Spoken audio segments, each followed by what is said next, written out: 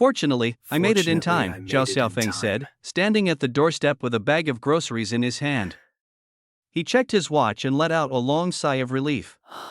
His face was pale, his body covered in wounds, and his hand trembled with pain as he held the groceries, yet he still managed to smile. Today marked the 3rd anniversary of his marriage to his wife, Ling Yu. He had specially purchased her favorite ingredients, planning to cook a nice dinner to celebrate. The thought of spending a warm, intimate evening together filled Zhao Xiaofeng with anticipation. If not for that nearly tragic encounter with a reckless driver on his way home, this day would have been perfect. He had been lucky, only a few scratches marred his skin. If he had truly left Ling Yu alone in this world, he couldn't even begin to fathom how he'd find the will to live. He tried to steady himself, but as soon as he opened the door, he froze. There was an extra pair of men's shoes by the entrance. The living room floor was littered with disheveled clothing, women's stockings, lingerie, and men's clothes. Before he could fully process what he was seeing, a woman's voice came from the bedroom. It was Ling Yu's voice. The sound hit him like a hammer, leaving him staggered and barely able to stand. What was supposed to be a day of surprise and joy had turned into a bitter betrayal. He had fought through pain and exhaustion to rush back home, only to be greeted by this. She was brazenly cheating on him in his own home? An icy chill pierced through Zhao Xiaofeng's heart as he stood frozen, trembling uncontrollably. From within the bedroom, a man's voice spoke up, casual and indifferent, "Have you taken care of everything?" Ling Yu's response carried a smug tone, "Don't worry. He should already be dead from the car accident. I'll confirm later." You wouldn't believe it, when he bought that insurance, he was so touched he cried, saying he'd love me forever. How ridiculous.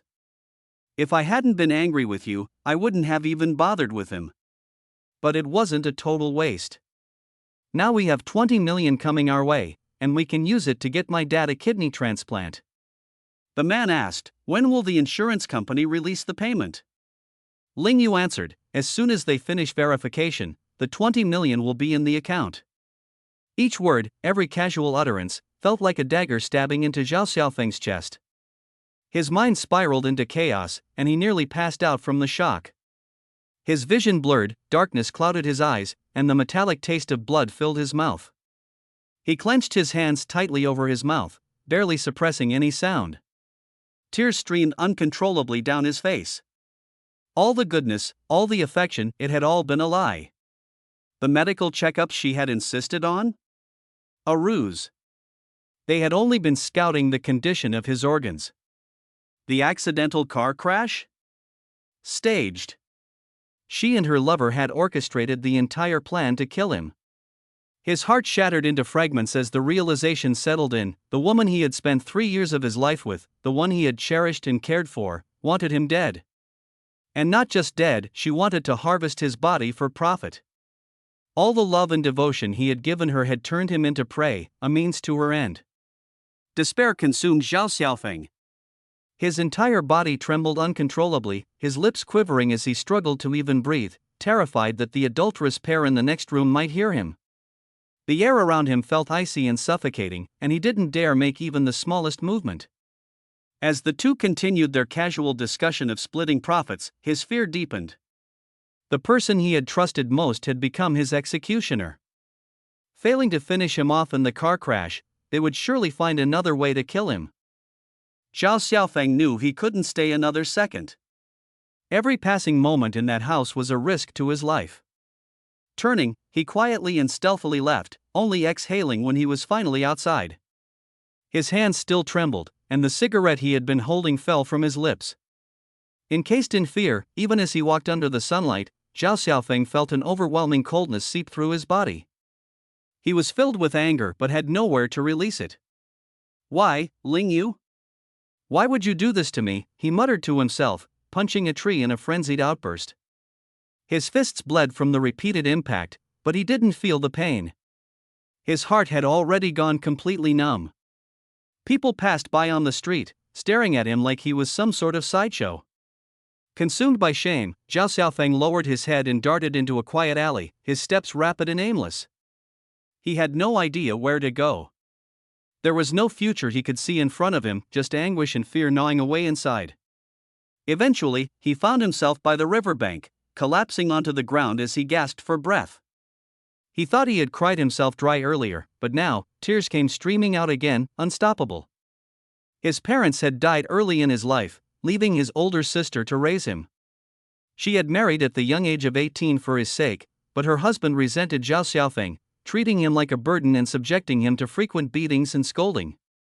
Whenever he felt cornered and helpless, Zhao Xiaofeng would come to this same riverbank, seeking solace for his wounded heart. This was the one place where he didn't have to pretend to be strong. As the sun began to sink, golden light reflected on the river's surface, but to Zhao Xiaofeng, the once beautiful world now seemed devoid of color, monochrome and suffocating, just like his life had always been. Failures, betrayals, they all surged in his mind. He lay there motionless by the riverside through the night. As dawn broke, the first rays of sunlight illuminated the water's surface. While others might see hope in a new day, Zhao Xiaofeng only felt a deeper chill in his heart. A new day had begun, but how was he supposed to keep living? The unbearable pain tore at his chest, suffocating him and leaving him on the verge of collapse. Just then, a familiar voice broke the silence, filled with worry and urgency. It was his sister, searching for him. Zhao Xiaofeng instinctively turned around, locking eyes with her. "Zhao Xiaofeng, don't scare me. Hurry up and get out of the water." His elder sister shouted loudly, rushing straight into the river. The water splashed around, but it couldn't hold her back. Smack! She finally managed to reach him and slapped him across the face, leaving a burning pain. "You bastard! I worked so hard to raise you, sending you to school, and this is how you repay me?" She grabbed his collar, sobbing and yelling. "You useless coward! I've told you countless times, that kind of woman isn't suitable for you, but you insisted on going to the Lin family. Now, you're suffering, and you deserve it. If I had known you'd turn out like this, I shouldn't have bothered raising you. I should have just left you somewhere." She cursed and hit him as she struggled to drag Zhao Xiaofeng out of the river onto the bank. Still furious, she slapped him hard once more. "If you really died, what would happen to me? Thinking about dying all the time, do you even have a shred of a man in you?" Though her strikes were heavy, the deepest pain was in her heart. If he truly died, the person he would let down the most would be this sister, who had worked so hard to raise him. Zhao Xiaofeng looked at her apologetically and reached out to wipe the tears from her face. "Big sis, I didn't mean to kill myself," Zhao Xiaofeng said with a faint, forced smile. Her words jolted him wide awake. He couldn't die, not now. Dying would only benefit that heartless woman, and what about his sister? If he died, who would hold those two despicable people accountable? He had to live, not just for himself but for his sister, and to exact vengeance, to restore his dignity. "Then why were you in the river?" his sister asked, her voice filled with concern. "Sis, so much happened yesterday, I couldn't think straight for a moment." "It's all right now. It's all over." If it were the past, Zhao Xiaofeng, timid and weak, would have broken down and poured out the whole story to his sister. After all, she was the only one he could rely on. But now, things were different. He realized he was the pillar of this family, he needed to stand tall. Zhao Xiaofeng feared the truth would only frighten his sister. After all, who would have thought that a seemingly gentle woman could possess such a ruthless heart? "As long as you're all right. I searched everywhere for you last night, I was going out of my mind," his sister said, finally breathing a sigh of relief at his words. She glanced at the red handprint across Zhao Xiaofeng's face and reached out to gently touch it, her voice softening. "Does it hurt?" Zhao Xiaofeng grasped her hand, shaking his head with a smile. He was grateful for that slap, it had woken him up. The old Zhao Xiaofeng, weak and quick to embrace despair, should disappear completely. He made up his mind he would stand back up and reclaim all the dignity he'd lost. It was only after his sister mentioned it that he learned about last night's events. After Zhao Xiaofeng left home, Ling Yu found out he wasn't dead and not only called but also sent out a missing person notice. His sister had searched all night. Remembering how he used to sit by the river whenever he was upset as a child, she rushed there early in the morning, finally finding her younger brother. The two of them flagged down a car by the roadside to head home. The morning sunlight poured over the land and into Zhao Xiaofeng's heart, gradually thawing its frosty numbness. The rage bottled up inside him slowly transformed into fuel for revenge. Back at home, a hot shower couldn't wash away the anger churning in his chest. That heartless woman wished for him to die? Then he was determined to live better, much better. She wanted his kidney? No problem, let her also taste the bitterness of despair. Plans began to take shape in his head. He decided to pretend that all was well and return home, biding his time to exact ruthless vengeance on that woman. These years as a live-in son-in-law, his father-in-law had never treated him with respect. At the Lin household, he was no more than a servant. For that woman, he had swallowed his pride time and again. But it was all for nothing. His father-in-law forced him to sign a prenup, stipulating that the children would bear the Lin surname, and that none of the property would belong to him. Even through endless scorn and insults, he endured it all. But now, everything became crystal clear, that woman was not worth loving at all. She wanted his kidney? Fine. He'd make sure she knew what it meant to have hope dangled in front of her, just out of reach. He wanted her father to taste despair too. His once docile face hardened into one of icy determination. All the humiliation he had swallowed over the past 3 years, he would repay it back 100-fold. After the shower, he changed into clean clothes. His sister had already prepared porridge for him. Sipping on it, he could feel a warmth spreading through his heart. Only his sister could give him this kind of solace. For his sister's sake, he had to keep living. The old Zhao Xiaofeng, timid and afraid of conflict, had vanished downstream with the river's flow. Now, he stood as a new man, reborn. All his anger and fears transformed into a fiery determination for revenge, burning brightly in his chest.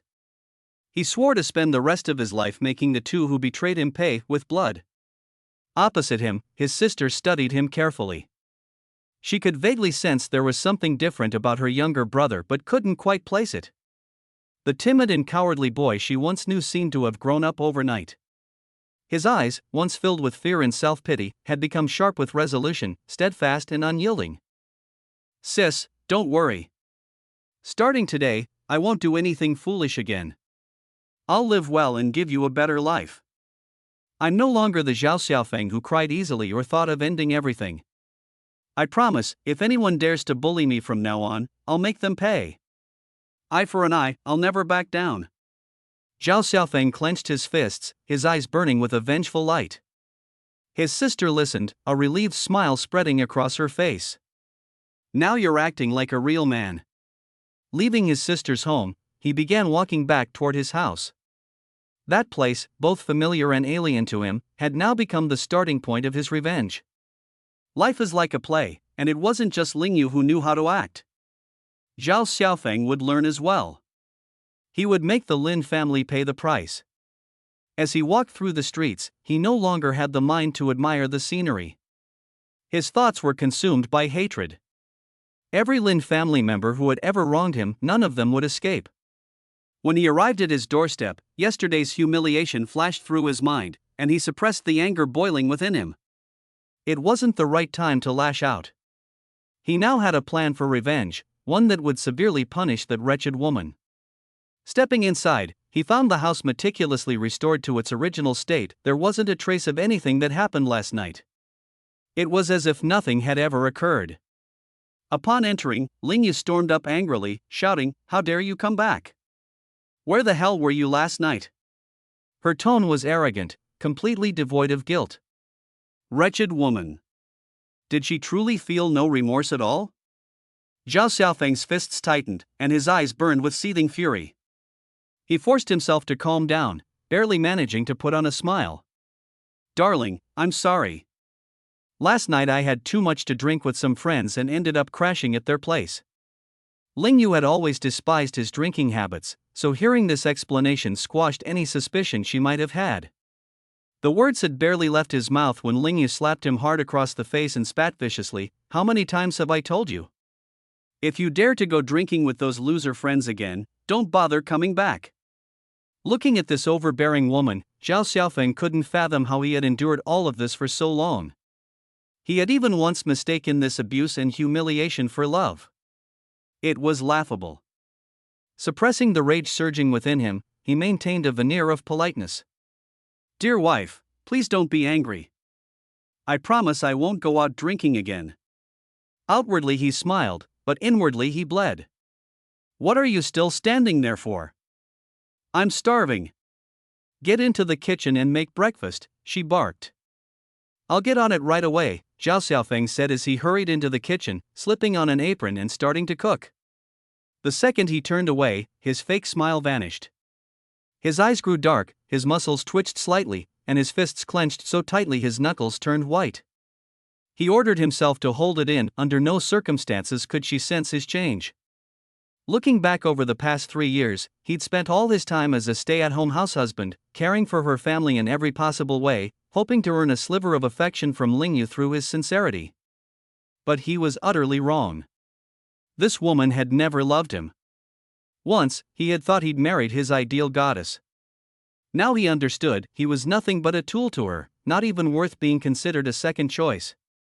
Rage clogged his chest, and when he turned his head, he saw Lingyu lounging on the sofa playing on her phone, her face adorned with a flirtatious smile. She was surely chatting with her lover, sending seductive selfies, completely disregarding his presence. As he slaved away in the kitchen, she was busy flirting with another man. The anger blazing within him nearly drove him to poison the food and end things once and for all. When breakfast was ready, he served it on the table. Only then did Lingyu lazily get up. She shot the dishes a disdainful glance and muttered, "Same old stuff every day. Can't you make something different for once?" "I'll make you a sandwich tomorrow," Zhao Xiaofeng replied. Lingyu took only 2 sips of the porridge before pushing the bowl away. "I'm done. This is disgusting." Grinding his teeth silently, Zhao Xiaofeng endured the familiar sting of his efforts being belittled. Over the past 3 years, this experience had replayed itself countless times. He longed to hurl the breakfast plate right at her face. He fought to keep his emotions in check. "By the way, how's Dad doing? I was thinking of visiting him later." Whenever he thought of his father-in-law, anger surged anew. Other sons-in-law were treated as if they were half a son, but his father-in-law only ever insulted him, calling him a worthless failure, sparing not even a shred of dignity. On the day of his wedding, the bridal car had to be parked outside Lingyu's house, with Lingyu essentially marrying him instead of the other way around, robbing his family of all face. He didn't just enter the union empty-handed, with no house, no car. He was utterly demeaned. That Chinese New Year at her family's house, he had barely stepped inside before being ordered into the kitchen. At the dining table, he was relegated to standing, pouring drinks and serving others, not even allowed a seat. "Why would you go? Do you have money? Are you capable of helping in any way? You useless piece of trash," Lingyu snapped with impatience. Lingyu herself, however, was feeling flustered.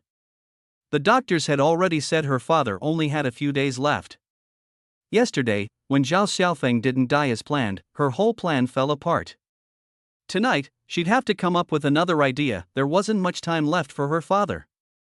"Out of everyone in the house, I'm the only one who hasn't been tested for compatibility. Why don't I go and see if I'm a match?" Zhao Xiaofeng tentatively suggested. Lingyu froze for a moment, surprised that Zhao Xiaofeng would bring this up voluntarily. "You're the one suggesting it, right? Don't back out if it turns out you're compatible." "You'd have to actually agree to donate," Lingyu said, her tone still carrying traces of doubt. "Father has always been good to me. As a son-in-law, I should repay him," Zhao Xiaofeng responded, feigning emotion. In his mind, however, he was already envisioning Lingyu crying beside the hospital bed, witnessing her helpless father on the brink of death. He felt that moment was fast approaching. After tidying up the kitchen, he prepared to leave and joined Lingyu in taking the car to the hospital. Once they arrived, they first went to visit the critically ill father-in-law. Lingyu was on the verge of tears, her heart filled with anxiety. If yesterday's plan had succeeded, her father wouldn't still be suffering. The doctor explained that the father-in-law's condition had deteriorated rapidly. Without a suitable kidney donor soon, he likely had only days left. The hospital was already preparing to issue a critical condition notice. When the father-in-law saw Zhao Xiaofeng, he pointed at him with difficulty, his voice trembling in anger. Why did you bring this useless person here? He was already on the verge of dying, but still couldn't help berating others. Just wait. Your regret will come, Zhao Xiaofeng thought. Ling Yu tried to explain. Dad, he said he's willing to get tested for a match. A guilty conscience? Our entire family has already been tested, but not him.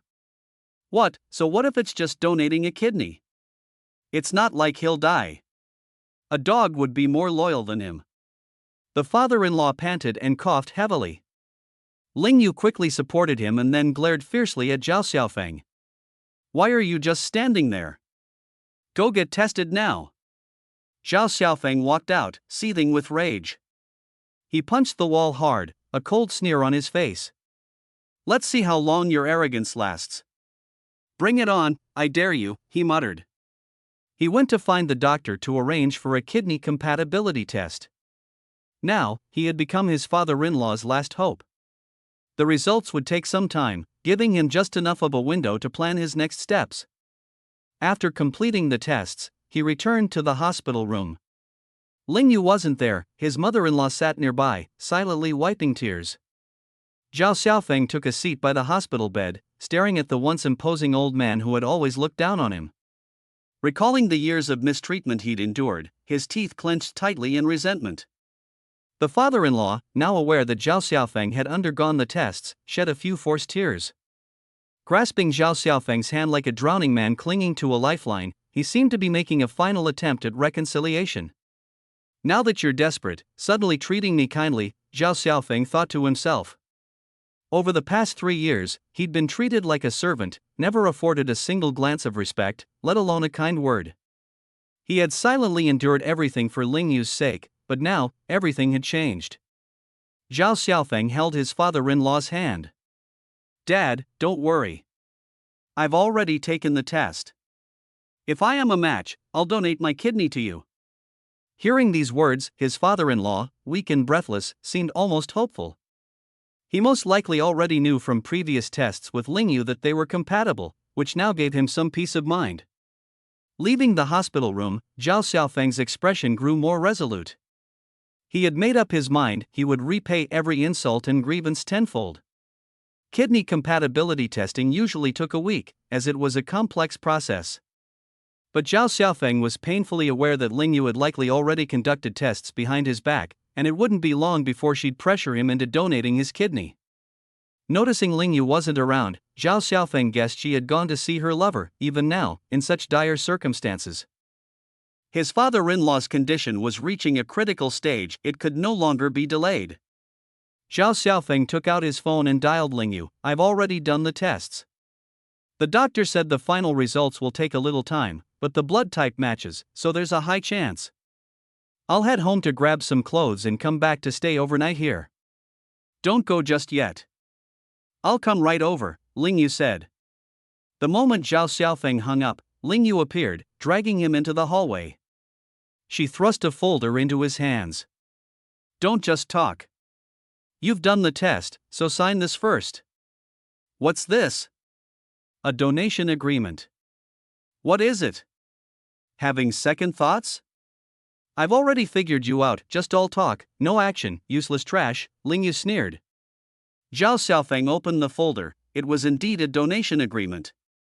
Clearly, Ling Yu had already confirmed their compatibility and was eager for him to sign. What are you waiting for? Sign it, she snapped, shoving a pen into his hand. Suppressing his anger, Zhao Xiaofeng tightly gripped the pen, thinking how much he wanted to stab it into her chest at that moment. Fine, I'll sign, he replied, scribbling his name on the document. Ling Yu snatched the agreement from his hands, relieved that her father's life could now be saved. The money wasn't in yet, but there would be plenty of opportunities later. What are you standing around for? Go check on my dad. And if you want to make yourself useful, empty the bedpan, Ling Yu said coldly as she hurried off toward the doctor's office. Ling Yu pressed the doctor to arrange the surgery as soon as possible, saying her father couldn't wait any longer. Afterward, she returned to the hospital room, where she found Zhao Xiaofeng stepping out to take out the trash. She sat by her father's bedside, gently holding his hand. "Dad, don't worry. The doctor said the surgery will be soon. Zhao Xiaofeng's kidney is perfectly healthy. Once it's done, you'll recover." Her father nodded weakly, his eyes faintly glimmering. His daughter had already assured him of the compatibility, now it was only a matter of time. Zhao Xiaofeng returned to the room, and Lingyu stood up. "You watch over my dad. I'm going to grab something to eat," she instructed. Zhao Xiaofeng nodded, watching her leave. He sat by the hospital bed, gazing at the frail man before him. Signing the agreement was Zhao Xiaofeng's final concession to Lingyu, but soon, even those last hopes of hers would disintegrate. Suddenly, his mother-in-law began to sob quietly. His father-in-law's breathing grew labored, his eyes widened in panic, and his hands clutched tightly at the bedsheets as his condition took a sharp turn for the worse. "Mom, watch over Dad. I'm going to find a doctor." Suddenly, his father-in-law grabbed Zhao Xiaofeng, struggling to say something, but no words came out. He was only gasping heavily, refusing to let him leave. "Dad, I'll be back as soon as I call the doctor," Zhao Xiaofeng said coldly, forcing his father-in-law's hand open. Looking at the despair in the older man's eyes, Zhao Xiaofeng turned and left without glancing back. He rushed out of the ward and said to the nurse at the station, "Something's wrong with bed 28. Get a doctor, quickly." The nurse hurried to find a doctor. Zhao Xiaofeng, however, did not return to the ward. Instead, he walked toward the elevator. When the elevator arrived, he stepped in and watched as the doors closed, letting out a long sigh of relief. As a different elevator door opened, Lingyu stepped out, holding takeout in her hand. She had just walked a couple of steps when the call bell went off. "Bed 28 is calling." It was her father. Just then, a gut-wrenching scream came from the hallway, her mother shouting, "Doctor, save him." That sound chilled the soul. The takeout box dropped from her hand, and Lingyu ran frantically into the ward. Nurses were already trying to resuscitate him. A doctor blocked her way, saying, "You need to wait outside." The sudden worsening of her father's condition was unexpected by everyone. With the kidney surgery just around the corner, Zhao Xiaofeng had vanished. It was unclear where he'd gone despite searching high and low. Lingyu quickly called Zhao Xiaofeng. He answered. "Where are you?" "My dad's on the brink of death, you better." Before she could finish, Zhao Xiaofeng hung up. Furious beyond words, Lingyu was outraged. How dared he hang up on her? She redialed, only for Zhao Xiaofeng to hang up again directly. She tried calling once more, and again, Zhao Xiaofeng rejected the call. Lingyu was seething with rage, her hands trembling as she dialed once more. This time, Zhao Xiaofeng's phone was completely turned off. Leaving the hospital, she hailed a cab straight to the city's most luxurious 7-star hot spring hotel, booked a room, and checked in. This was the first time she'd indulged in such extravagance. It was both a celebration of her survival and the prelude to her revenge against Zhao Xiaofeng. Inside the hotel, Zhao Xiaofeng sipped red wine while admiring the city nightscape. At last, he felt he'd reached this point. Everything had gone smoother than he anticipated. Just thinking about Lingyu's frantic and enraged expression filled him with sheer satisfaction. He took large gulps of wine, reveling in the thrill of it all. Back at the hospital, Lingyu shakily tried to call Zhao Xiaofeng again, but his phone was still off. That scumbag, where the hell did he go? She was almost in a frenzy, calling over and over again. The doctor came out to inform her that her father's condition had suddenly worsened and immediate surgery was needed. They needed Zhao Xiaofeng to show up as soon as possible. Her father was wheeled into the operating room. Whether or not the surgery could proceed depended entirely on Zhao Xiaofeng. Lingyu was like an ant on a hot pan, burning with anxiety. Without any way to reach Zhao Xiaofeng, she decided to call his sister, Zhao Xiaoli. "Hello, sis, this is Lingyu. Have you seen Xiaofeng?" In truth, over the past 3 years, Lingyu and Zhao Xiaoli had rarely spoken. Lingyu didn't even like calling her sister because Zhao Xiaoli had vehemently opposed the marriage from the start, leading to a strained relationship. "He's your husband. How would I know where he is?" Zhao Xiaoli replied coldly before hanging up without another word. In reality, Zhao Xiaoli had received a message from her brother, explicitly instructing her to say she didn't know anything if anyone asked. Infuriated, Ling Yu was left feeling helpless. Yet right now, Zhao Xiaofeng was her only hope to save her father. His absence only made her panic more. Frustrated, she kept dialing over and over again. Her anxiety and desperation boiled over, and she cried as she spoke, "My dad's condition is critical, he needs a kidney transplant immediately, but I can't find Zhao Xiaofeng. He's not answering. Now his phone is off." In desperation, she made a call to a different man. "Ling Yu, don't panic. I'll come over right away." "No, if Zhao Xiaofeng sees you, it'll all be ruined. If he changes his mind, it's over. Only he can save my dad now. Go home and check for him first, then we'll figure it out." After hanging up, her mother immediately asked, "Didn't Xiaofeng say he would donate his kidney? Where is he now?" "I can't reach him," Ling Yu said, nearly hysterical. "I told you to treat him better before, but none of you listened. Now, you need him," her mother said anxiously. Zhao Xiaofeng was the only one who could save her husband. But at this moment, the worst-case scenario was the one they were facing, getting delayed for too long. The doctor reappeared, asking, "Where's the donor?" "We're still looking," Ling Yu answered. "Hurry, or it'll be too late," the doctor warned before disappearing back into the operating room. "Mom, wait here. I'm going to look for him," Ling Yu said as she hurried into the elevator, driving back home. When she arrived, everything seemed normal. Zhao Xiaofeng wasn't there. She didn't know what to do. Calling her mother confirmed that there was still no news from the hospital. Any attempt to contact Zhao Xiaofeng was met with silence, his phone remained powered off. Meanwhile, Zhao Xiaofeng was leisurely dining on steak and sipping red wine in the hotel. He knew full well that his father-in-law was at death's door. Imagining the chaos in Ling Yu's family, how they were all running out of options, he felt an immense sense of liberation and satisfaction. Ling Yu rushed back to the hospital. The moment her mother saw her, she immediately demanded, "Where's Zhao Xiaofeng? Your father is dying." Just then, the operating room doors swung open.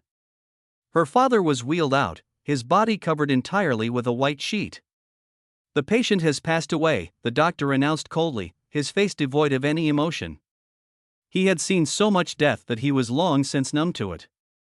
Yet, when Ling Yu's father died, his eyes remained wide open, as if he were still waiting for the kidney donor that never came. The image of her father holding on to that hopeless anticipation was seared into Ling Yu's mind. The doctor's words struck like a bolt of lightning on a clear day. The world spun around Ling Yu, and she nearly fainted. "Father," she cried out in utter despair, her wails echoing through the hospital corridor, filled with heart-wrenching sorrow. Her father was gone, and Zhao Xiaofeng never showed up. Ling Yu clung to her father's lifeless body, weeping endlessly. After all her scheming, the harm had ultimately fallen back on herself. Her heart was brimming with fury, yet there was no place to release it. As she watched her father's body being pushed into the morgue, Ling Yu bit her lip so hard that it bled. She followed behind like a soulless shadow, standing by as her father was taken away, watching as the very last shred of hope shattered before her eyes. The morgue was cold and gloomy. When Ling Yu lifted the white sheet, she saw her father's wide, unblinking eyes, filled with unwillingness. His hands were outstretched, as if trying to grab something, anything, but grasping only emptiness. She broke down into uncontrollable sobs, her heart writhing in agony. Ling Yu tried to close her father's eyes, but his gaze refused to yield. The terror, despair, and helplessness in his final moments crushed her completely. "Zhao Xiaofeng, you're too cruel," she hissed through gritted teeth in the depths of her heart. She didn't even know how she managed to return home. Sitting on the sofa, her gaze fell blankly onto the wedding photo on the wall. Suddenly, as though possessed, she began smashing everything around her. In an instant, the entire home descended into chaos. It was all Zhao Xiaofeng's doing. He had dangled hope in front of her, only to cruelly destroy everything in the end. "Zhao Xiaofeng, you're nothing but cold-blooded." The shattered glass wounded her hands, blood dripping down onto the wedding photo. In the picture, Zhao Xiaofeng seemed to sneer at her. Ling Yu cried hysterically, collapsing to the floor as she pounded the ground with her fists. Her anguished sobs tore apart the silence of the night. She alone was to blame for all of this. Sunlight filtered through the curtains of the hotel room as Zhao Xiaofeng lazily got out of bed, rubbing his eyes. For 3 years, he hadn't been this relaxed. Every day before dawn, he would get up to do housework, prepare meals, and take care of Ling Yu. He thought he had found happiness, only to realize it was all an illusion. Now, Ling Yu was surely devastated and furious, but this was only the beginning. Next, he would make sure she and that man were utterly disgraced, left with no chance of redemption. He walked to the window, pulling back the curtains. Today was different for him. He was no longer the weak man he once was. Thinking back to that night by the river, everything had become clear. He had resolved to utterly destroy Ling Yu and her family. When he recalled the look in his father-in-law's eyes before death, a faint sense of satisfaction flickered in his heart. Ling Yu's home was not far away, but before returning, there was something more important to handle. He picked up his phone and dialed a number. "Sis, it's me. Have you had breakfast yet?" "Not yet." "Where have you been?" "Ling Yu is losing her mind, and your father-in-law passed away last night." "I know. I need to talk to you about something important. I'll come pick you up shortly." After hanging up, Zhao Xiaofeng got dressed, left the hotel, and took a cab to his sister's place. From a distance, he spotted Zhao Xiaoli waiting at the entrance of her neighborhood, her face filled with worry. Too much had happened recently, and she was deeply concerned about her brother, eager for answers. As the cab pulled over, Zhao Xiaofeng gestured for her to get in. "Sis, come with me. There's something you need to know." Skeptical, Zhao Xiaoli got into the car. "You'll understand when we get there." They arrived at a 7-star hotel, where Zhao Xiaofeng treated her to the best buffet breakfast. He knew his sister had always lived frugally and rarely, if ever, set foot in such luxurious places. Sitting in the opulent restaurant, Zhao Xiaoli looked uneasy. Her brother's uncharacteristic extravagance left her feeling out of place. "Xiaofeng, are you in trouble?" she asked nervously. "Don't worry about it. Just eat. I have something important to tell you later." Despite her anxiety, Zhao Xiaoli's heart warmed at the sight of the lavish spread before her. She'd never experienced such a feast, each dish seemed like a treat from another world. Touched by her brother's sudden attentiveness, a smile bloomed on her face, making her forget her troubles, if only for a moment. "Is it good?" Zhao Xiaofeng asked, watching her with a rare smile. Zhao Xiaoli nodded enthusiastically, her expression radiant with joy. "It's delicious. Truly delicious." After breakfast, Zhao Xiaofeng led his visibly contented sister outside. They hailed another cab and left. "Where are we going now?" "To the insurance company." "Why the insurance company?" "There's something very important I need to take care of." Zhao Xiaofeng was keenly aware that his safety was not guaranteed. He had to act quickly, before Ling Yu had the chance to retaliate, to ensure everything was in order. The car stopped in front of the insurance company. Zhao Xiaofeng remembered how touched he had been when Ling Yu accompanied him to buy insurance earlier, mistakenly believing she truly loved him the most. Thinking back now, he realized how foolish he had been, completely blinded by emotion. He found the person in charge of processing his insurance and explained his intention. "I want to change the beneficiary on my policy." Zhao Xiaofeng glanced at his sister. The current beneficiary was still Ling Yu. If something happened to him, all 20 million would go into Ling Yu's pocket. This thought had always felt dangerous to him. As long as he changed the beneficiary, Ling Yu wouldn't get a single cent. The thought made him feel a small sense of satisfaction. "When did you take out this insurance, Xiaofeng?" Zhao Xiaoli was still completely in the dark, not understanding what was going on. In truth, the original beneficiary of the accident insurance was Ling Yu, while Zhao Xiaofeng was the policyholder and the insured. Therefore, anyone could be replaced as the beneficiary. The insurance company quickly completed the necessary procedures for them. Once the change was processed, if something were to happen to Zhao Xiaofeng, the 20 million would go entirely to his sister. Leaving the insurance company, Zhao Xiaofeng finally breathed a sigh of relief. He felt much more at ease now, the crisis seemingly temporarily resolved. Looking at his fretful sister walking beside him, he realized it was time to be honest with her about everything. "Yeah, I'm getting a divorce." His sister looked at Zhao Xiaofeng with deep relief. In fact, she had been vehemently against this marriage from the very beginning. The match was unequal, and Xiaofeng had even become a live-in son-in-law. For the sake of the woman he loved, her brother had endured humiliation over the past 3 years. Zhao Xiaoli had seen it all and felt heartache on his behalf. Now, her brother had finally come to his senses. "Good decision. I support you," Zhao Xiaoli said, tears welling up in her eyes. Finally, this humiliating chapter of their lives would come to an end. Looking at his sister, Zhao Xiaofeng felt that she was the only person in the world who truly cared about him. He was determined to repay her for everything she had done. Every bit of humiliation he had endured over the past 3 years, he would slowly reclaim. He hailed a cab and took his sister home, watching her enter her apartment complex before leaving. Just as he turned to leave, a familiar car suddenly stopped in front of him. Lingyu stormed out of the car, furious, rushing toward him. She grabbed at his clothes hysterically and screamed, "Zhao Xiaofeng, where have you been? My father is dead. Give me back my father." Zhao Xiaofeng's anger flared completely. He raised a hand and shoved Lingyu away with force. "Get away from me!" Lingyu fell heavily to the ground but, unfazed, lunged at him again, clawing at his face. Smack! Zhao Xiaofeng delivered a crisp slap to her face and cursed angrily, "You wretched woman!" The air grew still in an instant. Lingyu's face stung relentlessly, and she was utterly unable to accept what had just happened. She had never suffered this kind of indignity in her life.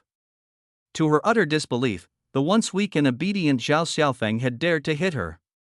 Zhao Xiaofeng glared at her coldly, his eyes brimming with fury. This iciness made Lingyu shudder. She realized that Zhao Xiaofeng had changed. He had been a different person ever since he walked out yesterday, indifferent to her father's plight. The slap had been forceful, and Lingyu could taste blood in her mouth. Fear gripped her as she took several steps back. "You'll regret this isn't over." Lingyu covered her face in embarrassment and staggered toward her car. Zhao Xiaofeng called out coldly after her, "Oh, and I forgot to tell you, I've changed the beneficiary of my accident insurance to my sister." Lingyu froze as though struck by lightning. Her whole body trembled, her spirit on the verge of collapse. "What did you say?" Her face turned deathly pale, unable to believe what she had just heard. Zhao Xiaofeng's tone was icy. "It doesn't matter what happens to me now. You won't see a single cent of that 20 million insurance payout." Lingyu trembled with rage, backing away repeatedly. She had never anticipated that Zhao Xiaofeng, whom she had manipulated so meticulously, would counter her with such a move. The 20 million was now completely out of reach. Humiliated, she climbed clumsily into her car, clenched her teeth, and drove off, her former goddess-like aura completely shattered. Watching Lingyu's exasperated departure brought immense satisfaction to Zhao Xiaofeng. He resolved to collect enough evidence to ensure Lingyu left the marriage penniless. He flagged down a taxi to head back to the apartment complex. The familiar surroundings no longer evoked any sentiment in him. The happiness he once believed he had built was now completely destroyed, his heart consumed by vengeance. This divorce would ensure that those disgraceful lovers paid dearly for what they had done. As he entered the complex, he stopped by a convenience store to buy 2 packs of premium Zhonghua cigarettes, placing them in his pocket. Passing by the security booth on his way, he greeted the guard cordially. Zhao Xiaofeng had a good reputation in the community and often chatted with the security staff. Just as he reached the security booth, a tall guard in his 30s smiled and greeted him warmly. "Xiaofeng, haven't seen you around the past couple of days. Where've you been?" Zhao Xiaofeng casually replied, "Brother Jiang, I've had some things to deal with, spent some time at my sister's." "Are you free right now? I need your help with something." Brother Jiang made no effort to play modest. Why are you being so polite with me? Just say the word.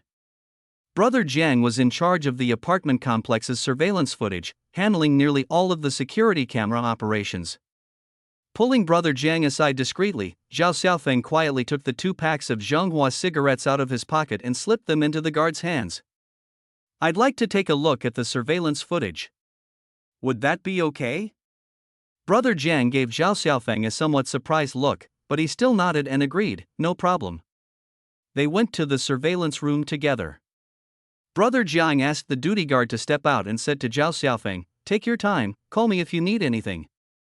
As he spoke, he casually closed the door behind him and left. Things went more smoothly than Zhao Xiaofeng had anticipated, but that strange look from Brother Jiang earlier still bothered him a little. Now, Zhao Xiaofeng was alone in the surveillance room. He began retrieving the surveillance footage from that day and reviewed it carefully. He started with the elevator surveillance and found that before he had returned home, Lingyu and that man had entered the elevator one after the other. On the footage, the two started getting intimate right in front of the camera.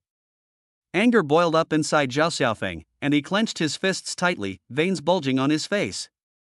His teeth ground together audibly as he forced himself to avert his eyes from the unbearable scene. In broad daylight, under surveillance, yet so shameless, Zhao Xiaofeng felt they were certain that he was beyond saving, which gave them the audacity to act so boldly. His chest surged with rage, and his eyes grew colder and colder. On the footage, Lingyu flirted suggestively at the camera, a grotesque display of licentiousness that Zhao Xiaofeng found hard to believe. Unable to bear it, he slammed his fist onto the table in anguish and muttered through gritted teeth, "You wretch, you'll get what you deserve." Zhao Xiaofeng then reviewed the footage of the community parking lot from that day and suddenly saw a Porsche driving in. Lingyu was seated in the car. The community had a license plate recognition system, allowing only cars registered by residents to enter or exit. But this car wasn't Lingyu's. Zhao Xiaofeng's heart sank. He hadn't expected Lingyu to have secretly registered her lover's license plate in the system. His hands trembled with fury, rage burning in his chest, barely containable. He grabbed a piece of paper and a pen, wrote down the license plate number, pressing so hard the pen tore the paper. If he weren't trying to hold on to a shred of sanity, he might have wanted to kill the adulterous pair on the spot. Forgetting his anger, Zhao Xiaofeng continued diving into earlier surveillance footage. To his shock, every time he left home not long ago, Lingyu and the man would drive into the community. Over the past few months, this had happened more than a dozen times, yet Zhao Xiaofeng hadn't noticed a thing. If he hadn't seen it with his own eyes, Zhao Xiaofeng would never have believed it. The two of them had been conspiring for a long time. His face turned ashen, his bloodshot eyes filling with wrath, his entire being like a furious leopard. No wonder Brother Jiang had looked at him strangely earlier. Now, Zhao Xiaofeng recalled that the look was laced with pity and sympathy. There had even been a time before when Brother Jiang jokingly reminded him to keep an eye on his beautiful wife. Now as he thought of it, Brother Jiang must have suspected something was amiss and tried to warn him, but Zhao Xiaofeng had been blinded by Lingyu's facade. What he thought was happiness was nothing but a lie. Never did he suspect she would betray him. Anguish and humiliation flooded Zhao Xiaofeng's heart. This scandal was probably known to the whole world, and yet he had been kept in the dark. The shameless pair had gone too far. He forced down his rage, realizing it was time to uncover the truth. He dialed Brother Jiang's number. Brother Jiang arrived quickly. "Brother Jiang, I need your help again. I want to copy some footage." Brother Jiang, feeling injustice on Zhao Xiaofeng's behalf, didn't ask any questions. He immediately helped Zhao Xiaofeng copy all the surveillance footage he wanted. Zhao Xiaofeng felt deeply moved and wanted to thank him, but Brother Jiang simply patted his shoulder. "No need to be polite. Don't let those despicable people off easy, just let me know if there's anything else you need." Leaving the surveillance room, Zhao Xiaofeng's anger remained unabated. His hatred for Lingyu overwhelmed him. Walking through the community, he found himself completely uninterested in the scenery. In hindsight, the signs had always been there, Zhao Xiaofeng had simply refused to face them. He recalled the month Lingyu first brought that man to their home. During that time, their marital intimacy had all but vanished. Every time he tried to get close to Lingyu, she would reject him coldly. That look of disdain was now vivid in his mind. Thinking about it now, Zhao Xiaofeng felt that he had realized the truth far too late. Had he not been lucky enough to survive that accidental car crash plotted by the adulterous pair, he would have died without ever knowing what had happened. This woman was vicious beyond measure. After all their years together, she still wished for his death.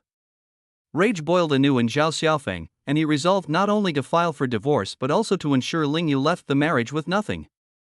After leaving the residential area, he went to an electronics store to buy a laptop and several USB drives.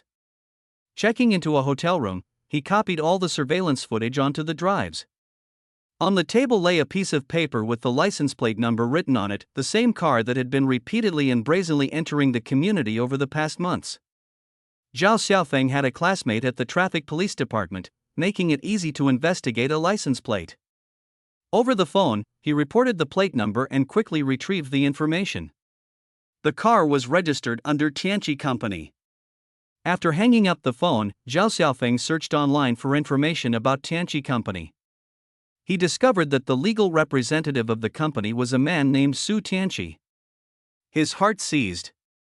Could this man be Lingyu's accomplice? Further digging left him even more shocked. Su Tianqi himself and his company weren't particularly well known, but Su's father, Su Pengfei, was a prominent tycoon in Fengjiang City, with assets amounting to billions. Only now did he understand Su Tianqi was actually a second-generation rich heir, a wealthy man. Zhao Xiaofeng had never expected it. He had heard before that Lingyu had an affluent ex-boyfriend, but he never thought it could be Su Tianqi. He made a mental note that this account would eventually be settled with Su Tianqi. He printed a few screenshots and placed them into a file folder. After shutting down his computer, Zhao Xiaofeng left the hotel and dialed Lingyu's number. "I need to see you.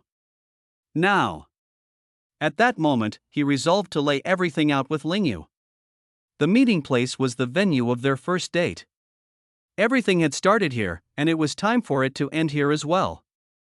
Lingyu arrived shortly after, still wearing the black mourning armband evidently fresh from the funeral home. Zhao Xiaofeng's heart was utterly devoid of emotion. This woman, who had shared his bed for the past 3 years, turned out to have conspired with someone else to harm him, even plotting to harvest his kidney. The goddess in everyone's eyes had turned out to be vicious and cruel. Here, where once they had started their journey, had now officially become its end. "I'm divorcing you. You're leaving with nothing." Before his words had fully landed, Lingyu exploded. "Zhao Xiaofeng, are you insane? You want me to walk away with nothing? You? Keep dreaming." Zhao Xiaofeng wasn't interested in wasting another word. He threw the file folder at her face and turned to walk away. The folder hit her painfully. Lingyu opened the file, and the instant she saw the photos, she froze completely. Zhao Xiaofeng strode off, feeling an unprecedented sense of liberation. The humiliation he had endured over the past 3 years, finally, he had reclaimed his dignity. Not only would he ensure that Lingyu left with nothing, but he was also determined to destroy that adulterous couple entirely. These photos were his trump card, and this was only the beginning. He was going to reclaim everything that was rightfully his. Instead of going back to the hotel, Zhao Xiaofeng headed straight to a property agency near his sister's place and rented a new apartment. A fresh start, a new life. Having hit rock bottom, there was nothing left for him to fear. The next morning, he woke naturally without an alarm and stretched lazily. The freedom of days without having to serve anyone, it was blissful. Glancing at his phone to check the date, it dawned on him that today was the day the bar exam results were released. Zhao Xiaofeng had graduated from the law program at Songjiang University, and this was his first attempt at the notoriously difficult bar exam, a test so challenging that many of his classmates had taken years to pass. With the results about to be announced, his palms became clammy with nervousness. He tensely logged in to check his score. When the words exam passed appeared, his excitement nearly caused him to leap into the air. He passed. He had finally passed. One step closer to becoming a lawyer. After a series of unfortunate events, he finally had a stroke of good fortune. The wheel of fate was turning, and luck was on his side. Overwhelmed with joy, Zhao Xiaofeng suddenly remembered that his law books were still at the old place. He decided to return to pack and move them out. Driving his old car home, he was stunned as soon as he stepped inside. The place was filthy and chaotic, the furniture and appliances had all been smashed to pieces. Ling Yu had gone completely mad. Zhao Xiaofeng was speechless with fury. His books were strewn everywhere, in the study, the living room, and the bedroom. Seeing the mess, his anger surged uncontrollably. Suppressing his rage, he grabbed a box and began carefully packing his books one by one. While picking up the items, something caught his attention: an intelligent voice video device he had purchased not long ago. Its screen was shattered, but it still powered on when plugged in. Zhao Xiaofeng had hoped to teach Ling Yu how to use the device, but she had dismissed it as a waste of money and never touched it. Only Zhao Xiaofeng knew that this device was not just a speaker, it was also equipped with a hidden camera and home surveillance capabilities. Suddenly, a thought struck him: the illicit affair might have been captured by this device. His pulse quickened with anxiety. Taking out his phone, he muttered silent prayers. Opening the playback app, the screen revealed a man and a woman locked in a wild embrace, tearing at each other's clothes. The sickening scene hit him like a thunderbolt. Zhao Xiaofeng couldn't hold back any longer, his chest felt as though it had been torn open anew. Standing in the living room, his body trembled with fury. His fists clenched. His face hardened, eyes ablaze with rage. The pain was excruciating, like being slowly sliced apart with a dull blade. Even though he had already suspected it, seeing it laid bare like this was unbearable. Gritting his teeth, he thought of how this woman never displayed such wanton passion when she was with him. The sight left him nauseated and speechless. Zhao Xiaofeng closed the video, but the burning anger inside him refused to subside. The images played over and over in his mind as though mocking him. He punched the wall, cursing the adulterous pair, unable to vent the fire raging within him. It was as though fate was finally delivering retribution both perfect and ironic. Now that the evidence was irrefutable, his chances of pushing for her to leave empty-handed grew even stronger. The device's auto-capture and recording features logged everything anytime someone was present. Unfortunately, it only recorded their activities in the living room. The bedroom conversations weren't captured. Otherwise, Zhao Xiaofeng might have gone straight to the police to press charges against them. Still, what he had was more than sufficient for the divorce case. The heavens, it seemed, had opened their eyes. It could no longer tolerate this vile pair, giving him this critical edge. This home, he couldn't bear to stay here a second longer. Every moment spent here tortured him like hell. He picked up the box and the equipment and walked straight out. Even though he had completely given up on that woman, seeing these scenes still caused a faint ache in his heart. That wave of hatred surged up from deep within once again. As Zhao Xiaofeng entered the door, he encountered Ling Yu, who had just returned home. The moment they met, the atmosphere immediately became tense and on edge.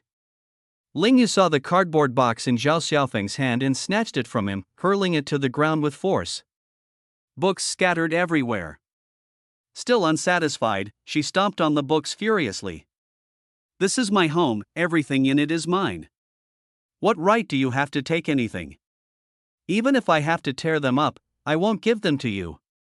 Ling Yu, like a madwoman, grabbed Zhao Xiaofeng's legal books and tried to tear them apart. Zhao Xiaofeng panicked, yanked the book back with force, and gripped Ling Yu's arm tightly, his nails digging into her flesh, making her scream in pain. "I warn you, don't touch my books. Otherwise, don't blame me for not holding back," Zhao Xiaofeng said, struggling to suppress his anger. He pushed Ling Yu away, and she fell to the ground, grimacing in pain. Zhao Xiaofeng gathered his books back into the box and stared icily at Ling Yu. "Sign the divorce agreement now, and let's get the formalities done. Otherwise, you'll regret it." Ling Yu got up, her face twisted in malice as she cursed, "You want a divorce and expect me to leave with nothing? Keep dreaming. You're the one at fault for cheating. Even if this case drags to court, you're destined to lose," Zhao Xiaofeng retorted without backing down. "A few lousy screenshots, and you think you can make me leave with nothing? Zhao Xiaofeng, you useless piece of trash. The house, the car, the savings, it's all mine. Don't think for a second you can touch any of it. Ling Yu screamed with fury, completely losing her mind. You don't get to decide. If we can't agree to a settlement, then I'll see you in court, Zhao Xiaofeng said firmly. Having passed the bar exam, he now had the confidence to use the law to protect his rights. He was determined to make her leave with nothing, to be kicked out of the house. Zhao Xiaofeng had anticipated from the start that Ling Yu wouldn't cooperate. If an amicable divorce was out of the question, then they'd settle it in court. When the ugly truth about her and Su Tianqi came to light, let's see who would lose face. Not wanting to waste more words, he placed the books and electronic devices back into the box, turned, and prepared to leave. But Ling Yu rushed in to block his path, screaming, "You useless worm, how can you fight me? I have money and connections, I could wear you down until you're nothing. Divorce isn't up to you to decide. The evidence of your affair is in my hands. Do you care about your reputation or not? If you don't, I'll make sure you and Su Tianqi are both utterly disgraced." Zhao Xiaofeng gritted his teeth. You think you can scare me? Try contesting the marital assets, you won't get even a sliver. This house, this money, it's all mine.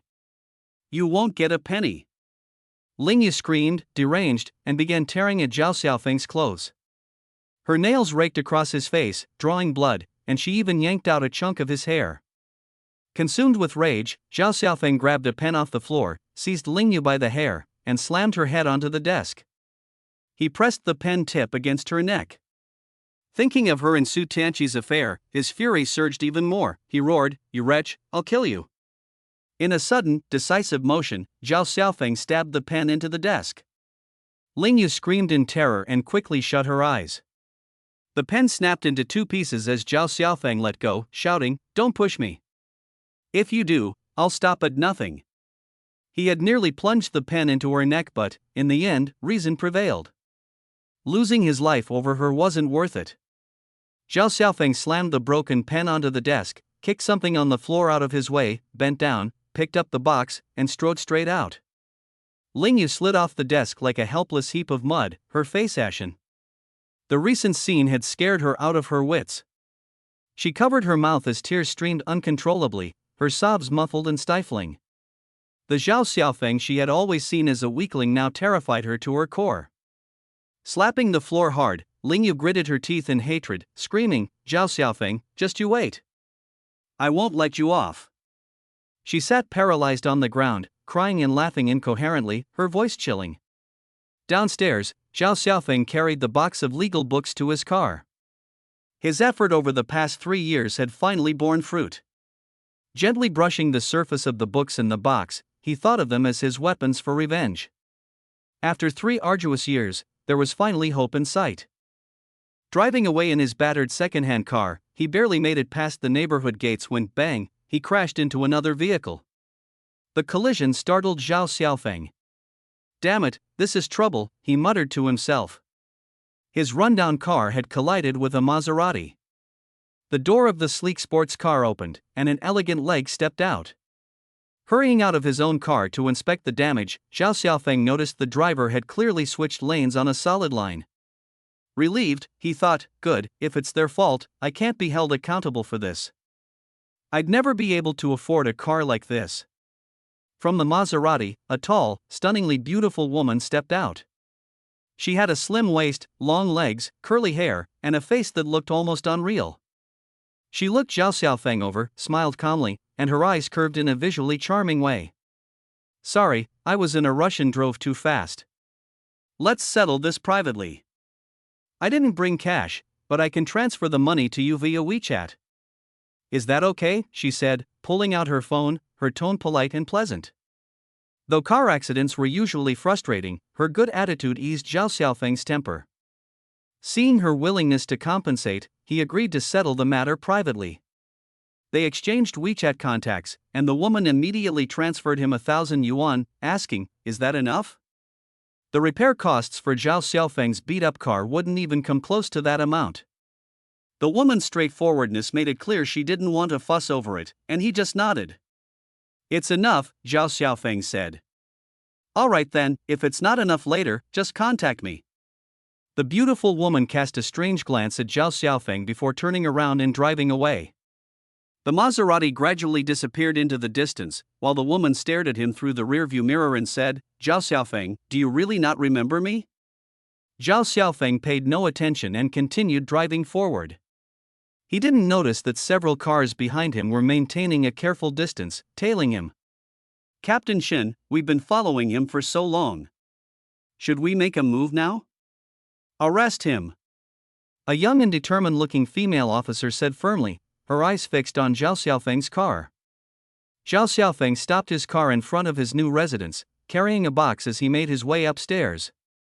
Just as he started organizing his books after entering his new home, there was an unexpected knock at the door. Having just moved in, the only person who knew his new address was his sister, and she should be at work at this hour.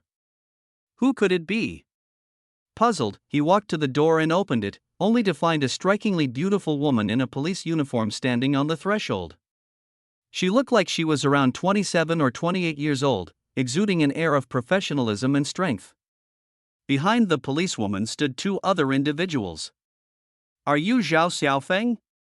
"I'm Shin Lu, deputy captain of the economic investigation team." "You are suspected of committing economic crimes. Please cooperate with our investigation," Shin Lu said coldly, showing her badge and an official summons. "Officer, there must be some mistake. How could I possibly commit economic crimes? There's solid evidence. Cut the nonsense. Take him away." Shin Lu gestured sharply, and the two officers immediately stepped forward to handcuff him. In the interrogation room, Zhao Xiaofeng was utterly bewildered, still unable to comprehend what was happening. How had he suddenly become a suspect in an economic crime? For the past 3 years, he'd been both a stay-at-home husband and studying for exams. He hadn't the slightest connection to anything resembling economic crime. "Officer, you must have gotten this wrong. I don't even have a formal job. How could I have committed an economic crime? We wouldn't have brought you in without evidence." "Whether you confess or not makes no difference. We can convict you without your statements," Shin Lu said, studying him intently. Her mind replayed images of herself and her colleagues working overtime to piece together the evidence that had led up to his arrest today. The police always operated based on evidence, and from what had been investigated so far, Zhao Xiaofeng's involvement seemed undeniable. "Officer, I've been unemployed this whole time, focused solely on preparing for the bar exam, which I just passed. All I want is to become a lawyer. How could I have committed a crime?" "It's precisely because you understand the law that it's all the more likely you used legal loopholes to commit crimes. Since you won't admit it, let me ask you this: what about Yuntian Corporation?" "Zhao Xiaofeng, you are the legal representative of Yuntian Corporation. Over the past few years, you've carried out numerous illegal activities through this company. The evidence is here, and the documents bear your signature, don't deny it," Shin Lu said as she slapped Yuntian Corporation's business license heavily onto the table in front of him. Zhao Xiaofeng leaned closer for a better look. Yuntian Corporation? He had never even heard of it. How could he possibly be the legal representative of this company? More baffling still was the signature on the documents. It was indeed his handwriting. Suddenly, it dawned on him. He slammed the table, leaping to his feet and shouting, "This is a setup.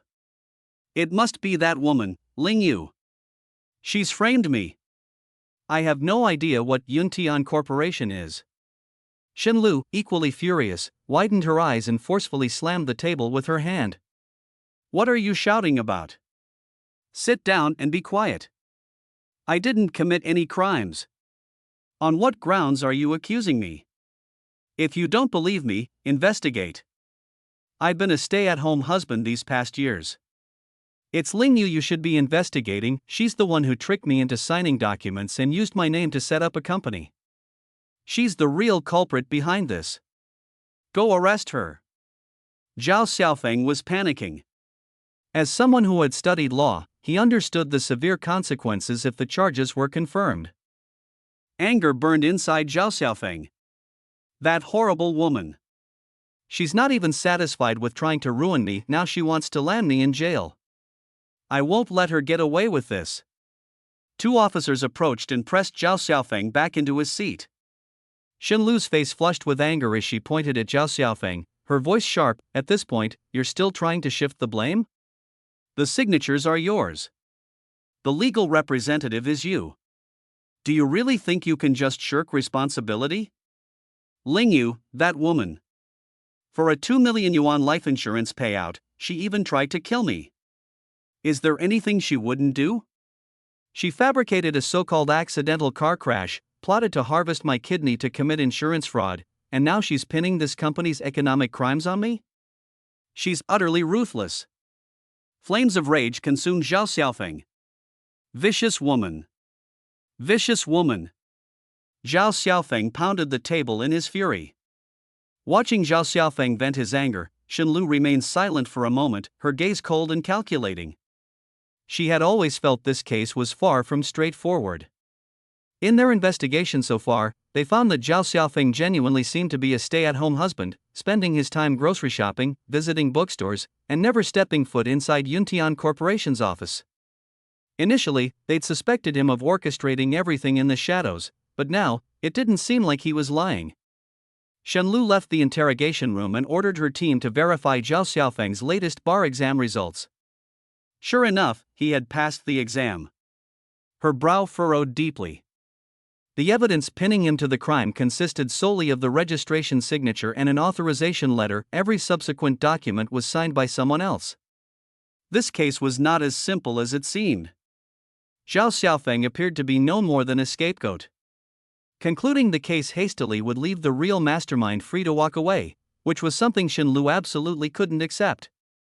Shenlu thought for a long time and decided to release Zhao Xiaofeng for now. If he was really involved, it would be easier to investigate later. Bringing him in today was meant to scare the people behind the scenes, and the plan had already worked. Zhao Xiaofeng walked out of the economic investigation team feeling like he was in a dream. He had never imagined he would fall to such a low point. Looking back, he saw Shenlu staring at him from a distance, her expression silently conveying, "If you're lying, we'll bring you back at any time." Zhao Xiaofeng quickly walked up to Shenlu and said, "Captain Shen, I've really been wronged. This is all a trap set by Lingyu. I'm willing to help you catch the mastermind. Please, believe me. If you want me to believe you, then provide evidence. Here's my business card, my WeChat is the same." Shenlu handed him a card. Over the years, she had solved many economic crimes and had become a deputy captain at a young age. She knew very well that every single criminal in such cases was cunning. Yet this man before her didn't seem like a seasoned con artist. Whether he was acting or truly innocent, Shenlu hadn't made up her mind. The opportunity is there. Make sure you use it wisely. Shenlu threw down these words and turned to leave. Zhao Xiaofeng pocketed the business card and left the economic investigation team, his resentment growing by the second. He loathed Lingyu to the core. Now, it was his turn to fight back. Once home, he immediately backed up the video files from his smart devices and uploaded them to a private cloud storage. He made 2 additional backups. Then he revised the divorce agreement. On top of leaving with nothing, he added a demand for 2 million yuan as compensation for emotional damages. He sent one copy to Lingyu and another to Su Pengfei. Zhao Xiaofeng intended to reclaim everything that was rightfully his and make those 2 adulterers pay for what they had done. He believed Su Pengfei would soon receive it. Now, it was just a matter of waiting for some news. The bomb had been lit. At this moment, a Rolls-Royce pulled up in front of an office building. A man in his 50s or 60s stepped out of the car, Su Pengfei, the owner of Pengfei International. Su Pengfei walked into the building and took the elevator straight to the top floor. Over the years, Pengfei International had expanded rapidly in Fengjiang City, with Su Pengfei's business spanning real estate, dining, manufacturing, and environmental industries. He had originally hoped his son, Su Tianqi, would take over the family business. However, his son insisted on starting his own company, which he had managed to run successfully. This made Su Pengfei proud. As he reached the office door, his secretary stood to greet him with several parcels in hand.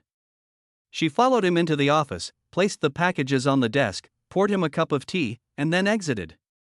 Su Pengfei sat down, took a sip of tea, and began examining the packages on the desk.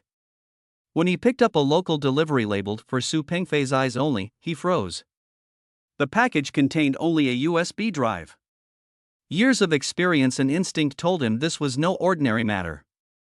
He cautiously opened the package, retrieved the USB drive, and ran a virus check before inserting it into the computer. The drive was full of video files. He randomly opened one, and as soon as the image appeared, he shot to his feet, his face darkening immediately. Furious, his hands trembled uncontrollably. He never expected his son to be entangled with Lingyu, who was already married. Back then, when Su Tianqi had wanted to be with Lingyu, Su Pengfei vehemently opposed the relationship, believing she was an unsuitable match for his son.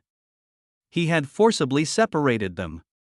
Later, he had heard that Lingyu got married, but he hadn't expected the two to reconnect. Su Pengfei, now a prominent figure in Fengjiang, knew that if these videos were leaked, not only would he lose his reputation, but the Su family's good name would be utterly destroyed.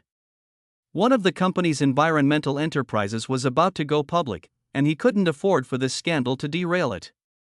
Seething with rage, he grabbed the phone and dialed Su Tianqi's number.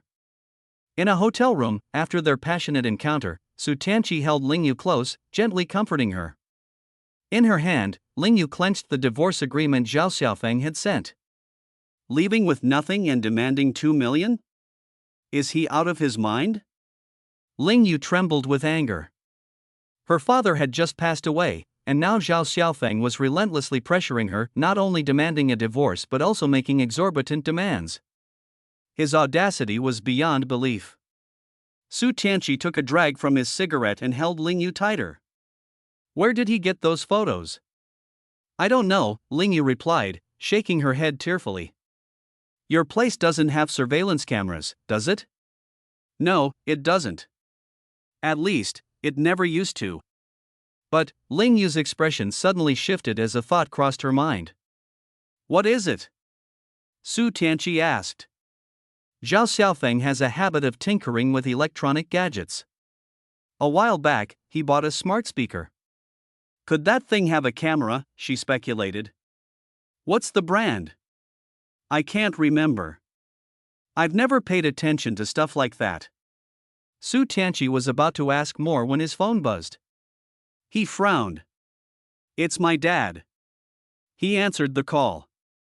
Lingyu leaned against him, idly playing with his chest hair, trying to listen in. I understand.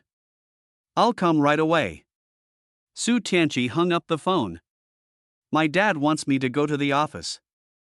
Not sure what's going on now, he murmured, feeling uneasy. Ever since he woke up that morning, his eyelids had been twitching nonstop. He kissed Lingyu gently on the lips. Don't worry. First, let's figure out how much evidence he's got. Then we'll plan our counterattack. I'll listen to you. My father is gone, and from now on, you're my everything. If you hadn't married that useless man out of spite back then, we wouldn't be here now. I promise you, the moment you get a divorce, I'll marry you. Su Tianqi gazed at her with genuine emotion. The two reluctantly parted ways, and Su Tianqi drove away from the hotel. As his car approached the entrance of Pengfei International, a roaring engine disrupted the air. A red Maserati swerved sharply in front of him, its window rolling down to reveal a stunning face. Su Tianqi, trouble again, huh? None of your business. Move. Looks like there's a show to watch, the woman teased. The Maserati sped off, leaving Su Tianqi shaking his head in resignation. He parked his car and headed straight for the top floor. After enduring a harsh reprimand, Su Tianqi exited Su Pengfei's office, his head hanging low like a defeated rooster. To think that news of this mess had already reached his father. There was no need to guess, Zhao Xiaofeng must have pulled some strings. The so-called useless man in Lingyu's words was far more formidable than anticipated. Su's father had always strongly opposed Su Tianqi's relationship with Lingyu, and it was the old man's interference that had caused their breakup in the first place. With the environmental company about to go public, his father would never allow any scandal to jeopardize matters. Zhao Xiaofeng, on one hand, was pressuring Lingyu to leave with nothing while demanding money from her. On the other hand, he was sending evidence of their affair to Sue's father, a ruthless move. Su Tianqi fancied himself clever, yet only now did he realize that Zhao Xiaofeng was no pushover. Not only had Zhao avoided the car accident Su had orchestrated, but he'd struck back with force. No matter how useless he appeared, he had them backed into a corner.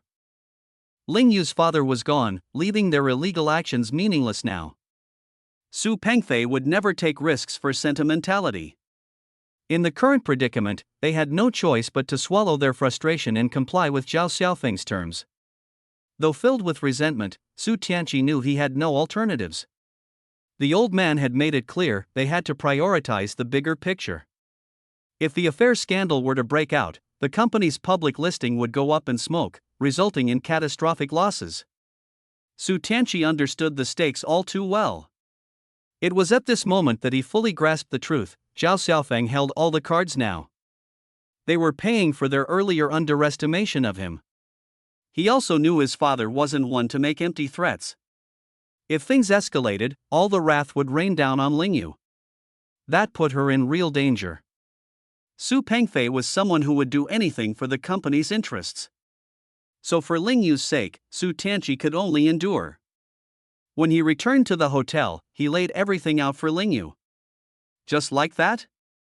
We're letting it go? I'm not willing to give in. Ling Yu was seething with anger. We have no idea how much evidence he has. If he files for divorce and takes those videos to court, we'll be utterly ruined. You know very well my family has some reputation in Fengjiang, we can't take that risk. At this stage, Su Tianqi felt like he had not only lost Ling Yu but also ended up with a ruined plan. His heart burned with frustration, but there was nothing else he could do. Zhao Xiaofeng's move was absolutely devastating. I won't agree. He wants me to leave with nothing, and even pay him 2 million? In his dreams. Ling Yu adamantly refused to accept this condition. The boiling rage in her heart couldn't be quelled. She had already resolved to fight Zhao Xiaofeng to the bitter end. Over the past 2 years, her company had performed poorly.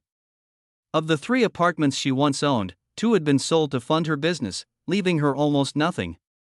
If Zhao's demands came true, leaving her with no house, no car, and even a 2 million yuan debt, it would all but destroy her. Ling Yu was determined not to give in. No matter how Su Tianqi tried to persuade her, she wouldn't listen. Furious, she grabbed her phone and dialed Zhao Xiaofeng, ready to curse him out face to face. The call connected, but Zhao Xiaofeng immediately hung up. She called again, and he hung up again. On her third attempt, Zhao Xiaofeng simply turned off his phone. Ling Yu, unable to vent her anger, furiously hurled her phone away. My dad didn't die for nothing. I'll fight him to the end, he won't get a single cent from me. By now, Ling Yu had lost all rationality. Her father's passing had completely broken her. What they thought was a sure win had turned into an utter defeat. Ling Yu couldn't accept Zhao Xiaofeng's success. She would rather go down with him than let him have his way. Unable to restrain her, Su Tianqi watched helplessly as Ling Yu rushed out of the hotel, jumped into her car, and sped toward Zhao Xiuli's residence to confront Zhao Xiaofeng. At this point, Ling Yu had completely abandoned all inhibitions. Zhao Xiaofeng's relentless pressure, Su Tianqi's weakness, Ling Yu had lost all hope in him too. Out of control, she drove like a maniac until she reached the residential complex. The community had license plate recognition, but Ling Yu laid on the horn, demanding entry as security guards prevented her from proceeding. In a fit of rage, she slammed her foot on the gas pedal, smashing through the gates barrier. The alarmed guards rushed over, dragging Ling Yu out of the car. Ling Yu, screaming like a madwoman, yelled furiously at the guards. Already fed up with her behavior, they pinned her against the car as she continued to struggle and shout. The guards couldn't care less who she was. Destroying property and acting so arrogant, they were going to teach her a lesson. At this moment, Zhao Xiaofeng walked over from outside and was startled when he saw the familiar license plate. Taking a few steps closer, he spotted Ling Yu acting like a shrew, held down by several security guards, unable to move. At the same time, Ling Yu saw Zhao Xiaofeng. To her despair, she was caught at her most humiliating moment. Her shame and rage consumed her. Zhao Xiaofeng approached coldly, as if he didn't recognize Ling Yu. Seeing the security guards dealing with her, he couldn't be more pleased. She deserved it, this was the retribution for her own actions. Breaking into the neighborhood and damaging public property could easily get the police involved. Ling Yu had nothing to do with him anymore, so he couldn't be bothered to intervene. Feeling delighted, he walked toward his sister's house. Ling Yu was both furious and desperate, struggling but no match for the strong security guards holding her down. Finally, she broke down into hysterical tears. Her tears of humiliation streamed down her face as one of the guards pulled out his phone, ready to call the police. "Hey, security brothers, let's talk this through." Su Tianqi ran over hurriedly, offering them cigarettes with an apologetic smile. "I'll pay for the broken barrier." "Can we not call the police?" After much pleading, the guards finally let go. Ling Yu stood up, whatever little pride she had left now completely trampled, as if she had been stripped bare. The passers-by gazed at her with looks of disdain and anger, as if they were staring at a lunatic. She had originally come to vent her anger on Zhao Xiaofeng, but instead, she ended up being restrained by several security guards in front of him. She felt utterly humiliated. Unable to contain her rage, she stormed up, raising her hand and slapping one of the guards. "You watchdog! How dare you touch me?" This enraged the guard. He grabbed her by the hair and slapped her back hard. "And who the hell do you think you are?" Seeing the situation worsen, Su Tianqi rushed over to intervene, only to be kicked to the ground by the guards.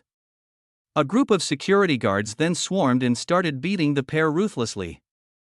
The property manager quickly arrived and pulled everyone apart, finally bringing the chaotic scene at the entrance of the neighborhood to a gradual close. Meanwhile, Zhao Xiaofeng, in a cheerful mood, had finally reached his sister's front door. If he had stayed a little longer back there, he would have caught the full spectacle of the ruckus. The door opened, and it was his brother-in-law who had just returned from a business trip. Reeking of alcohol, his face darkened upon seeing Zhao Xiaofeng. "Well, you've got great timing, showing up again right at dinner to freeload." His brother-in-law's sharp and sarcastic remarks were something Zhao Xiaofeng had long gotten used to. When he had lived there in the past, he had endured plenty of disrespect for the sake of his sister. Though it was his own sister's house, coming for a meal was repeatedly framed as freeloading. Suppressing his anger, Zhao Xiaofeng forced a smile. "You're back, brother-in-law." His brother-in-law ignored him, turning to the living room, grabbing a half-empty bottle of liquor, and sprawling onto the sofa. Kicking off his shoes messily, he propped his dirty feet up on the coffee table while watching TV. His filthy footprints were everywhere, and he left all the housework to his sister without a care. Zhao Xiaofeng headed into the kitchen to help his sister prepare dinner. When all the food was ready, Zhao Xiaoli brought the dishes to the dining table. "Dinner's ready." Zhao Xiaofeng served some rice and brought it into the dining room, only to see his brother-in-law lounging in front of the television, cracking sunflower seeds and spitting the shells all over the floor. Zhao Xiaofeng's patience was wearing thin, and just as he was about to lose his temper, his sister quickly held him back. For her sake, he restrained himself yet again. It took his sister 3 calls to get his brother-in-law reluctantly to his feet and into the dining room. Glancing at the dishes on the table, his brother-in-law scowled. "The same boring stuff every day. Can't you change things up? It's all vegetarian. Why can't we have some meat? I give you money. Where the hell does it go?" His implication was obvious to everyone. He sat down, continuing to grumble. When he noticed Zhao Xiaofeng's gaze, he smacked the back of his head hard and sneered, "What are you looking at? Freeloading from me even after you're married, how useless." Zhao Xiaofeng clenched his fists, his anger bubbling, but as his sister shook her head at him, he had no choice but to endure it. Picking up one dish, his brother-in-law had a bite, only to spit it directly onto the floor. "What the hell is this? No taste at all." He sampled another dish but spat it out as well. "Don't you know we have salt at home?" Just then, Zhao Xiaoli came in holding a plate of stir-fried vegetables. "Try this," she offered. Her husband's face reflected his mounting irritation. "More vegetables? I've been working hard all day, and when I come home, I can't even get a decent meal. Forget it, I'm done. With that, he knocked the plate out of her hands.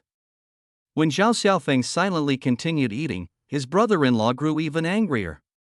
He swept the dishes off the table with a loud crash. Eat. If you like eating so much, why don't you pick it off the floor? Zhao Xiaoli, now in tears, confronted him. What do you want from me? All I want is some proper food to eat.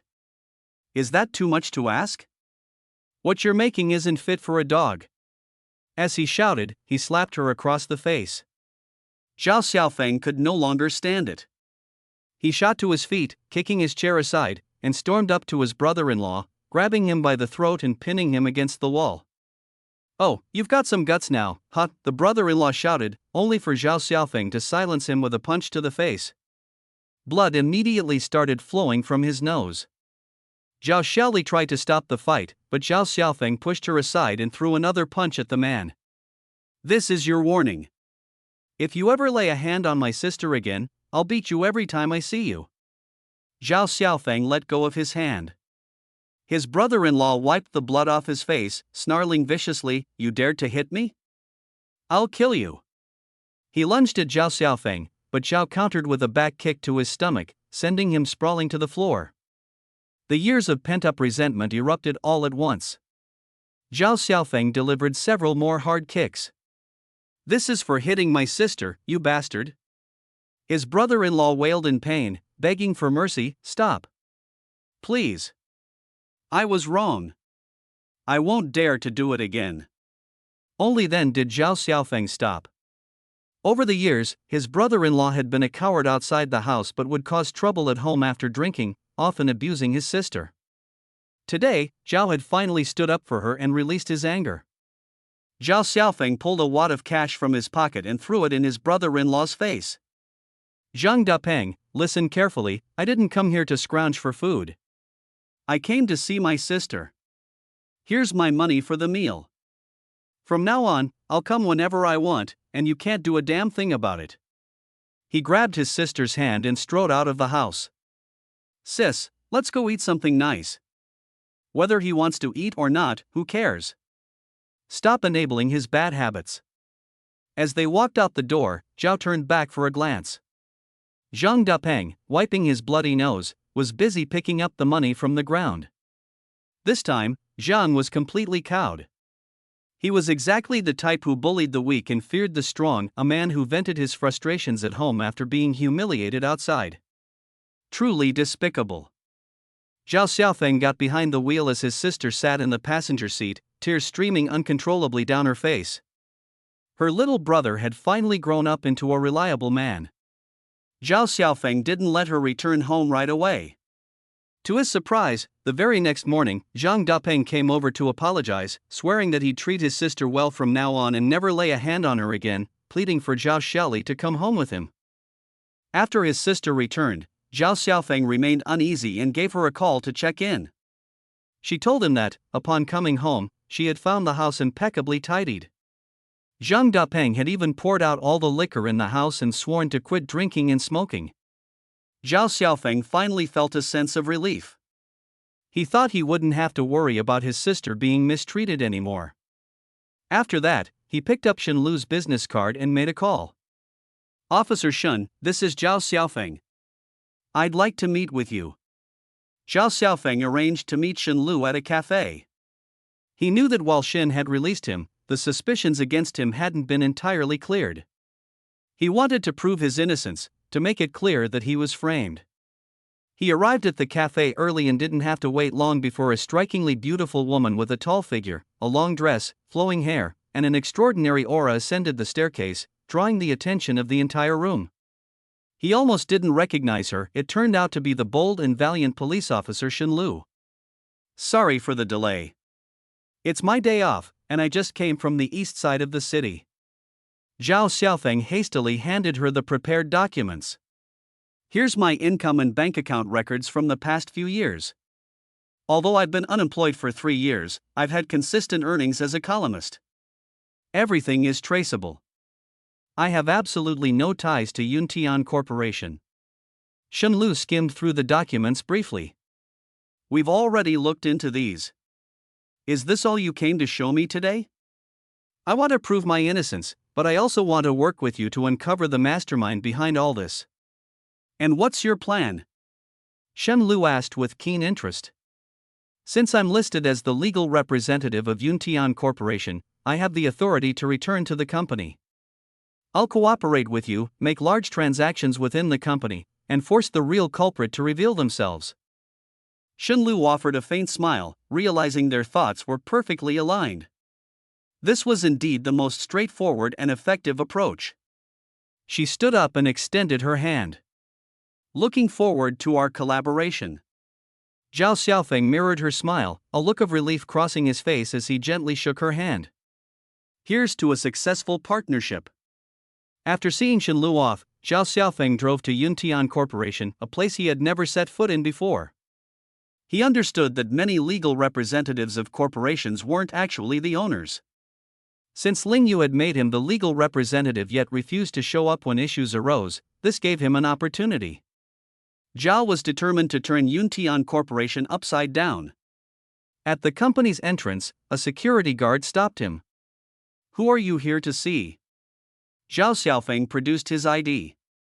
I'm the legal representative of Yuntian Corporation, which also makes me the boss.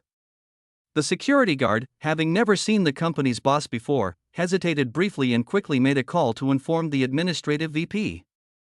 In no time, a chubby man came huffing and puffing, verified Zhao's ID and the relevant documents, and, confirming their authenticity, escorted Zhao into the office building.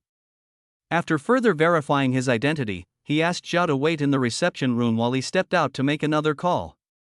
Zhao Xiaofeng sipped the tea leisurely, showing no hint of anxiety. He had done his research online prior to coming and discovered that this company wasn't very large. It had a registered capital of 10 million yuan and was established only the previous year. Suddenly, Zhao recalled a trip he had taken abroad with Ling Yu, during which she had him sign some documents under the pretense of a travel contract. At the time, he hadn't thought much of it, but now it was clear to him that he had been betrayed even back then. He picked up his phone and called Shenlu. Officer Shun, I've arrived at Yuntian Corporation. They're currently verifying my identity. Things are about to get interesting.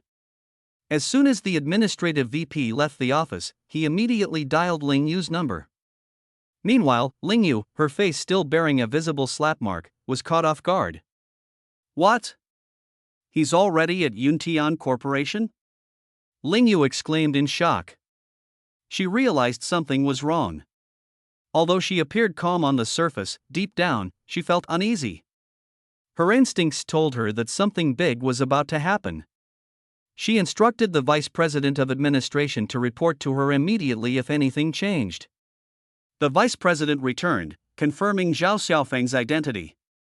It turned out that Zhao Xiaofeng was not only the legal representative of Yuntian Company but also its major shareholder, holding 60% of the shares, making him the rightful boss. Even Zhao Xiaofeng himself was surprised. He never expected to own such a large portion of the company. He quickly realized that things were far from simple.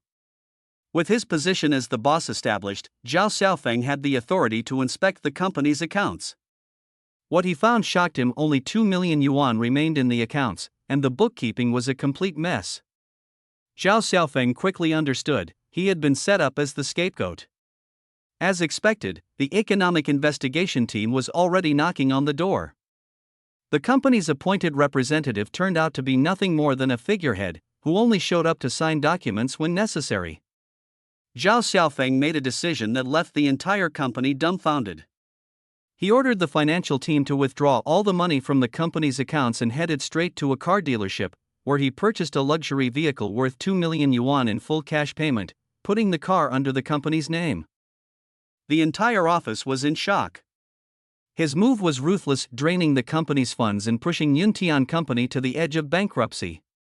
The people pulling the strings behind the scenes had no choice but to reveal themselves. When Ling Yu heard about it, she was so furious that she nearly fainted. Collapsing into her chair, she pounded the desk with both fists. Zhao Xiaofeng, you're absolutely ruthless, she cried. Back when Yuntian Company was founded, Ling Yu and Su Tianqi had already planned for Zhao Xiaofeng to take the fall. The company had made them a lot of money, but no one expected Zhao Xiaofeng to unexpectedly fight back this time, turning all of Yuntian's liquid assets into fixed assets. This caused the company's cash flow to dry up completely. Ling Yu was livid and frustrated, but in her current position, there was nothing she could do to counter him. She understood that Zhao Xiaofeng was forcing her to come out of hiding. Su Tianqi, equally enraged, gritted his teeth. Zhao Xiaofeng pretended to be such a pushover all this time, but when he struck, it was brutal. "We've got to sever ties with Yuntian Company as fast as possible," he said, barely managing to contain his anger. Their original plan had been for Zhao Xiaofeng to accidentally die, Ling Yu's father to get his kidney transplant, and them to collect 2 million yuan from the insurance payout. Ling Yu would then walk away clean, leaving all the trouble with Zhao Xiaofeng while they quietly exited the scene. But now, everything was falling apart. Zhao Xiaofeng remained unscathed while Ling Yu's father had already passed away. The situation had spiraled out of control. The only thing they could do now was cut all ties with Yuntian Company. When they conspired initially, they had left themselves an escape route, designed to sever all connections completely in case of problems. Only the authorized signatory was aware of their existence.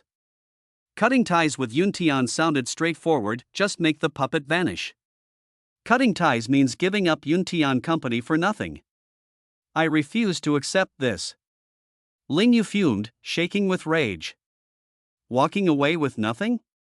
Over my dead body. She steadfastly refused to let go and made up her mind to go head-to-head with Zhao Xiaofeng. Su Tianqi was at a loss for how to handle her. Ling Yu decided to begin by transferring all their joint assets away, ensuring Zhao Xiaofeng couldn't get a single penny. After splitting up with Su Tianqi, she went to the bank alone, intending to mortgage the house jointly owned by her and Zhao Xiaofeng and funnel the money into her privately owned company. "I'm sorry, but this property is jointly owned by a married couple. A mortgage loan requires the signatures of both parties," the bank employee explained. "Can't I just sign for it on my own?" Ling Yu protested, unwilling to accept this outcome. "It must be signed by both of you," the staff member insisted. Ling Yu had no choice but to leave, frustrated and regretting not drafting a prenuptial agreement with Zhao Xiaofeng earlier. Fuming with anger, she ultimately decided to pawn her car instead and poured the loan money into her personal company, one entirely unrelated to Zhao Xiaofeng. The lawyer informed her that jointly owned property also entailed shared debts. Ling Yu calculated carefully, even if they divorced, she couldn't allow Zhao Xiaofeng to benefit in any way. Her relationship with Zhao Xiaofeng was now completely severed. She made a firm resolution to make Zhao Xiaofeng's life miserable. Not only that, but she vowed to target his family too, especially Zhao Xiaoli. At this point, Ling Yu had stopped caring about anything else. Her sole focus was to make Zhao Xiaofeng suffer. Her first target was Zhao Xiaoli, to make Zhao Xiaofeng understand the pain of losing a loved one. A few days later, Zhao Xiaofeng received a call while driving to the police station near his sister's workplace. He was told that his sister was in trouble. At the police station, he learned that Zhao Xiaoli had been caught after getting off work, with security finding valuable parts from the factory hidden in her bag. Zhao Xiaoli stealing? That was absolutely impossible. The police said there was surveillance footage and that the items were discovered on the spot. Despite Zhao Xiaoli's vehement denial, the evidence was undeniable. Zhao Xiaofeng immediately realized that his sister had been framed. He had just acted against Yuntian Company, and now it was his sister's turn to get entangled in trouble, a clear signal that Ling Yu was behind this. Out of all the workers leaving the factory, why had they searched his sister's bag specifically? Zhao Xiaoli had always been timid, the setup was blatantly obvious. The more Zhao Xiaofeng thought about it, the angrier he became. After leaving the police station, he drove straight to Ling Yu's company. Ignoring the receptionist's attempts to stop him, he barged directly into Ling Yu's office. "Ling Yu, if you have the guts, come at me. Why did you have to harm my sister?" Zhao Xiaofeng was furious. Ling Yu sneered coldly, "I don't know what you're talking about. Don't play dumb. It was you who planted the parts, wasn't it?" "Zhao Xiaofeng, you claim I did it, do you have any proof?" If you do, show it. If not, then leave. And while you're here, didn't you say you wanted a clean break with me? Fine by me. But remember, the assets are shared between us as a married couple, and so are the debts. All the money I've borrowed over the years is recorded on these receipts, take a look. Ling Yu stared at Zhao Xiaofeng while speaking, a trace of mockery curling her lips. Zhao Xiaofeng snatched the documents and glanced through them. They were loan receipts, with the smallest amount being 1 million yuan, totaling over 10 million. Your debts have nothing to do with me. Zhao Xiaofeng, trembling with rage, grabbed the receipts and tore them to pieces, throwing the shreds into Ling Yu's face. You want a divorce, right? Alright, then we'll see each other in court. Even if we divorce, you'll still have to shoulder several million in debt. Ling Yu remained unfazed, staring coldly at him. You vile woman, you're despicable. Zhao Xiaofeng was infuriated, nearly losing his mind as he charged toward Ling Yu. But the company's security quickly intercepted him and dragged him out. Go ahead and fight me. Let's see who can last until the end. Ling Yu stood by the window, watching Zhao Xiaofeng being thrown out, finally feeling a sense of relief. Zhao Xiaofeng got into his car, his chest heaving violently. He hadn't expected Ling Yu to go to such extreme lengths. He now understood that Ling Yu had no intention of backing down and had begun to retaliate aggressively. The blow was too heavy, and he was utterly unprepared. With his father-in-law's passing, Ling Yu no longer held back, and her methods had grown increasingly ruthless. On one side was his sister being arrested, on the other, the issue with the loan receipts. The situation was spiraling out of control. Zhao Xiaofeng never imagined his conflict would implicate his sister, and his heart was filled with guilt. What concerned him most now was clearing his sister's name. After all, theft of company property was a criminal offense. The value of the stolen component exceeded 1,000 yuan, which qualified as a significant amount. The thought of his sister possibly being sentenced to prison was gut-wrenching for Zhao Xiaofeng. He couldn't bear the idea of his sister being detained even a minute longer. Right now, there was only one person he could turn to. The first person to come to Zhao Xiaofeng's mind was Xin Lu. She was the deputy captain of the economic crime squad and would surely be able to help his sister out of this predicament. Since his conflict with Ling Yu stemmed from his involvement with Yuntian Company, he believed Xin Lu would be more than willing to lend a hand this time.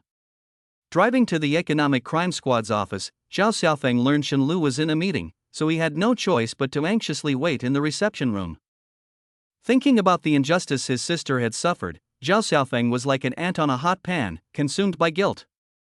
Ling Yu was utterly ruthless to have dragged his sister into this mess. His sister, innocent by nature, now faced the loss of her job and even imprisonment. Zhao Xiaofeng's heart ached as though it had been cut by a knife. After a long wait, Xin Lu finally stepped out of the meeting room, clad in her police uniform, exuding authority. The subject of today's meeting had been the investigation into Yuntian Company's accounts. Thanks to the financial records provided by Zhao Xiaofeng, the investigation had become significantly easier. Xin Lu, in good spirits, greeted Zhao Xiaofeng warmly upon seeing him. Perfect timing, I was just about to look for you. She led Zhao Xiaofeng into her office and personally made him a cup of tea. Captain Xin, I have a favor to ask. Zhao Xiaofeng's expression was one of desperation. He felt that his conflict with Ling Yu had caused his sister's detainment at the police station. His only hope now lay with Xin Lu. After hearing Zhao Xiaofeng's account, Xin Lu frowned slightly. Captain Xin, you have to help me. My sister has always been above reproach, she'd never do something as disgraceful as stealing. It's because of my involvement with Yuntian Company that Ling Yu was provoked and took revenge. Zhao Xiaofeng's words implicitly blamed Xin Lu, suggesting that her request for his help had indirectly led to Zhao Xiaoli's troubles, making her somewhat responsible. Xin Lu, quick-witted, immediately grasped the connections. The timing of the incident certainly seemed suspicious. After asking Zhao Xiaofeng a few questions, she picked up the phone on her desk and dialed a number. Old classmate, it's me, Xin Lu. I heard you recently detained someone named Zhao Xiaoli. I'd like to know what's going on.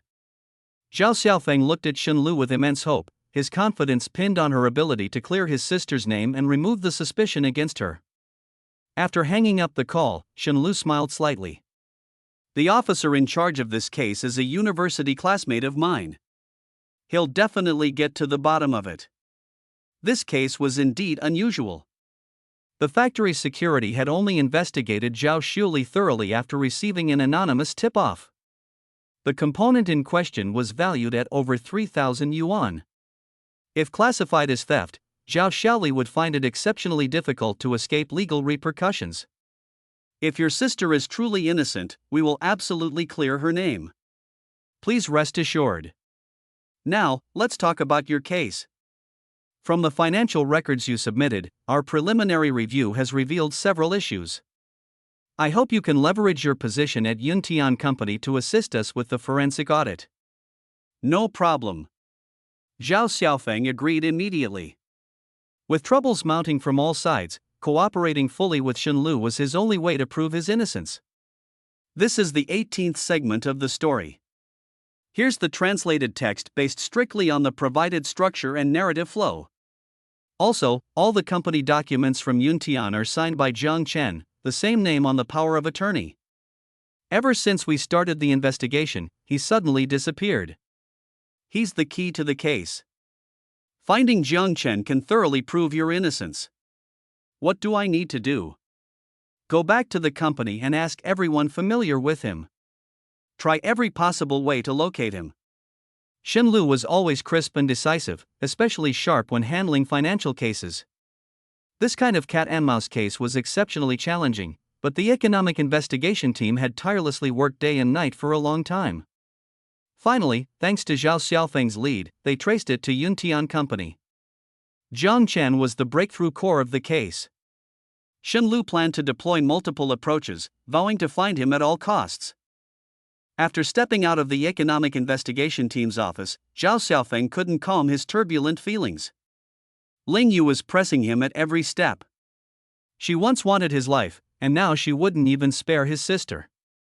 Fine, if that's how it's going to be, then he'd go head-to-head with Yuntian Company and see who would come out on top.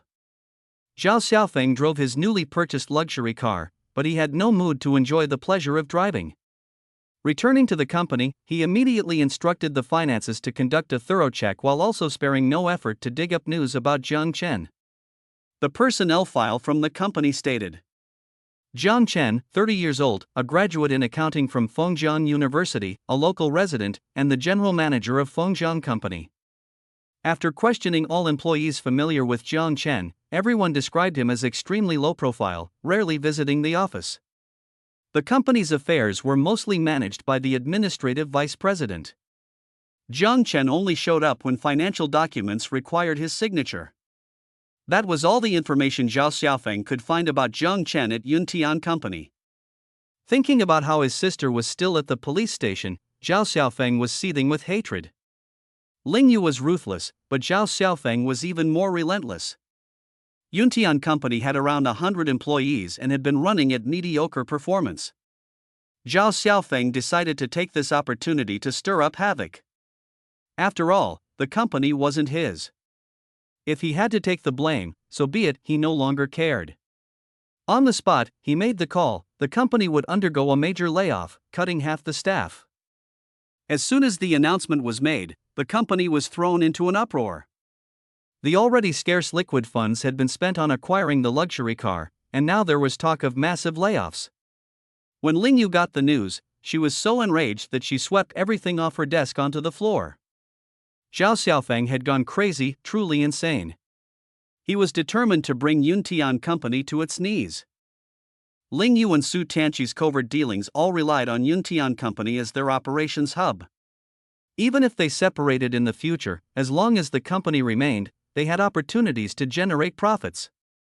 But Zhao Xiaofeng wasn't just checking accounts now, he was implementing mass layoffs, evidently set on destroying Yuntian Company completely. Cutting off someone's financial resources is like taking a loved one's life. Zhao Xiaofeng had not only ruined Ling Yu's business but had indirectly killed her father. The more she retaliated, the more excessive Zhao Xiaofeng's counterattacks became. The man she once viewed as a spineless coward was now an entirely different person. Ling Yu gritted her teeth in fury. Balling her fists, she slammed them hard against her desk, her face twisted with rage. Zhao Xiaofeng, it's either you or me. We can't both exist. I'll fight you to the end. They say old bonds run deep, like how 100 days of marriage can feel like a lifetime. But now the funding pipeline for Yuntian Company had snapped, and a wave of layoffs had begun. Even though Zhao Xiaofeng didn't personally visit the company, he could clearly imagine the chaos erupting there. Without fresh capital inflows, Yuntian Company was destined for collapse sooner rather than later. Selling what wasn't his never fazed him. Besides, the hostility between him and Ling Yu was already deeply rooted.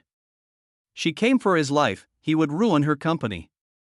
There was another benefit to his actions, he could demonstrate to Xinlu that he truly was framed. After all, no one would sabotage themselves unless they were connected to the truth somehow. Zhao Xiaofeng relentlessly pressured Ling Yu. The more desperate she became to save her company, the sooner the investigation team would focus their attention on her. Auditing processes were still underway, and by now, Ling Yu must be restless and frazzled. Zhao Xiaofeng's ultimate goal wasn't just to leave Ling Yu penniless, she would need to pay an even heavier price. Although he couldn't find solid evidence of her attempted murder, financial crimes, once proven, would still land Ling Yu behind bars. By now, he and Ling Yu were mortal enemies. The real battle was only beginning. Zhao Xiaofeng had barely eaten or slept these past few days, nor had he returned home. He sat parked outside the police station in his car, refusing to leave until his sister was safely released. A police car approached, driven by Xinlu. Zhao Xiaofeng quickly exited his vehicle and hurried over. Xinlu rolled down the window, her face filled with shock. She hadn't expected Zhao Xiaofeng to go this far. What happened at Yuntian Company was like a bombshell, throwing the entire Fengjiang community into turmoil. It even dominated the news headlines. The internal chaos at Yuntian Corporation was total. Zhao Xiaofeng's goal was to utterly dismantle Yuntian Company, engaging in a full-blown war with Ling Yu. Tough call. You're really willing to go all in. Some people won't be able to sleep at night after this, Xinlu remarked with a rare smile. How's my sister? Zhao Xiaofeng asked anxiously. The police station noticed several inconsistencies and interviewed your sister. They're inclined to believe she might have been framed, Xinlu said tactfully, careful not to use terms like interrogation so as to be considerate of Zhao Xiaofeng's feelings. When she'd first met Zhao Xiaofeng, Xinlu had looked down on him, dismissing him as a kept man, someone without the backbone of a real man. This initial impression had caused her to treat him poorly at the start. Now, she had a slightly different view and realized that Zhao Xiaofeng was actually quite sentimental. Everyone can be confused. Perhaps Zhao Xiaofeng had been infatuated with Ling Yu's appearance back then and thus endured humiliation.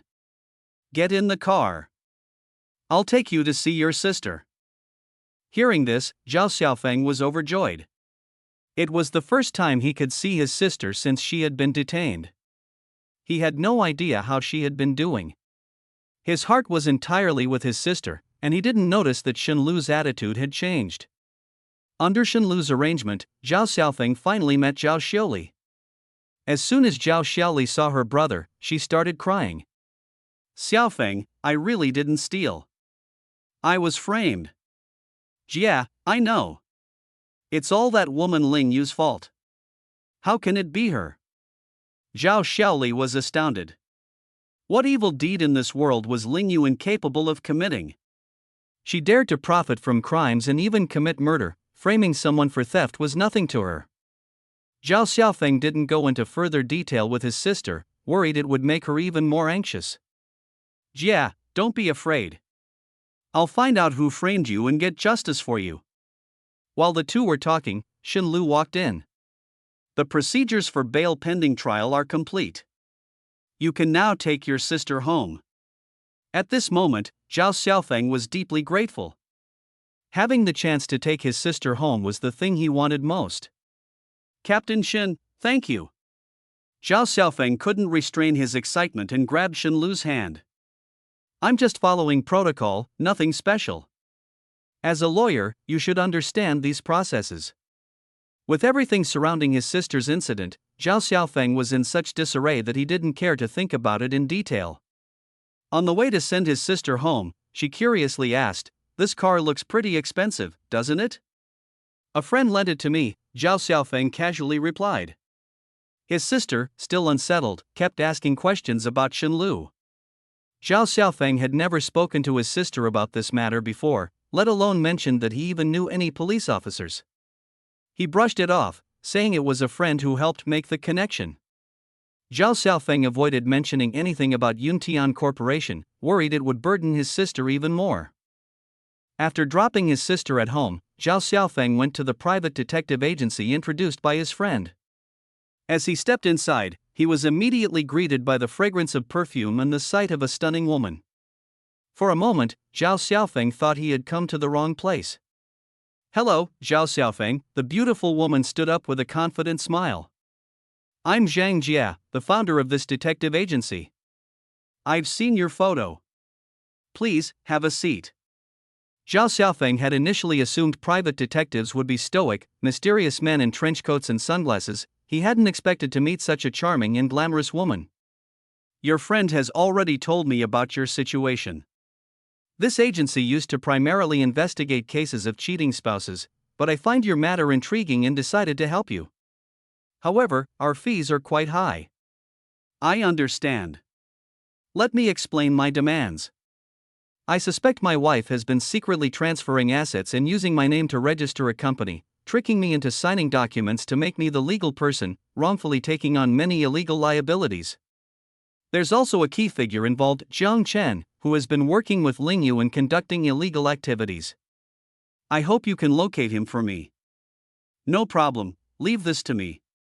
Zhang Jia had just finished speaking when the door opened, and several other attractive women walked in, each stunning in their own way. Zhang Jia motioned toward them and introduced, "These are my team members, Lily, Nana, and Xiaoya." Zhao Xiaofeng was momentarily dumbfounded.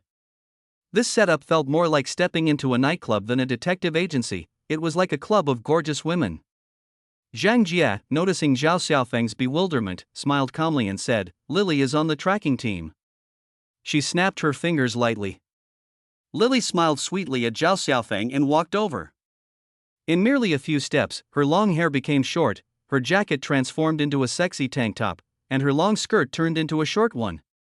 The rapid disguise left Zhao Xiaofeng in awe. He couldn't help but be impressed. These women were far from mere ornaments, they were clearly skilled. "Nana handles information." Zhang Jia pushed an ultra-thin laptop toward Nana while speaking, "Yuntian Corporation, Jiang Chen." Nana, with an indifferent expression, sat down and began typing swiftly. Within less than a minute, all of Jiang Chen's details appeared on the screen before Zhao Xiaofeng. The most recent record showed that Jiang Chen had left Fengjiang by plane 3 days ago. From a glance, Zhao Xiaofeng could tell that Nana was a computer expert, likely akin to a hacker. "As for Xiaoya, she's on the operations team. I'm the commander. Normally, we almost never collaborate with men, but we're making an exception for you this time." Zhang Jia turned to her teammates. "No objections, right?" The three beauties nodded in unison. "We despise scumbag men. It looks like it's time to start helping more women because female scoundrels are just as bad." After leaving Zhang Jia's detective agency, Zhao Xiaofeng felt fully convinced. These women were nothing short of exceptional. He'd long heard about how Zhang Jia and her team specialized in exposing adulterers, collecting evidence of men's infidelity to defend victimized women and ensure their rights. The team was driven by a strong sense of justice and known for being highly professional private investigators. Zhang Jia was undoubtedly top-notch in her field. Zhao Xiaofeng held evidence of Ling Yu's infidelity in his hands, but Ling Yu had now descended into madness, and their confrontation had reached its most intense peak.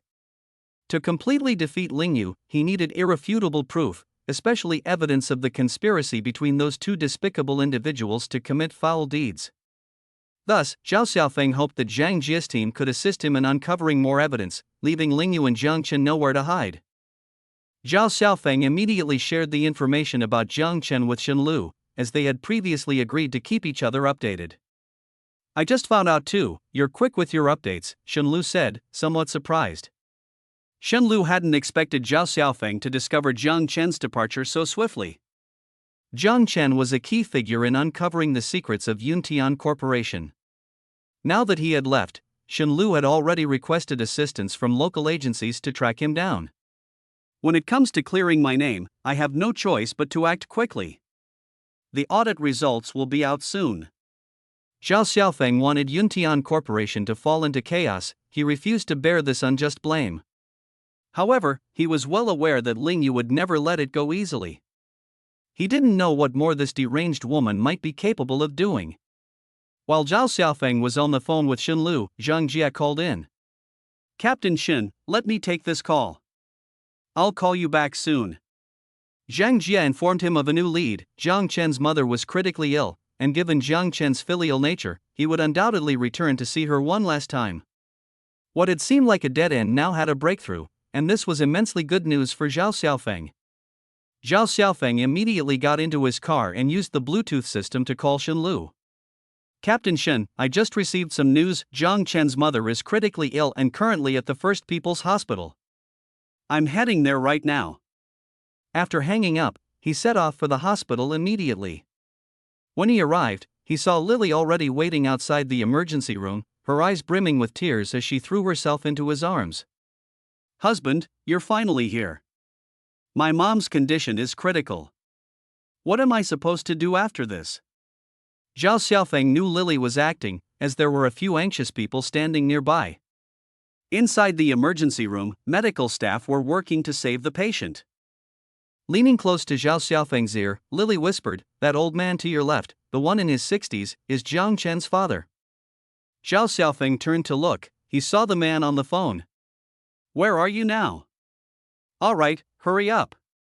The critical condition notice has already been issued. Your mother insists on seeing you one last time." After ending the call, the old man's eyes filled with tears. "He just got off the plane, he'll be here in half an hour. I hope she can hold on." Zhao Xiaofeng helped Lily into a chair but kept his eyes fixed on the doorway.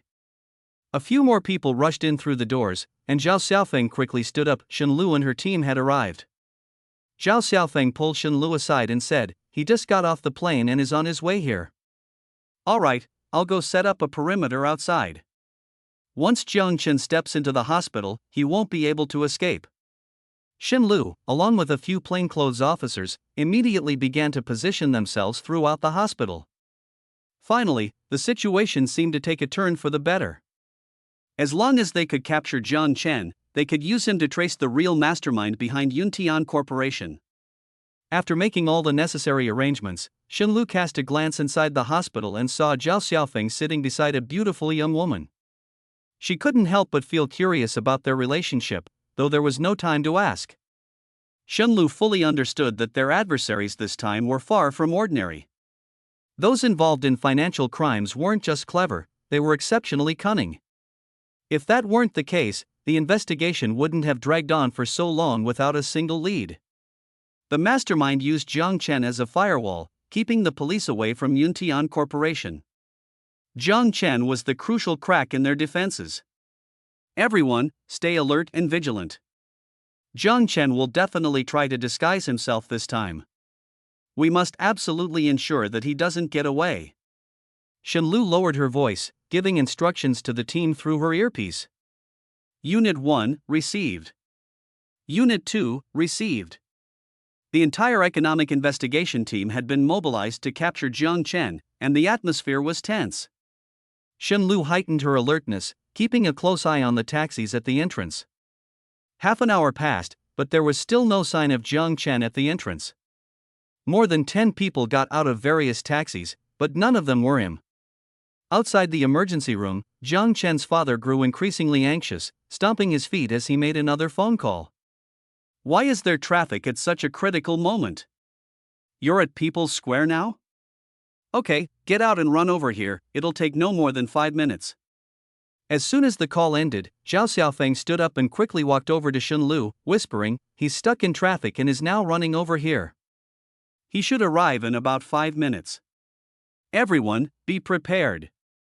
Jiang Chen is on foot now and will be here in about 5 minutes. As soon as he shows up, make the arrest immediately. The tension in the air rose sharply, and everyone became very serious.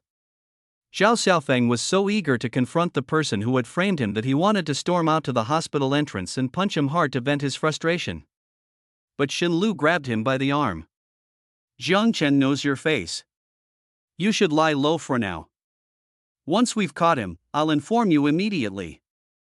Zhao Xiaofeng collected himself and, not wanting to jeopardize the operation, nodded and agreed. He then turned and walked into the hospital. Instead of heading toward the emergency room, he made his way up to the second-floor infusion area. At that moment, Lily sent him a text, "Handsome, this is quite the commotion. Even the economic investigation team is here." Zhao Xiaofeng replied, "Thank you. I'll definitely reward you in the future when I get the chance." Lily sent another message, "Jiang Chen's mom is not going to make it. The doctor said all her vital signs are dropping." Zhao Xiaofeng put away his phone and walked to the infusion room, choosing a seat by the window with the best view. Just as he reached the window, a man bumped into him head-on. The man apologized profusely, and Zhao Xiaofeng didn't give it much thought. He turned to gaze out the window, his eyes fixed on the hospital entrance, waiting for Jiang Chen to appear. Time passed, but Jiang Chen was nowhere to be seen at the entrance. Just as Zhao Xiaofeng was about to call to check on the situation, Lily appeared, hurrying up to the second floor from the emergency room and walking toward him. Lily shrugged her shoulders and shook her head. "Jiang Chen's mom has passed away." Zhao Xiaofeng looked puzzled. Jiang Chen had to have made it back in time to say goodbye to his mother, there's no way he wouldn't. Lily pouted and complained, "I sent you messages, and you didn't reply. I had to come all the way here because of that." Zhao Xiaofeng quickly reached for his phone, only to realize it was gone. He suddenly recalled that the man who had bumped into him earlier was probably a pickpocket. His phone had been stolen. He immediately dashed downstairs to look for the man, but the thief had vanished without a trace. At that moment, Xin Lu walked in briskly, her expression complex. "What's wrong?" Zhao Xiaofeng could sense that something was off. Xin Lu's face darkened as she said, "Zhao Xiaofeng, I was wrong about you. You've been playing us this whole time. Cuff him." Without any hesitation, she twisted Zhao Xiaofeng's arm and pinned him against the wall, snapping a pair of handcuffs on his wrists. "Captain Xin, what's going on?" Zhao Xiaofeng was completely stunned by the sudden arrest. Jiang Chen hadn't shown up.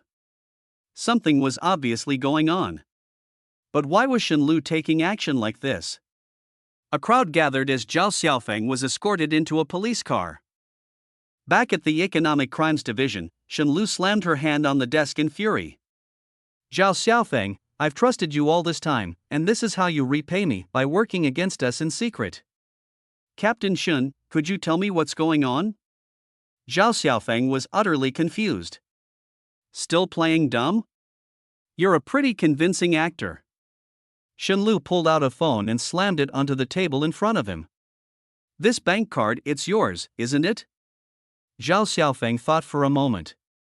It was a card from a local Fengjiang bank that Ling Yu had asked him to set up, but he hadn't really used it. "Have a good look at these." Xin Lu flipped through photos and shoved them in his face. This card saw nearly 20 million yuan go in and out in just the past 6 months. Xin Lu was furious. She had trusted Zhao Xiaofeng and counted on him to help crack the case, but instead, he had been running circles around them. Everyone else had been scrutinizing accounts from the big 4 banks, and she hadn't expected Zhao Xiaofeng to quietly open a local bank account and move such large sums of money through it. It was incredibly cunning.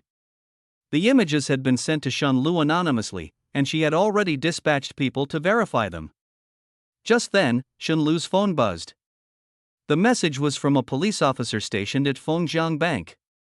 She glanced at the message, and her expression turned icy. "Zhao Xiaofeng, this Fengjiang Bank card is indeed registered under your name. The transaction records are legitimate.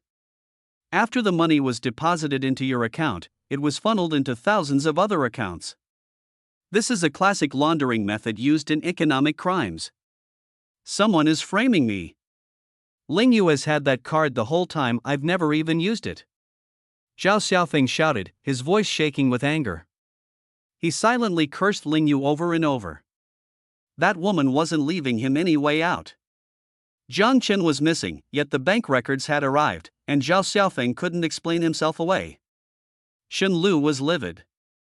She couldn't believe she had trusted Zhao Xiaofeng only to be played like this. These economic criminals were so devious, fooling her at every turn. You've had your fun toying with us, haven't you? Let me tell you something, you can't escape the law.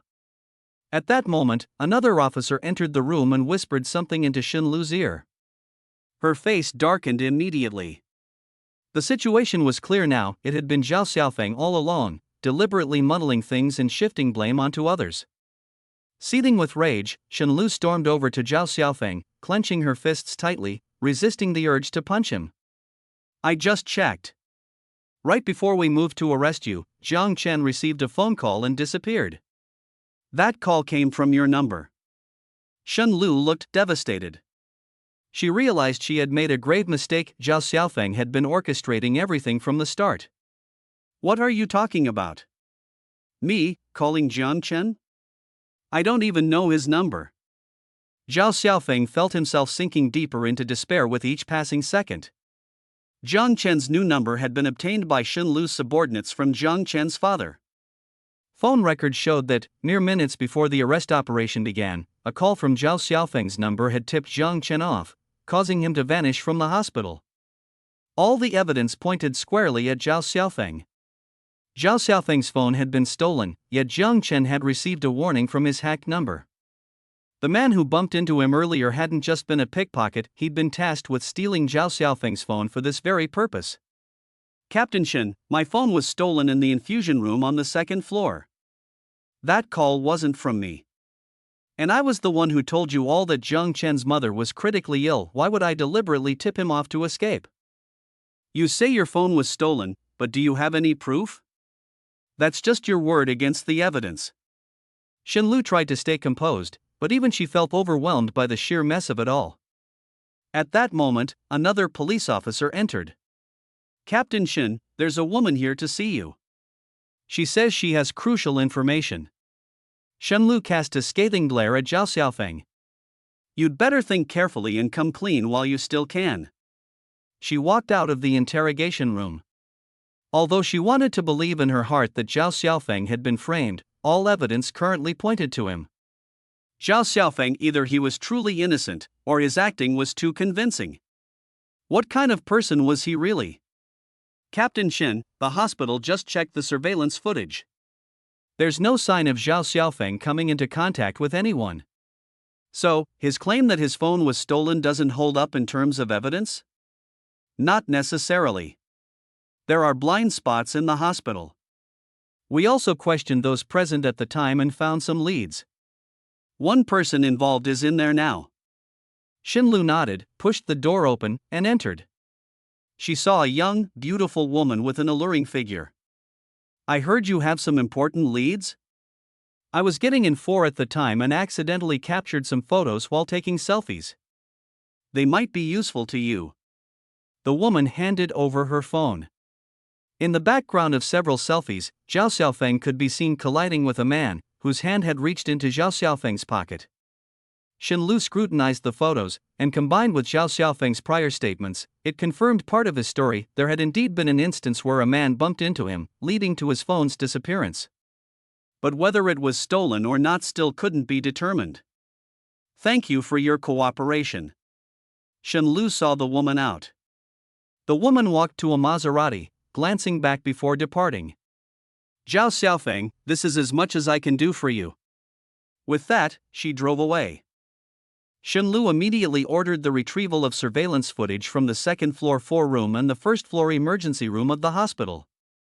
It didn't take long to discover that the man had left the building directly after coming down from the second floor. At the entrance, the man made a phone call, the timing of which closely matched when Jiang Chen received an anonymous call. Shen Lu quickly pieced everything together. This was a meticulously crafted setup, and the elements all linked together. Without the timely evidence provided by the Maserati driving woman, Zhao Xiaofeng would still be the prime suspect right now. Bank transaction records, Jiang Chen's phone call, all these pieces of evidence were overwhelmingly unfavorable to Zhao Xiaofeng. For the first time, Xin Lu felt she was up against a formidable adversary. The hospital's latest surveillance footage revealed another alarming detail: Zhao Xiaofeng's car had been followed. The person trailing it was the same man as in the surveillance footage and the selfies. This was no coincidence, it was clearly a deliberate setup aimed at framing Zhao Xiaofeng. Having figured these things out, Xin Lu actually felt a sense of relief. Since joining the economic crime investigation team, she had always approached matters with rationality, yet this time, she found herself noticeably shaken. In her heart, she hoped Zhao Xiaofeng was innocent. But then, who could be so ruthless in targeting him? Could it possibly be his wife, Ling Yu, whom he had mentioned? Could a married couple really harbor such malice? Xin Lu felt it necessary to have a deeper conversation with Zhao Xiaofeng. She pushed the door open and entered the room. Zhao Xiaofeng looked visibly anxious, his face reddened with frustration. The weight of the charges against him, relating to a multi-million case, meant his life would be over if convicted. Thinking of this, Zhao Xiaofeng clenched his teeth. His sister's situation wasn't even resolved yet, but here he was, behind bars. He had no way to prove his innocence. What could he possibly do? Suddenly, he noticed that Xin Lu's gaze had softened considerably. Could this mean she was starting to trust him? Right now, there was nothing Zhao Xiaofeng could do but pin all his hopes on Xin Lu. As long as Xin Lu believed in him, his innocence would eventually be proven. Xin Lu sat opposite him, raised her eyes, and asked, "Last time, you mentioned that Ling Yu wanted to harm you. What exactly did you mean by that?" To determine whether Zhao Xiaofeng was innocent, she needed to understand who he truly was. At this moment, the man in front of her was highly emotional and agitated, emotions that seemed consistent with someone who had been wronged. Zhao Xiaofeng revealed everything he had experienced, holding nothing back. In order to be with the woman he loved, he had abandoned his dignity and become part of the Ling family as a son-in-law. But in the end, he ended up in his current predicament. Xin Lu was stunned by his story. She hadn't expected Zhao Xiaofeng to have gone through something like this. She couldn't fathom how anyone could be so heartless. "Captain Xin, you have to believe me. If I really managed to get my hands on that much money, I wouldn't be in this position today. All of this, it's Ling Yu's doing. Ever since her father's death, she's completely changed." Zhao Xiaofeng's tone was sincere, and he could sense Xin Lu starting to waver. Xin Lu nodded and stood up, saying, "If you're innocent, I promise to uncover the truth. As for your sister, if she's done no wrong, I'll clear her name too." In her mind, Xin Lu felt that the series of events that had unfolded were far from coincidental. If Zhao Xiaofeng really possessed such a massive amount of money, he wouldn't be in such dire straits, and his sister Zhao Xiaoli wouldn't still be working so hard at a factory. Something was deeply strange about the siblings getting embroiled in trouble one after the other. Xin Lu immediately decided to lead the economic crime investigation team in thoroughly probing Ling Yu. Meanwhile, Ling Yu was in a very good mood. Zhao Xiaofeng, trying to go up against her? He was utterly delusional. The evidence from Fengjiang Bank's accounts left Zhao Xiaofeng with no chance of defending himself. Once verified, Zhao Xiaofeng would be utterly ruined. Ling Yu clinked glasses with Su Tianqi and, biting her words, said, "I'll make sure Zhao Xiaofeng stays down forever." She seemed to already envision Zhao Xiaofeng and Zhao Xiaoli wearing prison uniforms, looking both furious and helpless. At this moment, Ling Yu wrapped her arms around Su Tianqi's neck and laughed, "I'm in a good mood today. I'll take good care of you later." She was brimming with confidence, convinced this time would be her win. But what she didn't know was that the economic crime investigation team had already quietly begun their investigation. When the heavens intend to destroy someone, they often first make them mad with arrogance. The economic crime investigation team's car drove into Ling Yu's company. It was Xin Lu's first face-to-face encounter with Ling Yu. Her excuse for meeting Ling Yu was to inquire about Zhao Xiaofeng's matters, but in reality, she wanted to see how this woman would react. In Xin Lu's years with the investigation team, what sort of sly fox hadn't she seen?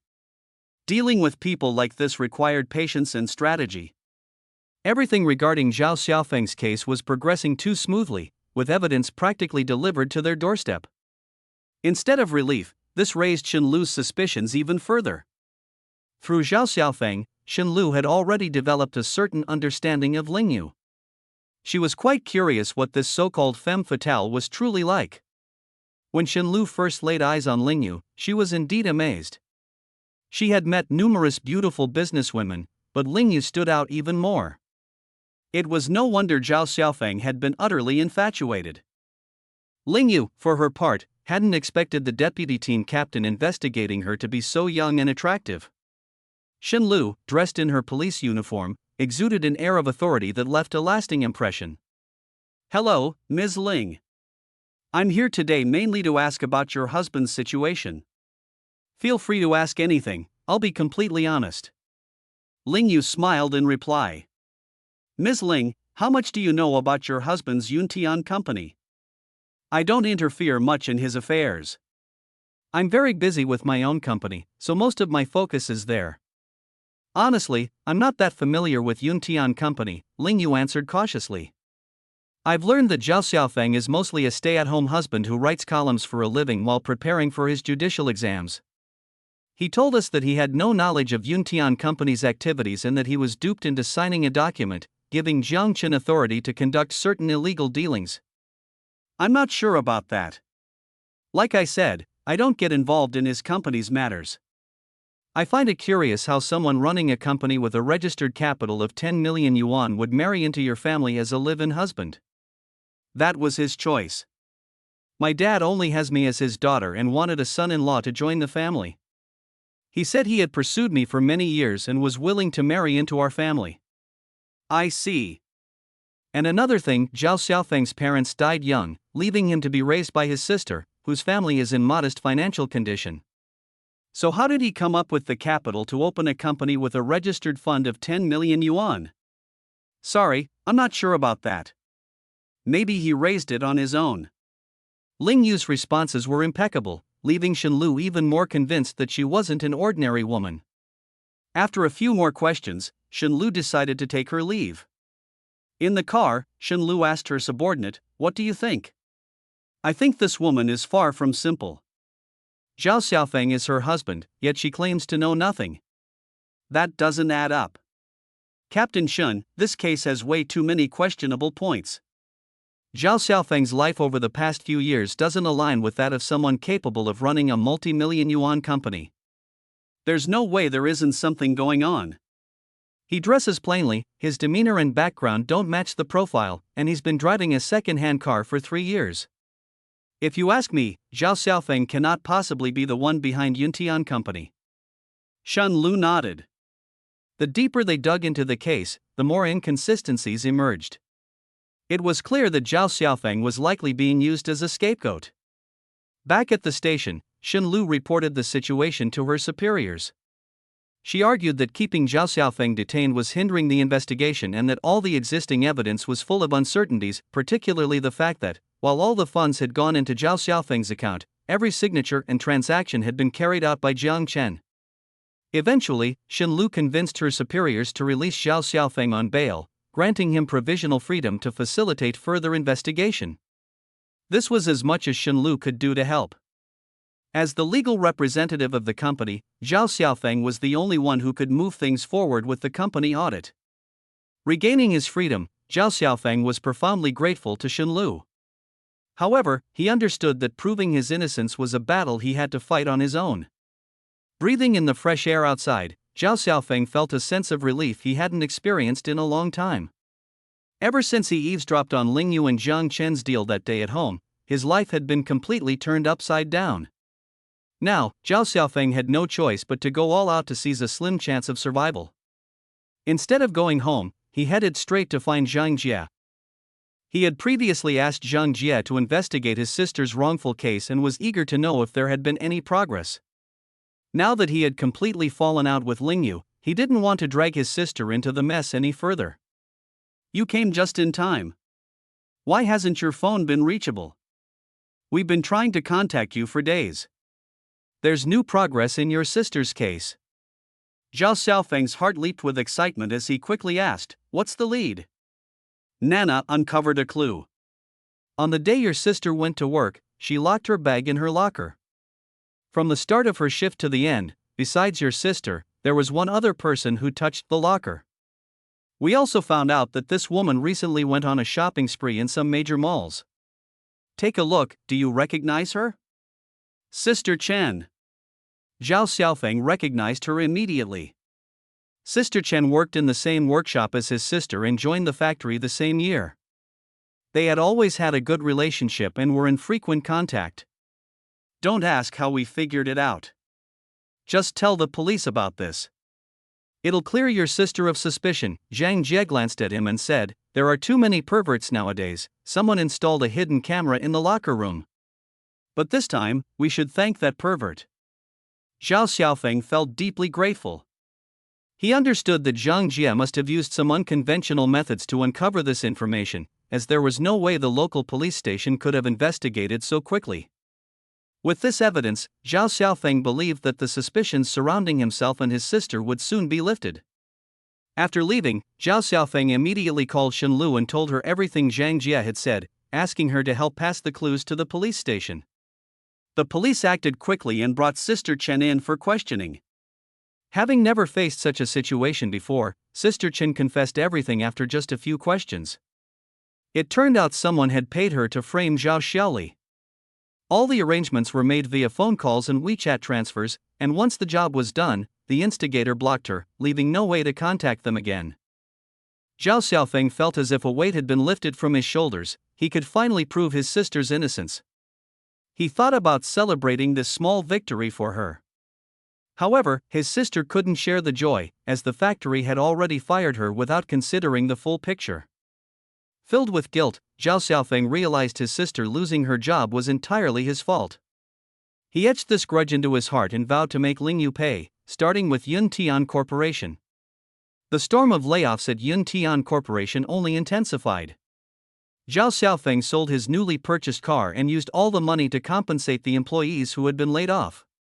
He then made a major announcement. Yuntian Corporation was officially declaring bankruptcy and liquidation due to insolvency. Lingyu was ruthless, but Zhao Xiaofeng proved even more so. Make him take the fall for Yuntian Corporation? Impossible. When this news reached Lingyu, she was so furious she almost fainted. Yet there was nothing she could do. She had long distanced herself from Yuntian Corporation following Su Tianqi's advice. Now that the economic investigation team was involved, stepping in to manage Yuntian Corporation would only implicate her further, practically walking into a trap. Lingyu could only watch helplessly as Yuntian Corporation collapsed, her tears streaming in frustration. Seething, she shook uncontrollably in her office, wanting to smash everything in sight. Her secretary, terrified, dared not make a sound, having never seen her boss lose control like this.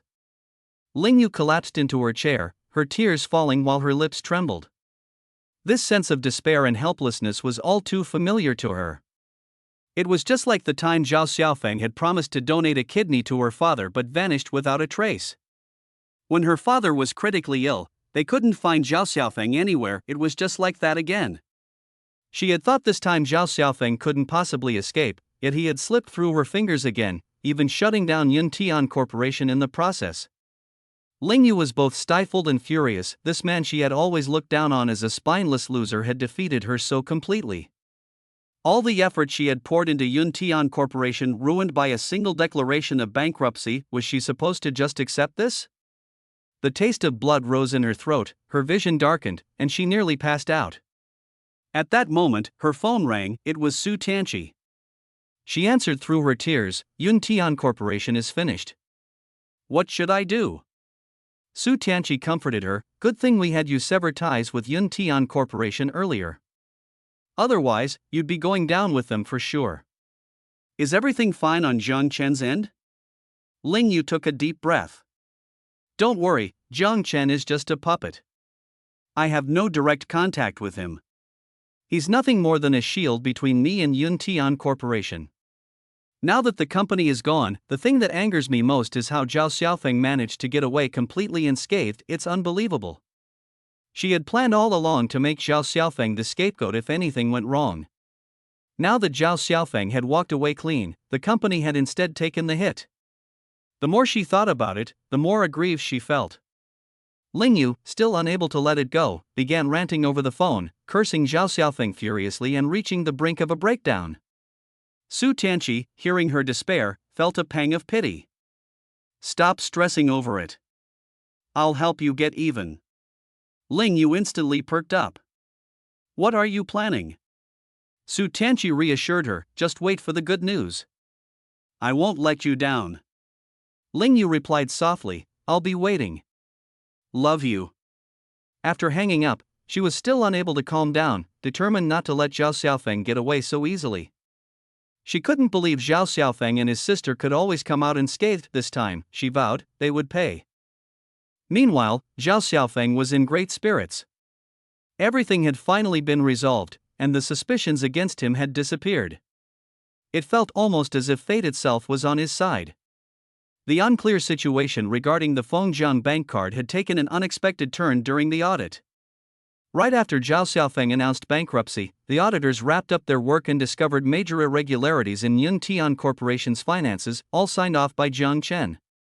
Even more coincidentally, Zhao Xiaofeng's bank card had been found in Jiang Chen's office safe, along with the original financial records.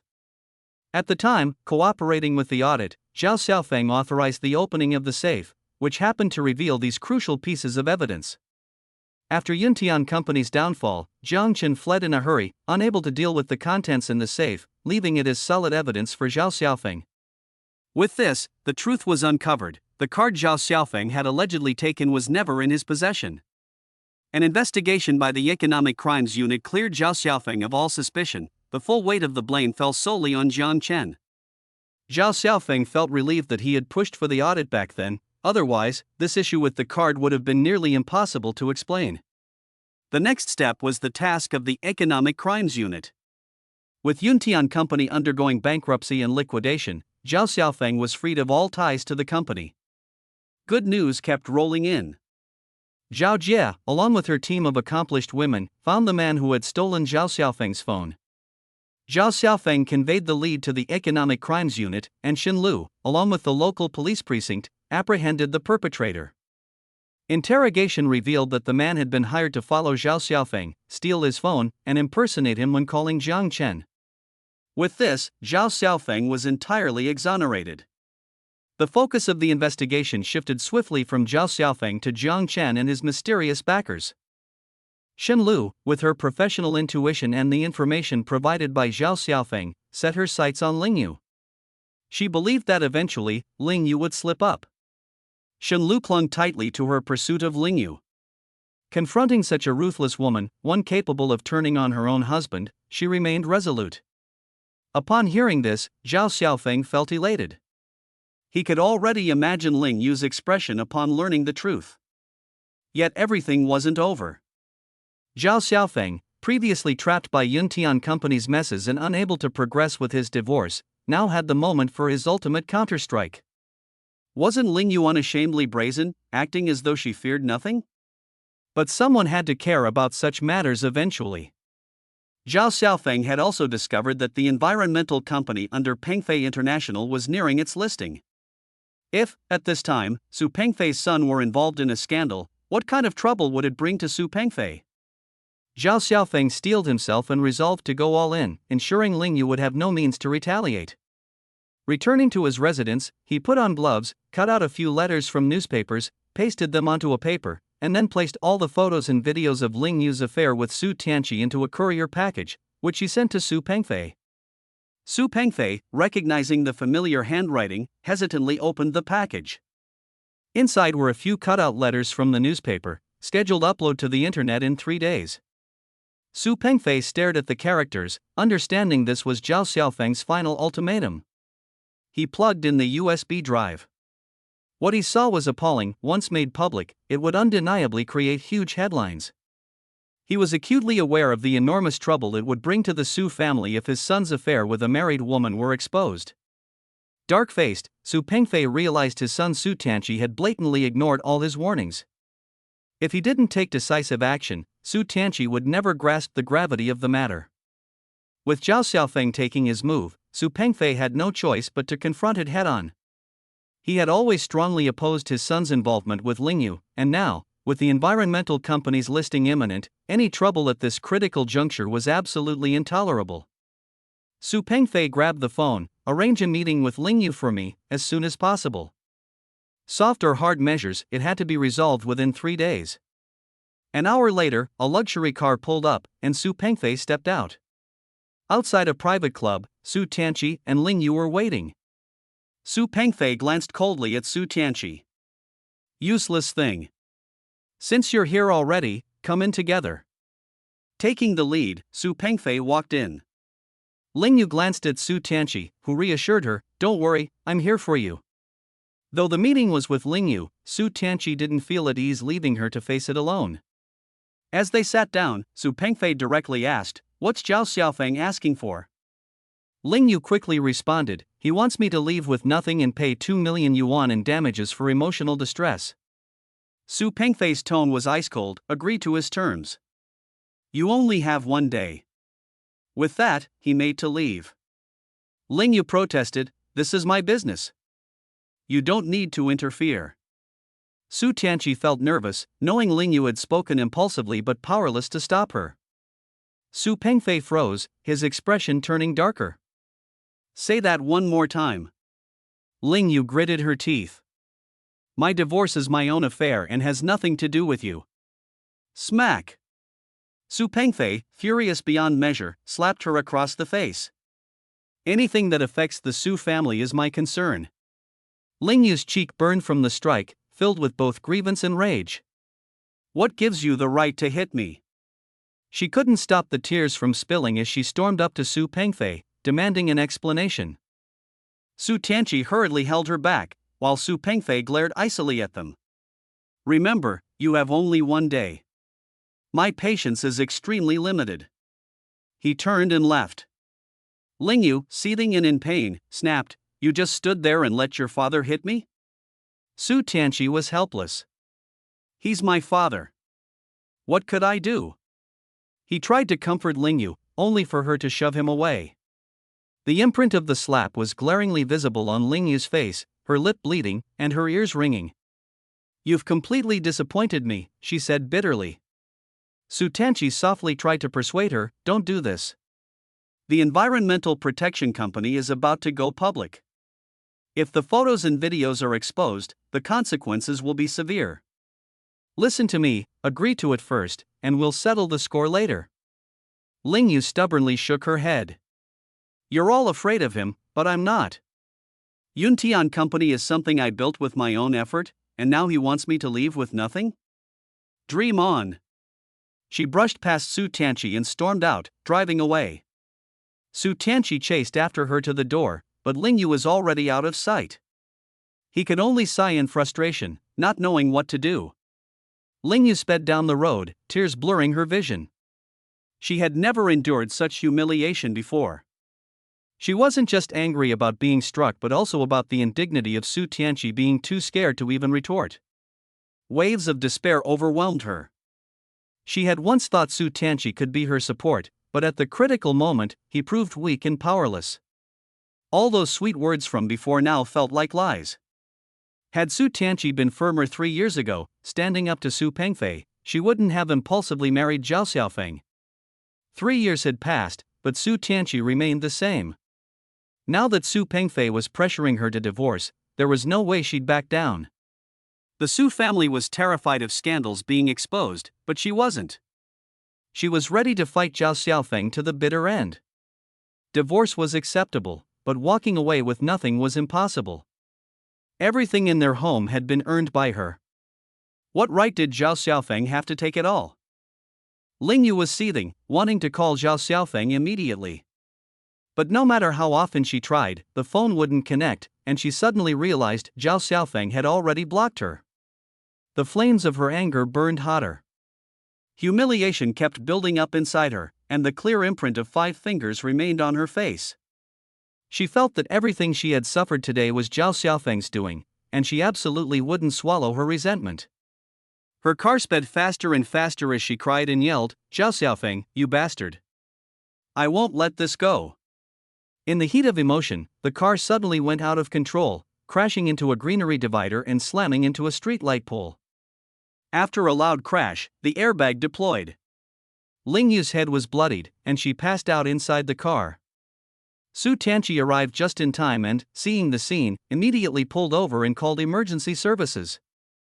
At the hospital, Ling Yu lay on the bed with her head wrapped in bandages. She suffered only a mild concussion and wasn't in any life-threatening condition. When Su Tianqi left to pay the medical fees, Ling Yu secretly got up and made a quick phone call. "Do it now." Immediately. She stood by the window, staring outside with a cold smile. "Zhao Xiaofeng, let's see how you'll fight me now." She believed that by tomorrow, everything would turn on its head. The one forced out with nothing during the divorce would be Zhao Xiaofeng. There would be plenty of time in the future for her to make him suffer. Just then, Su Tianqi returned and saw her out of bed. He hurried to stop her. "Why are you up? Lie back down." Ling Yu responded coldly, "You don't need to worry about me. After today, you'll be able to give your father an explanation. The videos and photos will never leak." Su Tianqi pressed on, confused. "What did you do?" Ling Yu's gaze became dark and ruthless, as if she were a different person. "You'll find out soon enough." Her madness had completely taken over her reasoning. She was beyond control. Zhao Xiaofeng was walking in the distance when he saw a crowd gathering near the spot where he had parked his car. He rushed over, only to see his beat-up, second-hand car engulfed in flames. Nearby shop owners were desperately trying to put out the fire with extinguishers. Zhao Xiaofeng joined in, too. Even though the car was old and battered, it was still his first vehicle, and he had developed an attachment over the years of driving it. He wondered, could it have been a situation of aging wires leading to spontaneous combustion? After all, similar incidents often appeared in the news. However, the fire was too intense, and the shop owner's extinguishers were entirely ineffective.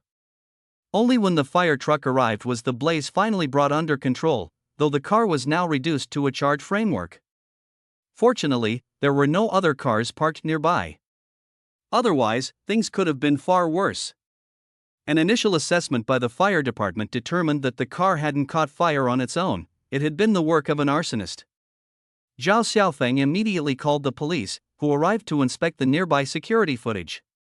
The footage clearly showed someone pacing near his car before the fire began.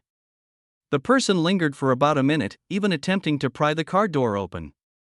The camera's resolution wasn't high, but it vaguely showed the individual throwing something into the car before walking off, after which the fire erupted. Zhao Xiaofeng was bewildered. Who would target a beaten-up old car like his? As he puzzled over it, his landlord suddenly called. "Your apartment's been set on fire, too." Hearing this, Zhao Xiaofeng quickly explained the situation to the police and rushed to catch a ride back to his apartment. Sitting in the taxi, he was filled with chaotic thoughts. His car burned, his home in trouble, this couldn't possibly be a coincidence. When he reached his building, neighbors were gathered at the entrance, whispering amongst themselves. The front door to his unit was wide open. The police were already there. The landlord was talking to the officers when he spotted Zhao Xiaofeng. He immediately grabbed him and yelled, "Who did you piss off?" Thankfully, the neighbors noticed the fire early on. "Otherwise, my whole property would have been destroyed. You'd better move out now." The police's preliminary investigation ruled out a gas leak as the cause. Zhao Xiaofeng rarely used the kitchen since moving in, and the gas valve was always shut off. The fire had originated in the kitchen. One of the neighbors had spotted the flames and rushed in to extinguish the fire, putting it out before it could escalate. The police suggested that whoever had set the fire likely wanted to make it look like a gas explosion. Thankfully, the fire had been put out quickly. The damage hadn't spread, which was a stroke of luck amidst the misfortune. In a densely populated residential area, if the fire were to spread, the consequences would be unimaginable. Both his car and his residence had been set on fire. Zhao Xiaofeng didn't need to think twice to know who was behind it. He reported the car arson to the police as well. The two cases were combined into a single investigation. It was now officially a criminal case. The landlord refunded all his rent and pushed Zhao Xiaofeng to move out. Feeling helpless, Zhao Xiaofeng couldn't believe that Ling Yu had become so deranged. Evidently, Su Pengfei was also applying pressure behind the scenes. What surprised him even more was that Ling Yu had actually been slapped by Su Pengfei. If he had known earlier, he would have applauded. He went to the police station to file a statement, revealing all the disputes between him and Ling Yu. Other than Ling Yu, he couldn't think of anyone else with a motive to commit the crime. However, he didn't mention the USB matter, fearing it might escalate further trouble. Whether it was the car arson or the fire at his residence, it was obvious the goal was to eliminate the USB. His place had already been searched first, and the fire was only set when nothing was found. Ling Yu was highly suspect, and the police immediately summoned her for questioning. Ling Yu's attitude was belligerent and uncooperative. His car and house being burned, what does that have to do with me? We're in the middle of a divorce. I can't wait to ditch him. Who knows who he's pissed off that's taking revenge? Don't ask me. If you have no evidence, stop bothering me. Wait for my lawyer to come, and you can talk to him. For now, there was no evidence pointing directly to Ling Yu, so the police had to let her go. Zhao Xiaofeng couldn't swallow his frustration but could only endure for 3 more days when everything would come to an end. Even if Ling Yu continued her madness, Su Pengfei wouldn't sit idly by while the scandal was exposed. Zhao Xiaofeng found another place to stay. He wasn't afraid of losing the USB, he had already backed it up in the cloud. Now, all he had to do was wait for 3 days, wait for the matter to conclude. He had wasted 3 years. What's another 3 days? In 3 days, everything would be over. He could imagine that after 3 days, Ling Yu would be so enraged yet have nowhere to vent her fury. Just imagining this scene made him feel a wicked glee. Suddenly, his phone rang. Looking at the screen, it turned out to be Shen Lu calling, a bit of a surprise. Captain Shen, you're looking for me? Zhao Xiaofeng felt a little nervous, a nagging unease that Ling Yu was pulling more tricks behind his back. I heard about your situation. Is that woman insane? To actually go as far as this? Honestly, do you have some dirt on her? I heard from the local police that the arsonist also rummaged through your residence. Shen Lu had been stationed at the local precinct before. Any news, she'd hear immediately. No. She's just retaliating against me. I've told you, this woman won't stop until I'm ruined. Captain Shen, have you found anything on your side? Nothing. Shen Lu sounded frustrated. There was plenty of evidence against Yuntian Company, but most of it pointed to Jiang Chen. Jiang Chen had disappeared, and his mother had passed away. Now, they couldn't locate him. Jiang Chen was the key to the case and the only breakthrough. Shen Lu feared that before they could find him, something might happen to him, cutting off the trail entirely and letting the mastermind escape. Thinking about all this made Shen Lu more anxious. The Yuntian Company case had been under investigation for a long time. Initially, they thought Zhao Xiaofeng might provide a breakthrough, but it turned out he had been framed, making their efforts feel futile. Shen Lu realized they were up against a formidable opponent this time. However conniving the opponent might be, Shen Lu resolved to unearth them, showing no mercy. Focusing now on Ling Yu, Shen Lu believed they would eventually find her weak spot. And in this world, no one understood nor hated Ling Yu more than Zhao Xiaofeng did. Zhao Xiaofeng, why don't we work together on this? Zhao Xiaofeng knew Ling Yu well. He had also passed the bar exam. Aspiring lawyers always had a sense of the law ingrained in them. In the past, Shen Lu had worked with individuals outside the economic crime investigation team. Now it seemed that Zhao Xiaofeng was a fitting candidate. Of course, no problem, Zhao Xiaofeng agreed immediately. Shen Lu's invitation was exactly what he had hoped for. To deal with someone like Ling Yu, the law was the only way. Having committed so many wrongdoings, Ling Yu was bound to slip up eventually. After their divorce, he would have only one goal left in his life: to watch that vile pair be convicted and sent to court. The murder attempt against him wouldn't end just like that. Even if there was no evidence now, he would find a way to uncover it. His only regret was not recording the damning conversation between the two despicable people during his moment of panic in the past. Otherwise, they'd already be in prison by now. If the opportunity arose, Zhao Xiaofeng was willing to do anything to deal with Ling Yu and Su Tianqi. Being able to collaborate with the economic investigative team was precisely what he desired. "Captain Shin, if you ever need anything from me, just let me know." "All right, it's settled then." Although termed a collaboration, it was essentially Zhao Xiaofeng acting as an informant for the economic crime team. From her interactions with him, Xunlu could tell Zhao Xiaofeng was both competent and resourceful. Perhaps it was 3 years of infatuation that clouded his judgment until now, but once awakened, he was relentless. Xunlu speculated that these two arson cases were likely instigated because Zhao Xiaofeng had done something to corner his adversaries, forcing them into desperation. The moment emotions spiraled out of control was when mistakes were most likely to be made. She was ready to seize this opportunity to find the breakthrough she desperately needed. Zhao Xiaofeng hung up the phone, a storm of emotions churning within him. He had an acute sense that Xunlu's call might not just be about discussing cooperation, it carried a trace of concern as well. Zhao Xiaofeng smiled bitterly. Perhaps he was overthinking it. After all, they had only interacted a handful of times. In Xunlu's eyes, he was still more like a criminal suspect. How could it possibly be anything else? He decided not to dwell on it any further. He had given Su Pengfei 3 days, but what he didn't know was that Su Pengfei had only granted Ling Yu 1 day. At this moment, Su Pengfei was already aware of the arson incident and was fuming with rage. Ling Yu, despite his prior warnings, still hadn't learned her lesson. He couldn't let her drag Su Tianqi down with her and certainly couldn't allow her to jeopardize the company's listing plans. Su Pengfei issued an ultimatum. Ling Yu, however, remained unmoved.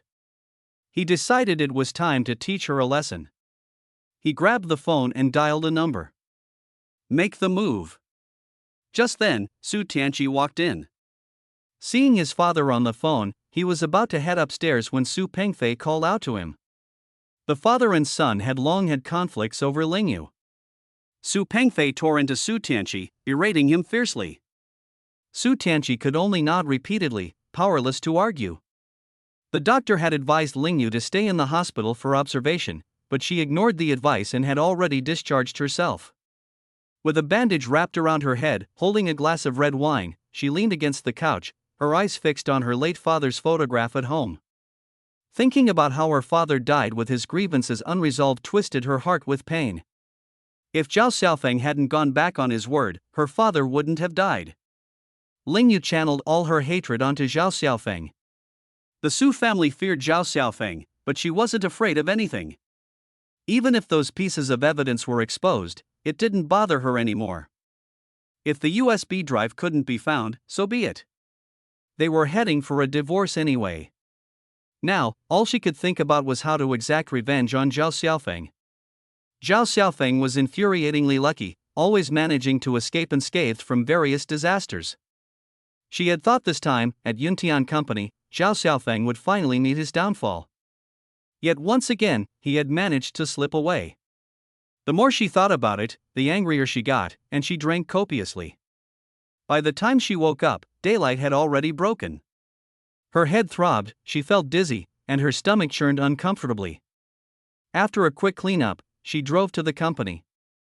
But as soon as she arrived, something felt wrong. The parking lot suddenly had numerous empty spaces. It was already past 10 in the morning. At this time, the lot should have been packed full. Puzzled, Ling Yu parked her car and headed toward the company. When she reached the entrance, the receptionist stood up, an unusual expression on her face. "President Ling, there's something important to tell you." "What is it?" Ling Yu asked. "None of the staff from the marketing department came in today," the receptionist said seriously. "Not a single one? What's going on?" Ling Yu's heart sank as unease crept in. She hurried upstairs, only to find the door to the marketing department firmly shut, with not a soul in sight. Where had everyone gone? Were they all out on assignments? But how could there not even be one person left? Ling Yu reached for her phone, only to discover that it had run out of battery and had shut off automatically. She proceeded to the Human Resources Department. The HR manager, upon seeing her, rushed over hurriedly. "President Ling, I've been trying to reach you, but your phone wasn't connecting. There's been an incident, the entire marketing department staff didn't show up for work. I tried calling them, but all their phones are turned off." "Ah. And what else?" Ling Yu felt a chill run down her spine, sensing the gravity of the situation.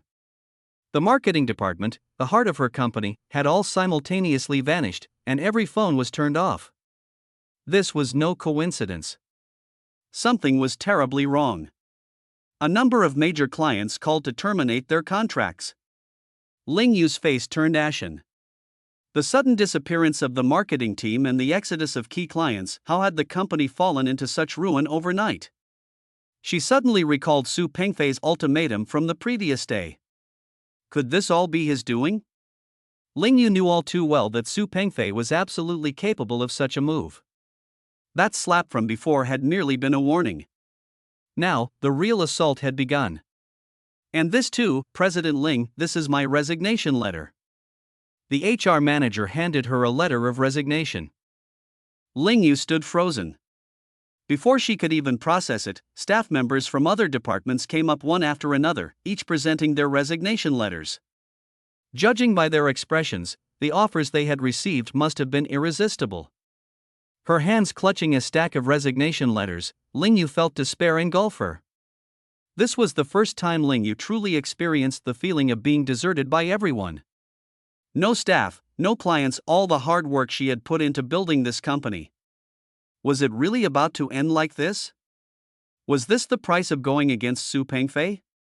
Ling Yu staggered back to the wall, her legs giving way as she collapsed to the floor, finally breaking down in tears. "Heaven, are you trying to drive me to death?" Her cries echoed through the empty corridor. Her father was gone, and now even her company was teetering on the brink of collapse.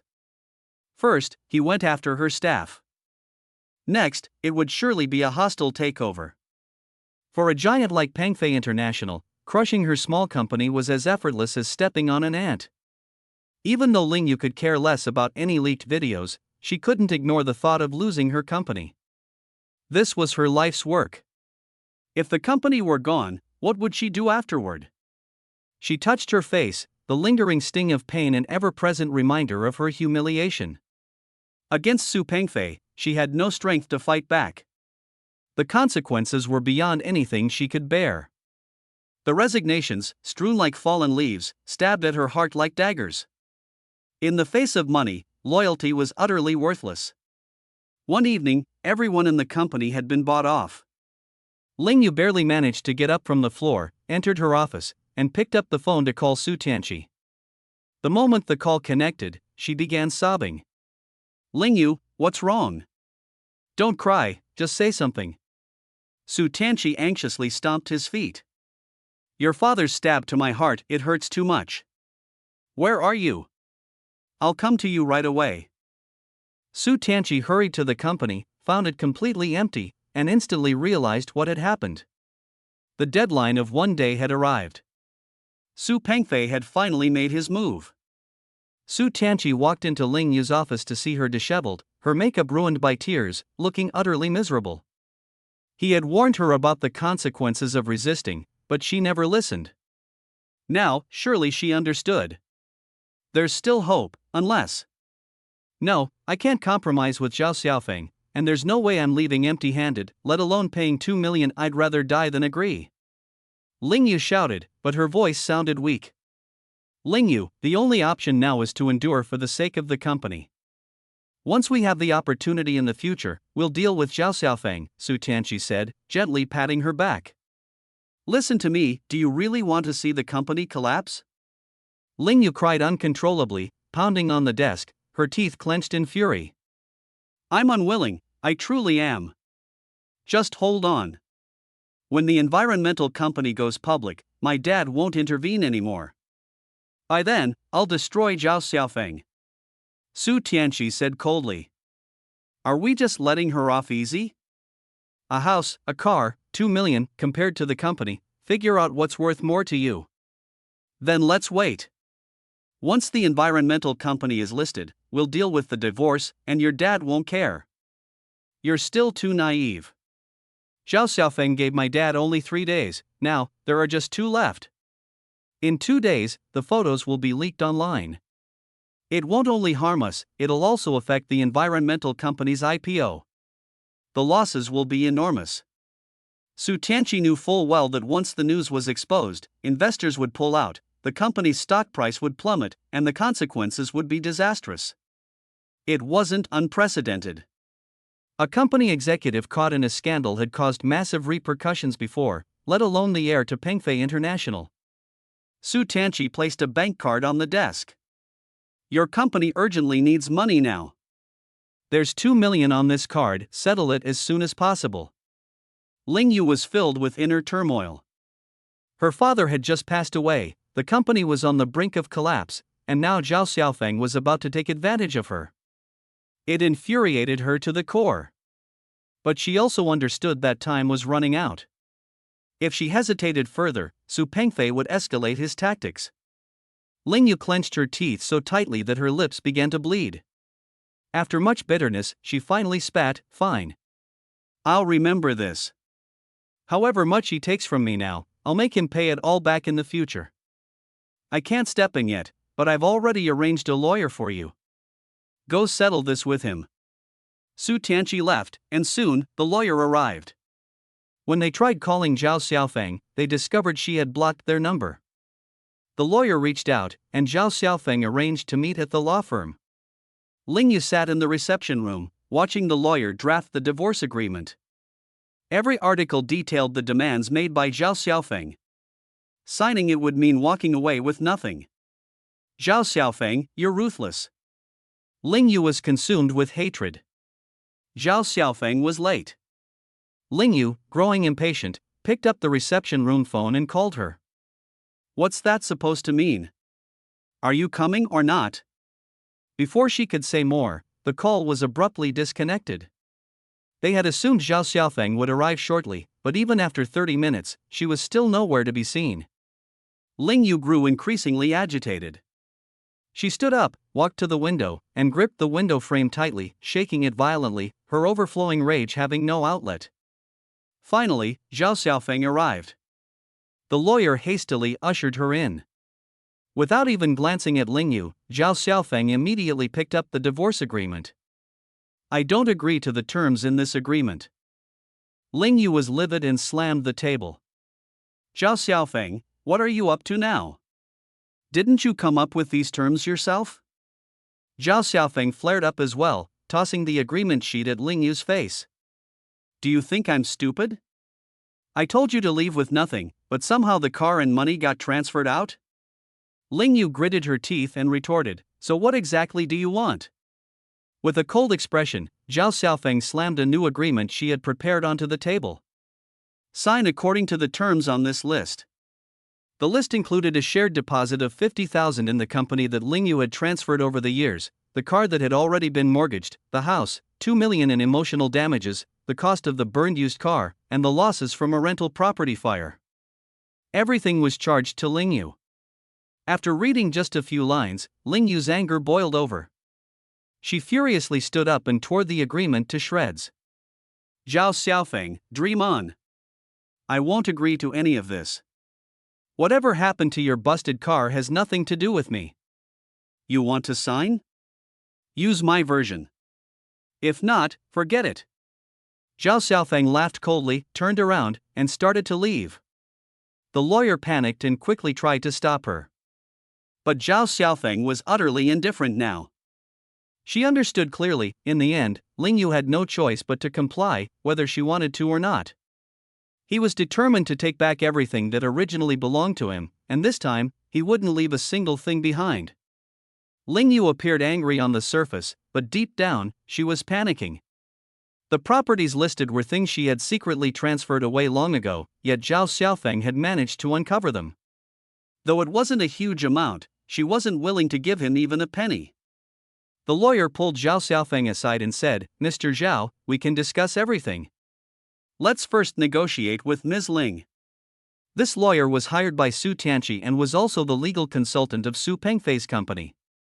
Su Pengfei had laid down strict instructions that this matter must be resolved. The lawyer then pulled Ling Yu into an office. Closing the door, they began their negotiations. Zhao Xiaofeng, remaining outside, leisurely sipped on tea. Over 3 years of marriage, he had been somewhat in a daze, but he had always been crystal clear about the family's finances. Ling Yu trying to transfer assets?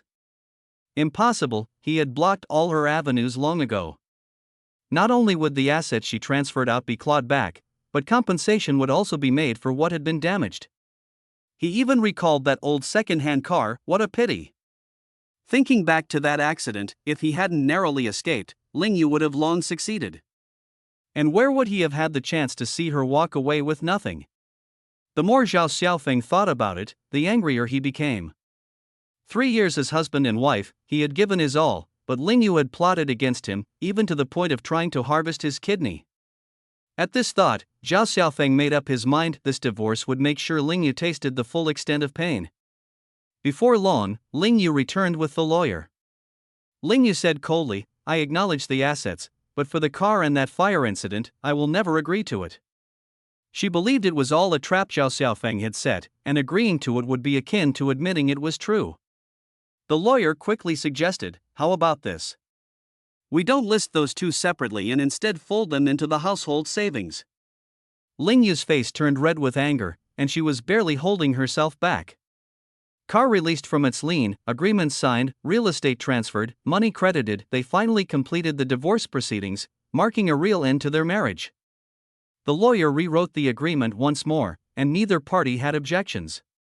They each signed. As Zhao Xiaofeng signed for the last time, he felt a profound sense of liberation. From now on, this ruthless woman had nothing to do with him. However, he was also keenly aware that this marked only the beginning of their true battle, with no possibility for reconciliation. At the entrance to the Civil Affairs Office, Zhao Xiaofeng took the car keys. The luxury car that Ling Yu had always been the one to drive now officially belonged to him. The moment she stepped out, Ling Yu exploded, tearing the divorce certificate into shreds. "Zhao Xiaofeng, are you satisfied now? Everything you took today, I'll get it back sooner or later." "Feel free to try," Zhao Xiaofeng retorted coldly, tossing the words over his shoulder. He then walked toward a nearby car dealer, handed them the car keys, and said, "This one. Whatever price you think is fair. Just take it." Right in front of Ling Yu, he prepared to sell off her most beloved car at a bargain price. Zhao Xiaofeng's intention was clear. He wanted Ling Yu to watch the most cherished possession in her life being sold away, striking her with the harshest form of revenge. His love for Ling Yu had transformed into hatred for her, hatred for the car, and hatred for the once cozy but now irrevocably broken home they had shared. At the scene, he signed the papers to sell the car, and the money was immediately credited to his account. Zhao Xiaofeng didn't want to look at the car again. To him, it was as filthy as Ling Yu herself. The thought of what had gone on in that car between Ling Yu and her lover made him sick. Leaving Ling Yu with nothing but his cold demeanor, he flagged a taxi and left. Ling Yu burst into tears on the spot. Her pride, her self-respect, everything was crushed beneath his feet in this moment. Divorce wasn't enough, he had to strip her of every shred of dignity. Zhao Xiaofeng, on the other hand, was in a fantastic mood. After the transfer was completed, his bank account now had millions in it. He still had another pressing task: to sell the house that had been a symbol of his humiliation. He contacted a real estate agency. The house was in great condition, prime location, excellent floor level, within 2 top school districts, and it came with a parking space. Priced at 2.2 million yuan, it did not take long for a buyer to come forward. The first family the agency brought signed the deal immediately.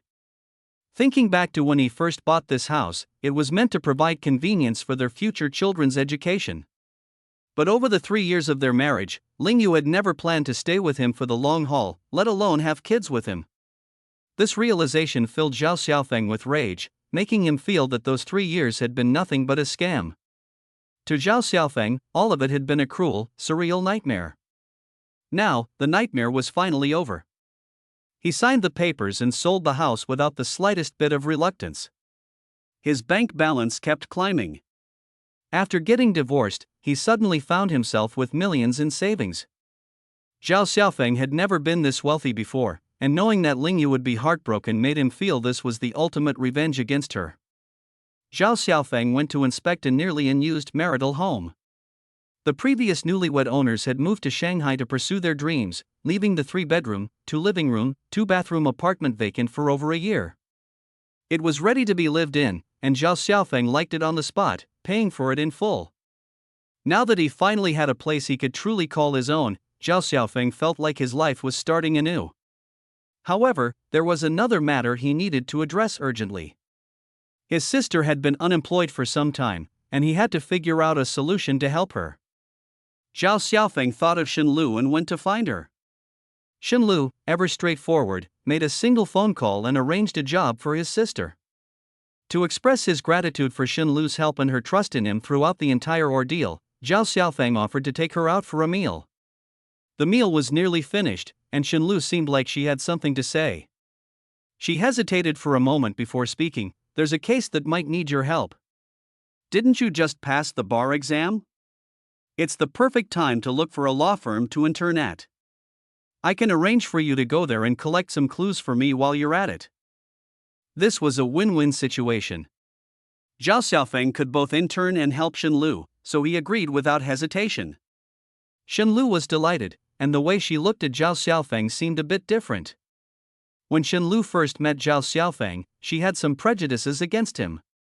To her, a man becoming a live-in son-in-law suggested a lack of ambition, something she couldn't help but look down upon. But as she got to know him better, Shen Lu realized that Zhao Xiaofeng was someone who valued relationships deeply. Besides, Shen Lu had met Ling Yu. A woman like that would be hard for anyone to resist. In the end, Zhao Xiaofeng had just been momentarily bewitched. Now, Zhao Xiaofeng had developed a sense of justice and despised wrongdoing. As soon as Shen Lu mentioned needing help, he had agreed immediately. Shen Lu had been racking her brain about how to get someone undercover into the law firm, and now with Zhao Xiaofeng, the problem was solved. For his part, Zhao Xiaofeng, having just passed the bar exam, thought it was the perfect opportunity to intern at a firm and give Shen Lu a hand. It was no trouble at all. Shen Lu only shared some general information with him and did not reveal the details of the case. After all, Zhao Xiaofeng wasn't part of an economic crimes investigation unit, and certain things weren't appropriate to disclose. However, Shen Lu believed Zhao Xiaofeng would find this case interesting, especially since it involved Yuntian Corporation. "Do I go apply for the position myself?" Zhao Xiaofeng asked. "No need, I have connections who can help arrange for you to join." "Alright, I'll follow your arrangement. By the way, what's your plan after the internship?" "I'll open a law firm, investigate that shameful couple, find the evidence of how they framed me, and make sure they go to prison." "Good, I support you. If you need anything, just let me know." "I'll investigate the economic issues, and you can look into the evidence of murder. We'll take action together and won't let her get away with it." As soon as Shen Lu spoke, she realized the phrase "double swords in harmony" sounded a bit too suggestive, but she didn't dwell on it. Now that everything had been agreed upon, Shen Lu left first. Zhao Xiaofeng smiled thoughtfully and then followed suit. Since his old car had been burned down and the arsonist was still at large, Zhao Xiaofeng, lacking evidence, had been struggling with transportation. Now that he was going to work at a law firm, it so happened that today was the day to pick up his new car. The car, worth over 100,000 yuan, was still affordable for Zhao Xiaofeng. After completing the paperwork and receiving a random license plate, he drove off in the car. While Zhao Xiaofeng was buying a car, a house, and starting a new job, Ling Yu was in dire straits. Su Pengfei's environmental company had gone public, and he and his father were basking in the spotlight. Ling Yu, however, had been eagerly awaiting this day, holding on to Su Tianqi's promises. Now single, she hoped to rekindle her relationship with Su Tianqi. Su Tianqi gave her verbal assurances, but the real obstacle was Su Pengfei, who had his own plans for his son and would never allow Ling Yu to enter their family. Having lost her father, nearly losing her company, and compensating Zhao Xiaofeng a large sum in the divorce, Ling Yu was left with no house, no car, and shattered dreams of wealth. Blaming Zhao Xiaofeng for all her failures, she couldn't stop the hatred she felt for him. Why should Zhao Xiaofeng have a good life while she suffered?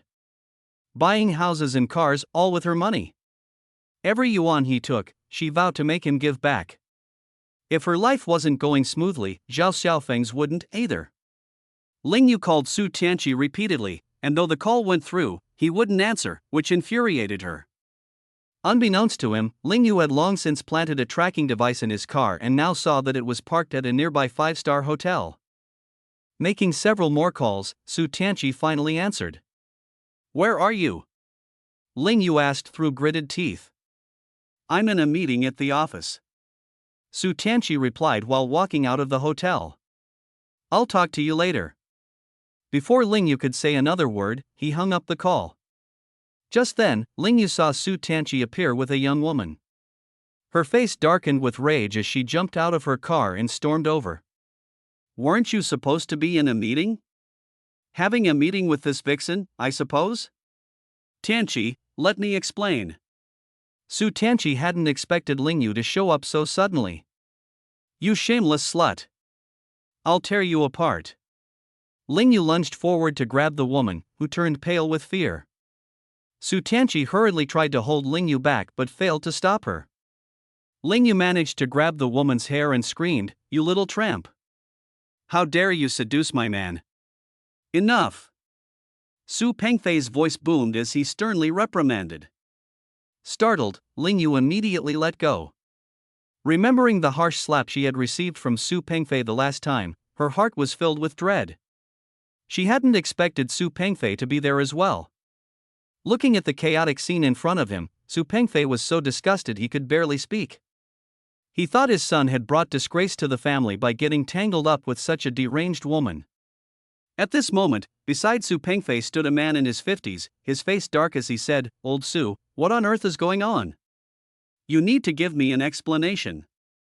My daughter has been pampered since she was a child, I couldn't bear to lay a finger on her. You've gone too far. This engagement is off, we're leaving." As he finished speaking, he grabbed his daughter, whose hair was disheveled, and stormed away. "President Zhang, I'm truly sorry. Su Pengfei couldn't maintain his composure and could only watch helplessly as President Zhang left with his daughter. A perfectly good marriage arrangement had been completely ruined by Ling Yu. Su Pengfei was trembling with anger, pointing at Ling Yu and roaring, "Listen here. Even if I were dead, you'd never be allowed to set foot in our family." He angrily got in his car and drove away. Ling Yu raised her head, her face full of fury as she glared at Su Tianqi. "Who was that woman? Weren't you attending a meeting? Why did you lie to me? Are you planning to marry her?" Su Tianqi was at a loss for words, unsure of how to explain. Ling Yu, consumed by both rage and anguish, began hitting and cursing Su Tianqi, yelling, "I hate you." When Su Tianqi tried to comfort her, she shoved him away with all her strength. Ling Yu turned and, crying, climbed into Su Tianqi's brand new car. Spending money to appease her while secretly having a new lover. Ling Yu was simultaneously hurt and furious. She resented Su Tianqi, but her hatred for Zhao Xiaofeng ran even deeper. It was Zhao Xiaofeng who had pushed her to this point. She floored the gas pedal and raced to the door of Zhao Xiaofeng's newly purchased house. Parking at the entrance to the residential area, her expression darkened. This time, she was determined to settle the score with Zhao Xiaofeng. She hadn't been waiting long before she saw Zhao Xiaofeng driving his new car into the neighborhood. Her rage ignited instantly. Ling Yu slammed down on the accelerator, barreling straight toward Zhao Xiaofeng's car. At that moment, Ling Yu had completely lost her mind, even entertaining the idea of dragging Zhao Xiaofeng down with her. Just as she was about to ram her car forward, her phone suddenly rang. The caller still dared to contact her after everything had happened? Why now? She answered coldly, "What do you want?" The voice on the other end said, "I have what you were looking for. Didn't you say before that you couldn't find it?" "I lied. What do you want?" "A flat price, 100,000. No more than 50,000. Take it or leave it. If you don't want a deal, forget it, I've already gotten divorced. That USB drive is useless to me." The person on the phone hesitated before saying, "All right, 50,000 it is." Ling Yu hung up the phone, her mind starting to calculate. She was divorced now, so the USB drive was indeed useless. But if she uploaded all the contents of the USB online, Su Pengfei would go mad and surely suspect Zhao Xiaofeng. Zhao Xiaofeng had already been blackmailing Su Pengfei, creating animosity between the two. This would push it to breaking point. Once the contents hit the internet, her involvement with Su Tianqi would be fully exposed. Su Pengfei might refuse to let her enter the Su family, but she would ensure the situation blew up spectacularly. By seizing this opportunity, it would be killing two birds with one stone. Why not? Thinking this, she flashed a grim, chilling smile. She paid the money and acquired the USB drive but found its contents not shocking enough. Since there was already no going back, she decided to go all in. Ling Yu uploaded not only the USB contents but also some private, explicit photos she had stored. Very quickly, the internet exploded. Videos and photos of Su Tianqi, heir to Pengfei International, having an affair with a married woman went viral everywhere. When Zhao Xiaofeng saw the pictures and videos, he was completely dumbfounded. All the contents of the USB drive had been leaked, alongside some explicit photos he'd never even seen before. From the handiwork, it was obvious who was responsible. That woman. She was absolutely vicious. Zhao Xiaofeng understood exactly why Ling Yu had done this. She knew Su Pengfei would retaliate against him. After all, it was Zhao Xiaofeng who had sent the USB drive to Su Pengfei in the first place. Ling Yu's actions were meant to sic Su Pengfei on him. Her malice surpassed that of a venomous snake. Although the photos and videos were spreading like wildfire online, Zhao Xiaofeng no longer cared. He no longer had any ties to that woman. No matter how shameless she was, it was none of his concern.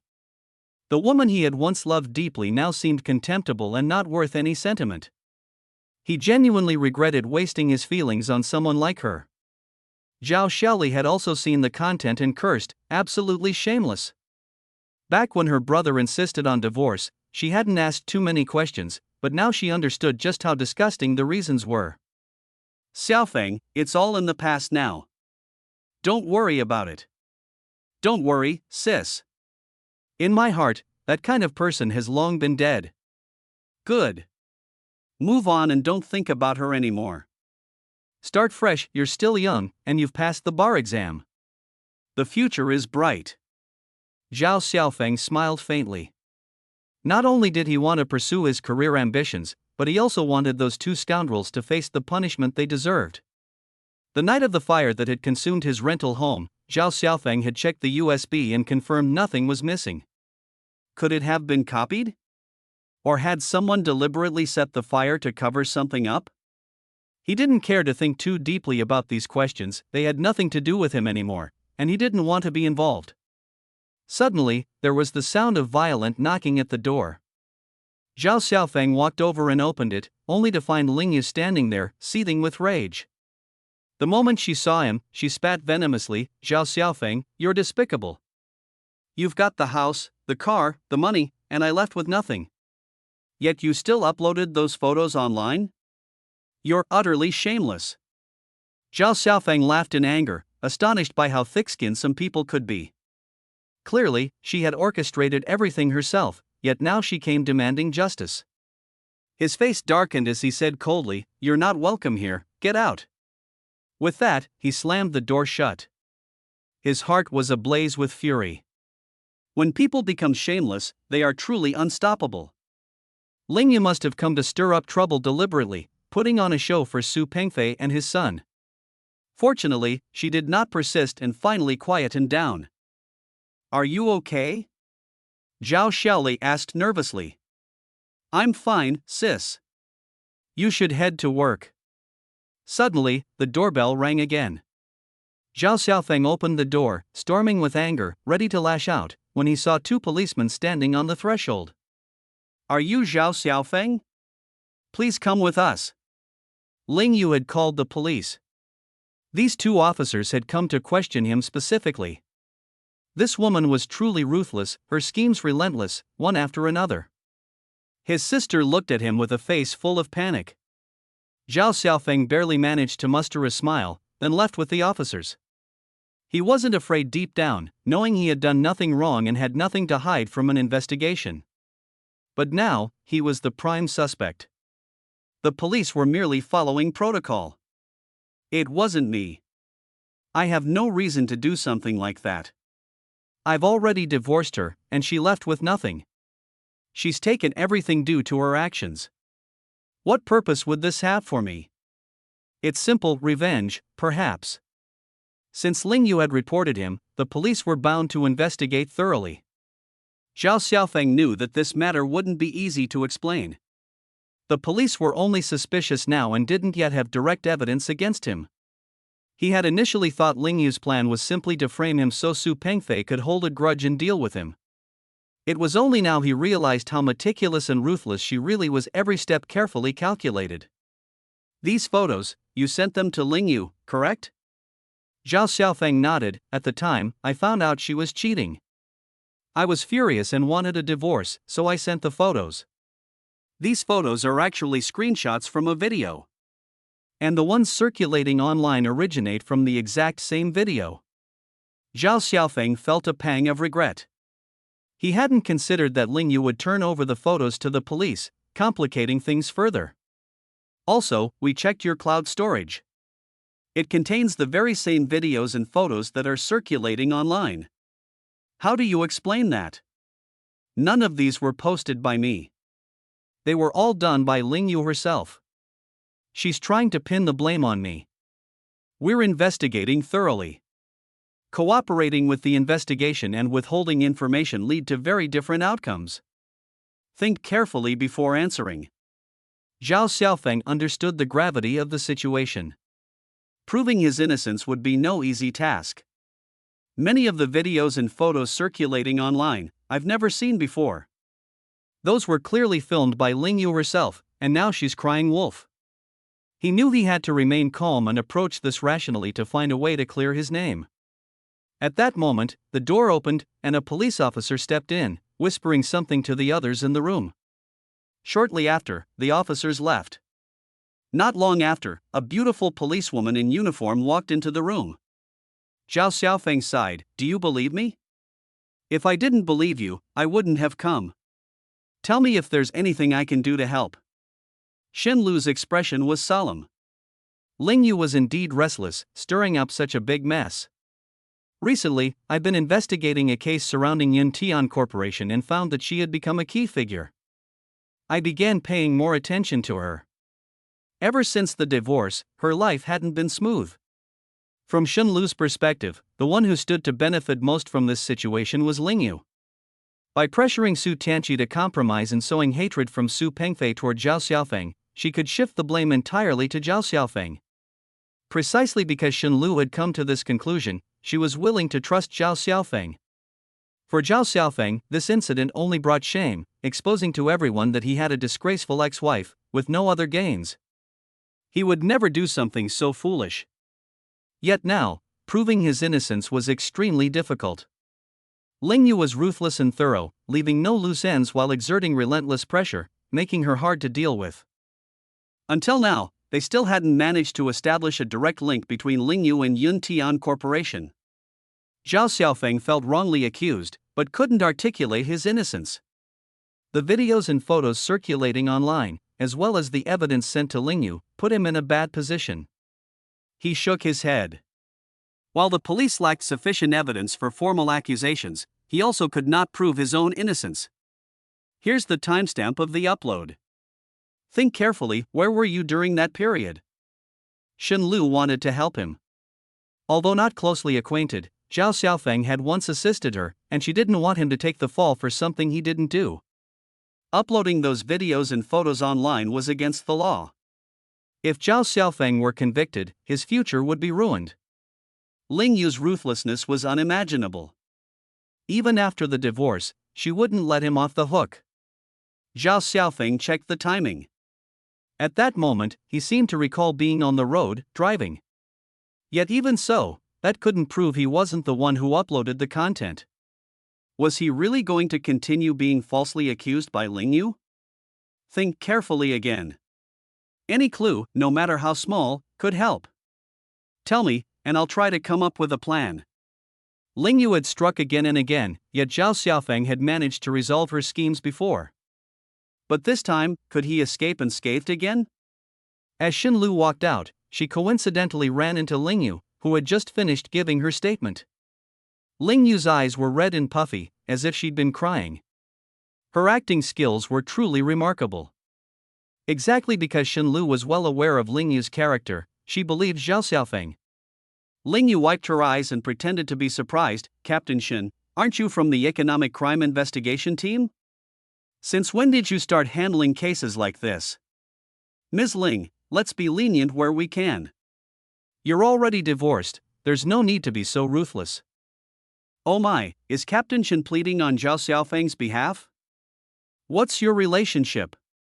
Could it be that something's been going on between you two for a while? Ling Yu, don't make baseless claims. Xin Lu's face turned red with anger. Why are you so agitated?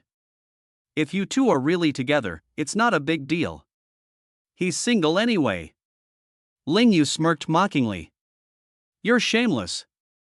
Tears of frustration rolled down Xin Lu's cheeks. She had only meant to speak a fair word, yet she found herself slandered. Seems like you're genuinely worried about him, huh? Well, he's not getting lucky this time. The evidence is solid, he's headed for prison. We won't let any innocent person suffer injustice. Is that so? We'll see about that. Ling Yu said smugly. Once the video and photos were circulated online, Su Tianqi found her immediately, fuming, while Su Pengfei was equally furious, blaming Zhao Xiaofeng for breaking promises. At that moment, Ling Yu finally called the police, staging the drama to appear more complete. So far, things were looking good. Thinking she'd leave the marriage with nothing? Zhao Xiaofeng could forget about living a good life. After Ling Yu left, Xin Lu cried bitterly, furious at such a shameless woman. Cheating during her marriage, she assumed all women were just like her? Inside the car, Su Tianqi glanced at Ling Yu. What did the police say? What else could they say? Zhao Xiaofeng's going down this time. Ling Yu was triumphant. The incident had blown up, and everyone now knew about her and Su Tianqi's relationship. Su Pengfei's plans to set Su Tianqi up on a blind date? Likely impossible now. This was a massive scandal for the Su family. Su Tianqi was in a terrible mood. The scandal had affected the company, stock prices were dropping. Before this, Su Pengfei had berated him harshly. He despised Zhao Xiaofeng. Divorced and still daring to leak photos? Infuriating. Although Ling Yu was inwardly pleased, she feigned a pitiful expression. With red-rimmed eyes, she said, "How can I face anyone now? The internet is full of our photos and videos. It's humiliating." She understood that holding back meant losing Su Tianqi entirely. Though the price paid this time was steep, it was worth it. Su Tianqi softly comforted her with a few words. Just then, Xin Lu walked out from inside the building, throwing a sharp glare at Ling Yu as she passed their car. Why is she here? Su Tianqi asked, surprised. I think she's gotten close to Zhao Xiaofeng. That's impossible. Su Tianqi took a sharp breath, unable to believe Xin Lu might be involved with Zhao Xiaofeng. If true, this could become a major problem. What's wrong? Ling Yu noticed something was off with Su Tianqi. Xin Lu isn't someone to be trifled with. Even if she's the deputy captain of the Economic Crime Investigation team, I'm not afraid of her. Su Tianqi seemed about to say something but swallowed his words. Xin Lu, though just a deputy captain, was.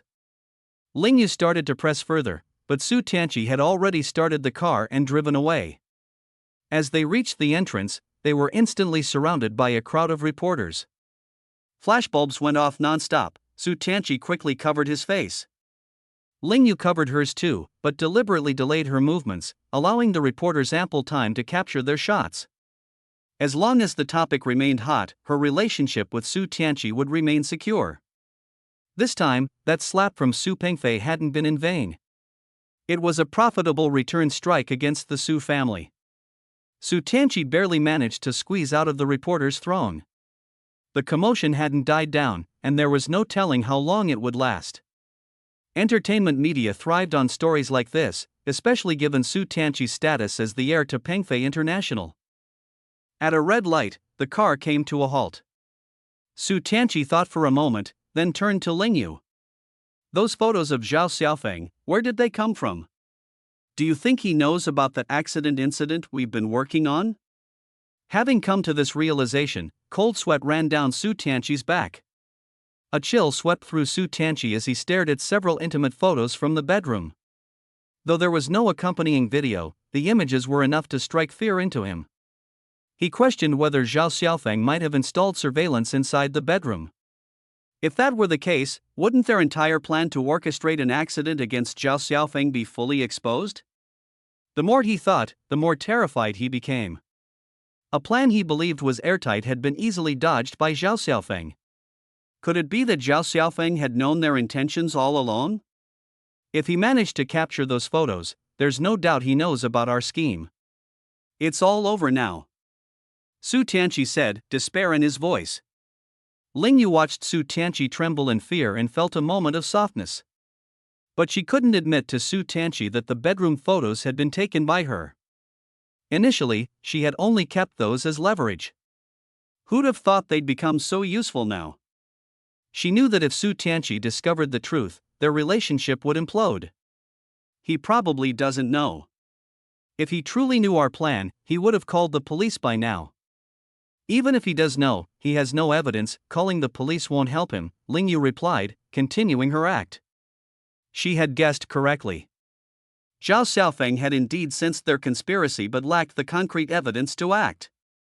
Otherwise, he would have long exposed them. Without clear evidence, reporting to the police would only complicate matters further. Zhao Xiaofeng could only bide his time, collecting more proof to uncover their crimes at the right moment. At this moment, Zhao Xiaofeng's most important task was to prove that those videos and photos were not uploaded by him. The only person he could rely on was Xin Lu.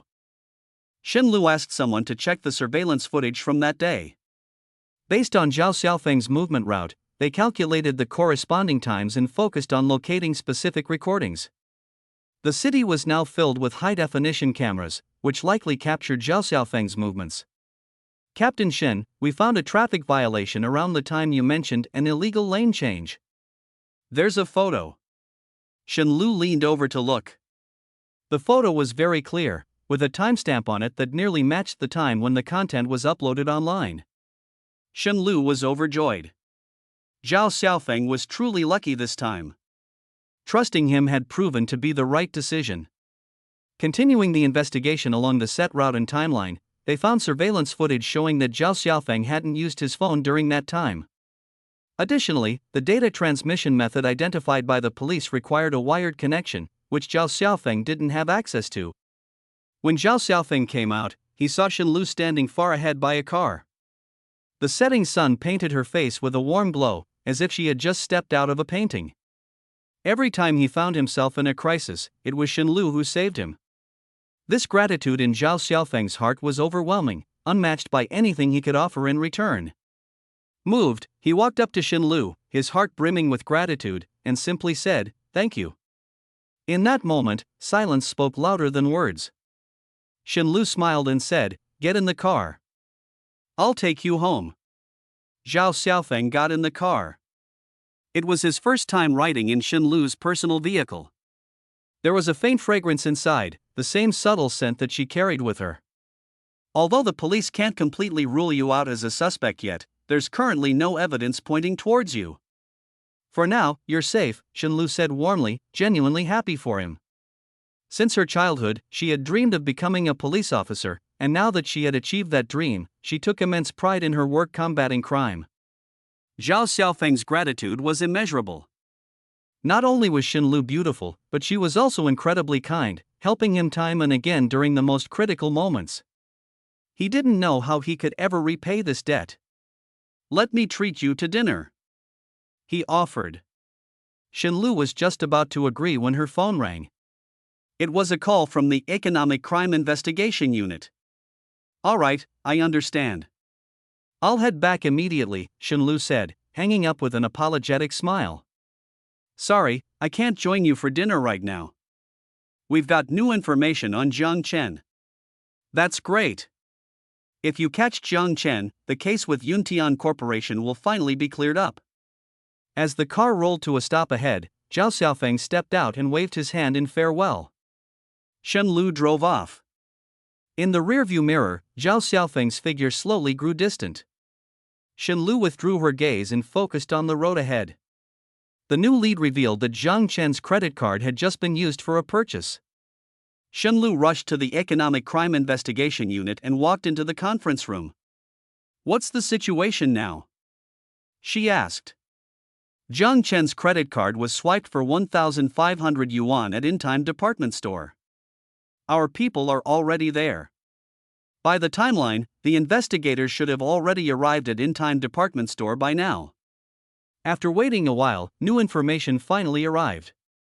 Employees at the store and the surveillance footage from In-Time confirmed that the actual person who made the purchase wasn't Jiang Chen, but his wife. It turned out Jiang Chen's credit card was linked to his wife's close payment account. Only when Jiang Chen's card balance was depleted would the system automatically deduct money from the linked account. Everyone's hopes had been raised for nothing, and the room suddenly fell quiet.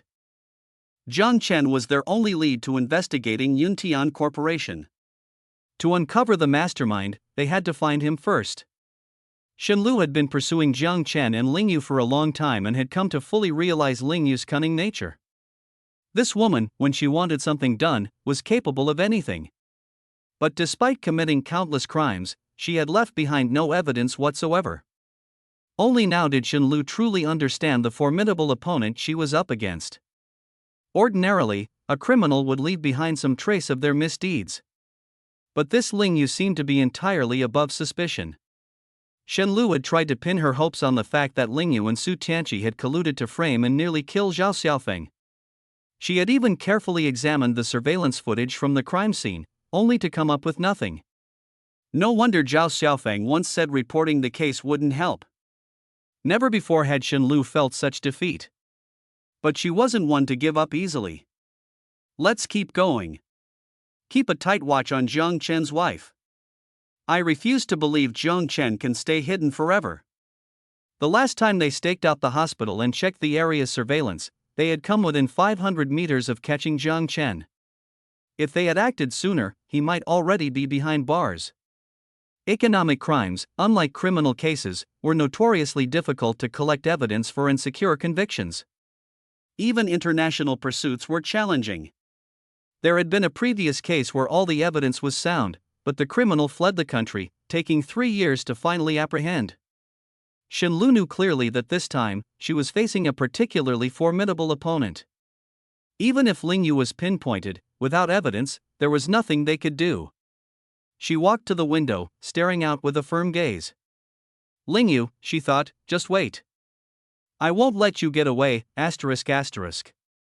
Meanwhile, Zhao Xiaofeng reported to the law office.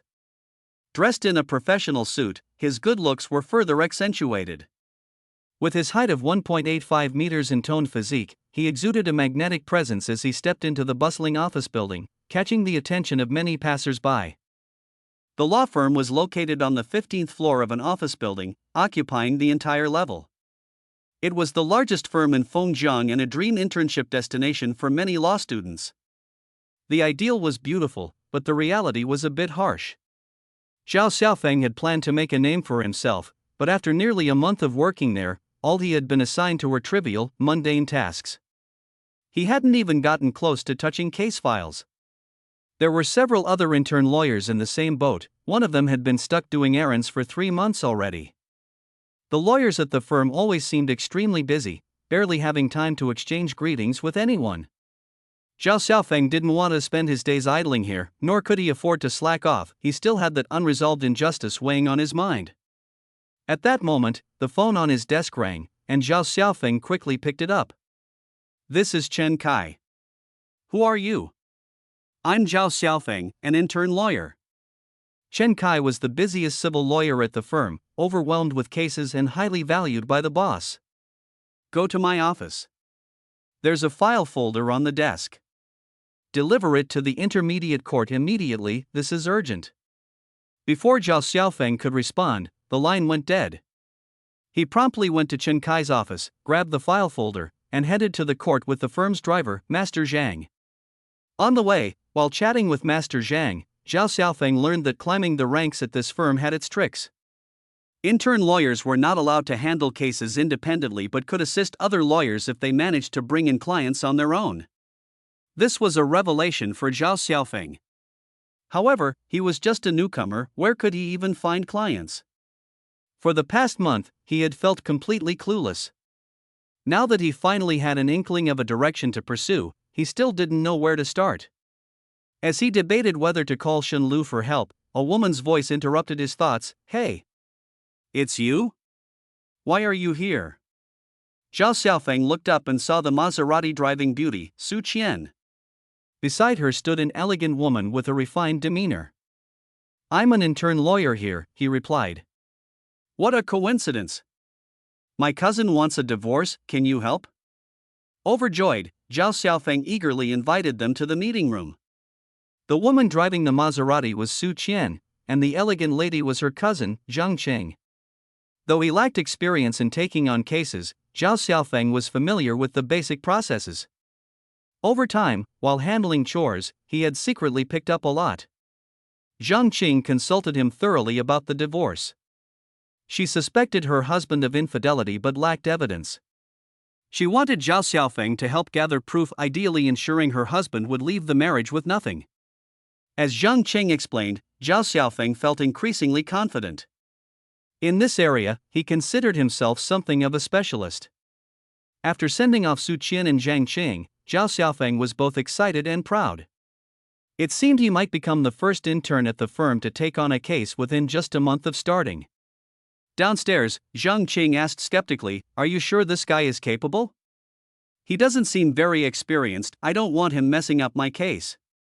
Su Qian assured her with a confident pat on the chest. "Don't worry, cousin. He's got plenty of experience in this kind of case." Glancing upstairs once more, she silently cheered Zhao Xiaofeng on. "You've got this." Zhao Xiaofeng organized the case materials until the end of the workday, as everyone else gradually trickled out.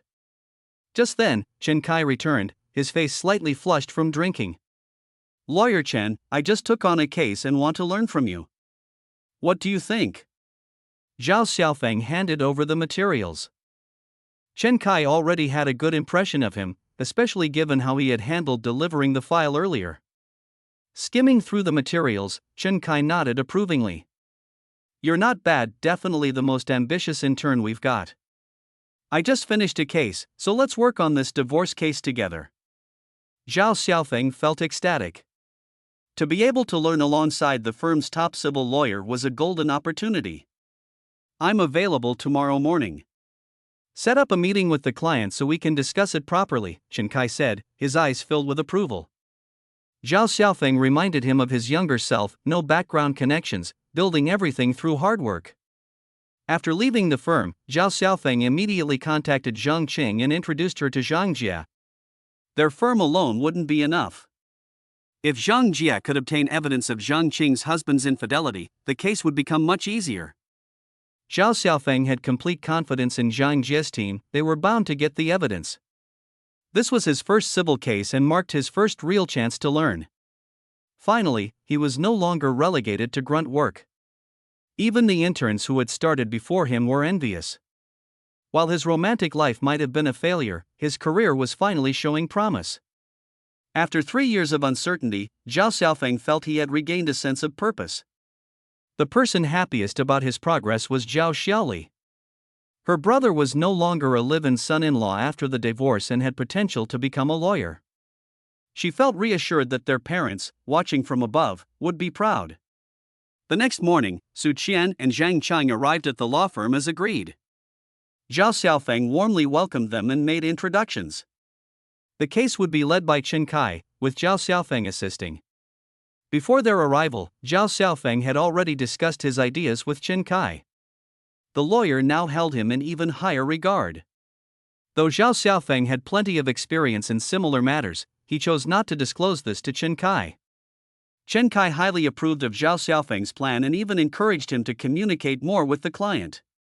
As long as they could obtain evidence of infidelity, the case would take a turn for the better. Zhao Xiaofeng was full of confidence as well, only hoping Zhang Jie could act faster and gather the evidence as soon as possible. From the depths of his heart, he detested those who betrayed their marriages.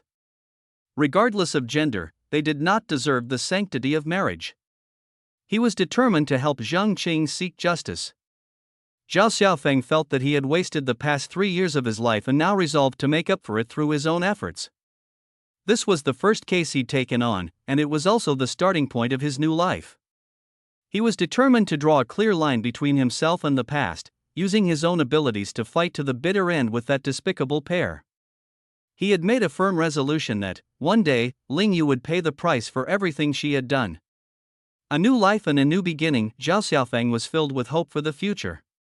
It turned out that Zhao Xiaofeng's choice was correct, as Zhang Jie soon made progress. He immediately contacted Zhang Qing, and the two went to Zhang Jie together. Upon arriving, he saw that Su Qian was there as well, watching a video with Zhang Qing. "This is what we've captured.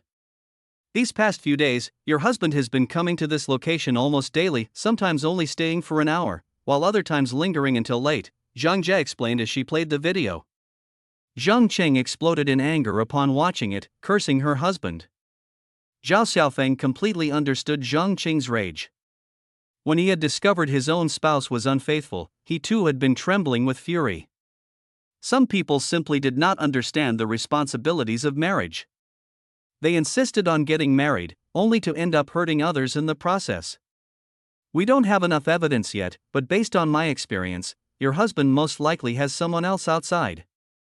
Give us a few more days and we'll definitely expose the mistress," Zhang Jie said with firm confidence.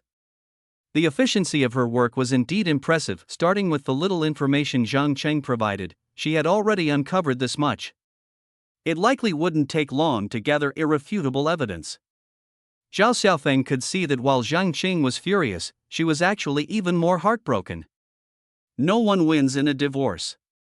One side loses financially, the other becomes completely disillusioned with love, and in the end, both are left defeated. After sending Su Qian and Zhang Qing off, Zhang Jie smiled at Zhao Xiaofeng and said, "I honestly didn't expect you would introduce me to work like this. Hopefully, our partnership will go smoothly." Zhao Xiaofeng smiled back. "It's just mutual aid. Hopefully, you can get the evidence quickly, and I can wrap up the case on my end. We're a bit short-staffed lately. Could you help by keeping an eye on Lin Su for me? Let Lily take a break and rest," Zhang Jie asked. Lin Su was Zhang Qing's husband. Lily had been following him for several days and was nearly worn out. "No problem, I'll head over immediately," Zhao Xiaofeng replied, feeling that this was indirectly helping himself too. Wrapping things up sooner would be better for everyone. He reached the scene, and after a brief handover, Lily left quickly to head home. Zhao Xiaofeng couldn't help but sigh. This line of work wasn't easy. Zhang Jie had several cases on her hands before finally asking him for help. Seated in his car, Zhao Xiaofeng stationed himself near the entrance of the residential complex, keeping a watchful eye on Lin Su's vehicle as Lily had instructed. Although he didn't know the specific plan, he trusted that Zhang Jie and her team had the expertise. As long as he followed their guidance, there wouldn't be any mistakes.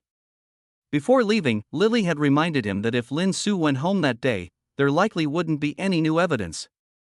After the rush hour, traffic thinned considerably, but Lin Su still hadn't appeared. After what felt like ages, finally, a vehicle emerged. Zhao Xiaofeng squinted and identified it as Lin Su's car. He quickly followed. Lily had mentioned that Lin Su had gone inside at 6 and now, not even 7 yet, his action seemed quicker than usual tonight. Lily had advised him that if Lin Su appeared with the mistress, he should take as many photos as possible and even record a video if the opportunity arose. Following Lin Su's car all the way, it eventually stopped in front of a small motel. Zhao Xiaofeng couldn't help but mutter to himself, "What a cheapskate." The car door opened, and a man stepped out. The side profile looked somewhat familiar, but it didn't seem like Lin Su. When the man turned, Zhao Xiaofeng finally saw clearly. This wasn't anyone else, it was Jiang Chen, the very man who had narrowly escaped during Shenlu's ambush last time. Although Zhao Xiaofeng had never seen Jiang Chen in person, he had looked at Jiang Chen's photos countless times. This was the man who had nearly set him up to take the fall. As Lin Su's car drove off, Zhao Xiaofeng didn't have time to think too much. He immediately jumped out of his car and charged toward Jiang Chen. At this point, Lin Su's car wasn't being followed anymore. It turned out that Jiang Chen, who had been impossible to locate for so long, had actually been hidden by Lin Su. No wonder their investigation had come up dry. Zhao Xiaofeng sprinted forward. Hearing noises behind him, Jiang Chen turned his head, only to be kicked to the ground by Zhao Xiaofeng. "You bastard! Let's see where you think you can run now." Zhao Xiaofeng finally found an outlet for the resentment he had been suppressing and viciously kicked Jiang Chen several more times. Jiang Chen screamed in pain, but Zhao Xiaofeng still wasn't satisfied. He pressed him against the wall, removed Jiang Chen's belt, and tied his hands behind his back. This time, there was no chance Jiang Chen was going to escape again. Zhao Xiaofeng excitedly called Shen Lu, "Captain Shen, Jiang Chen has been caught." His excitement was evident, impossible to conceal. What had started as a simple attempt to tail Lin Su unexpectedly led to a major breakthrough. The case involving Yuntian Company, which had been weighing on his shoulders, was finally moving forward, and he no longer had to carry the blame. He wondered how Ling Yu would react to the news that Jiang Chen had been captured. Deep down, Zhao Xiaofeng hoped the economic investigation team could make Jiang Chen talk tonight, exposing the big boss behind everything, and ensuring Ling Yu faced due punishment. Shen Lu quickly arrived with her team, and upon confirming it was indeed Jiang Chen, her joy overflowed. She immediately questioned Zhao Xiaofeng about the process, and Zhao Xiaofeng, without concealing anything, recounted everything in detail. Shen Lu smiled and praised him. "Zhao Xiaofeng, you truly are the lucky star of our economic investigation team." Shen Lu and her team took Jiang Chen away, as the case involving Yuntian Company finally found its breakthrough. The subsequent tasks were now handed over to the economic investigation team. Shen Lu planned to interrogate Jiang Chen overnight. With abundant evidence in hand, denying the charges would be nearly impossible for Jiang Chen. It was time to make him talk tonight. Before long, the news of Jiang Chen's capture reached Ling Yu. Alarmed, she hurried to find Su Tianqi. Recently, they had been searching for Jiang Chen without any leads, and now that Jiang Chen had been caught unexpectedly, Ling Yu felt increasingly unsettled. Su Tianqi appeared composed on the surface, a faint smile on his lips. "Don't worry. Jiang Chen is nothing but a firewall I set up. Even if the economic investigation team catches him, they won't get any crucial leads from him." Ling Yu, however, could not fully relax. "But Jiang Chen knows too much. If the economic investigation team keeps digging, eventually they'll uncover us." "Don't worry, I've already taken care of everything," Su Tianqi said with confidence. Ling Yu remained skeptical. The last time Shen Lu visited the company, she clearly already suspected her. How could she not be afraid? Fortunately, Ling Yu had severed ties with Yuntian Company thoroughly, otherwise, things would be much more dangerous now. If their original plan had gone smoothly and Zhao Xiaofeng had met with an accident, they could have pinned all the responsibility on him, avoiding the current passive situation. Shen Lu's persistent focus on Ling Yu was undoubtedly because Zhao Xiaofeng had told her Yuntian Company was backed by Ling Yu. Shen Lu was proving to be a formidable adversary. What infuriated Ling Yu even more was the fact that Jiang Chen had been personally caught by Zhao Xiaofeng. Even after their divorce, he still played a role in this, further entangling her fate. Filled with resentment, Ling Yu thought bitterly, "Let's destroy each other then." If Shen Lu and Zhao Xiaofeng kept chasing her like this, even a minor slip-up could lead to her utter downfall.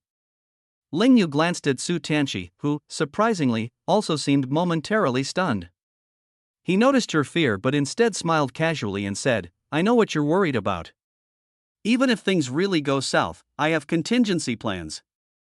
But here's what puzzles me: how did the economic investigation team even set their sights on Yuntian Company? We've always been so cautious, this shouldn't have happened." Leaning back on the sofa with a cigarette in hand, Su Tianqi exuded an air of nonchalance, but deep down, he was uneasy. He felt that someone within their circle must have betrayed them, someone who knew the inner workings of Yuntian Company like the back of their hand. Otherwise, the economic investigation team wouldn't have been able to investigate this quickly. Ling Yu asked, "Who do you think it could be?" Su Tianqi shook his head. "It has to be someone we know well, someone who's thoroughly familiar with Yuntian Company's operations. Otherwise, they wouldn't have been so precise."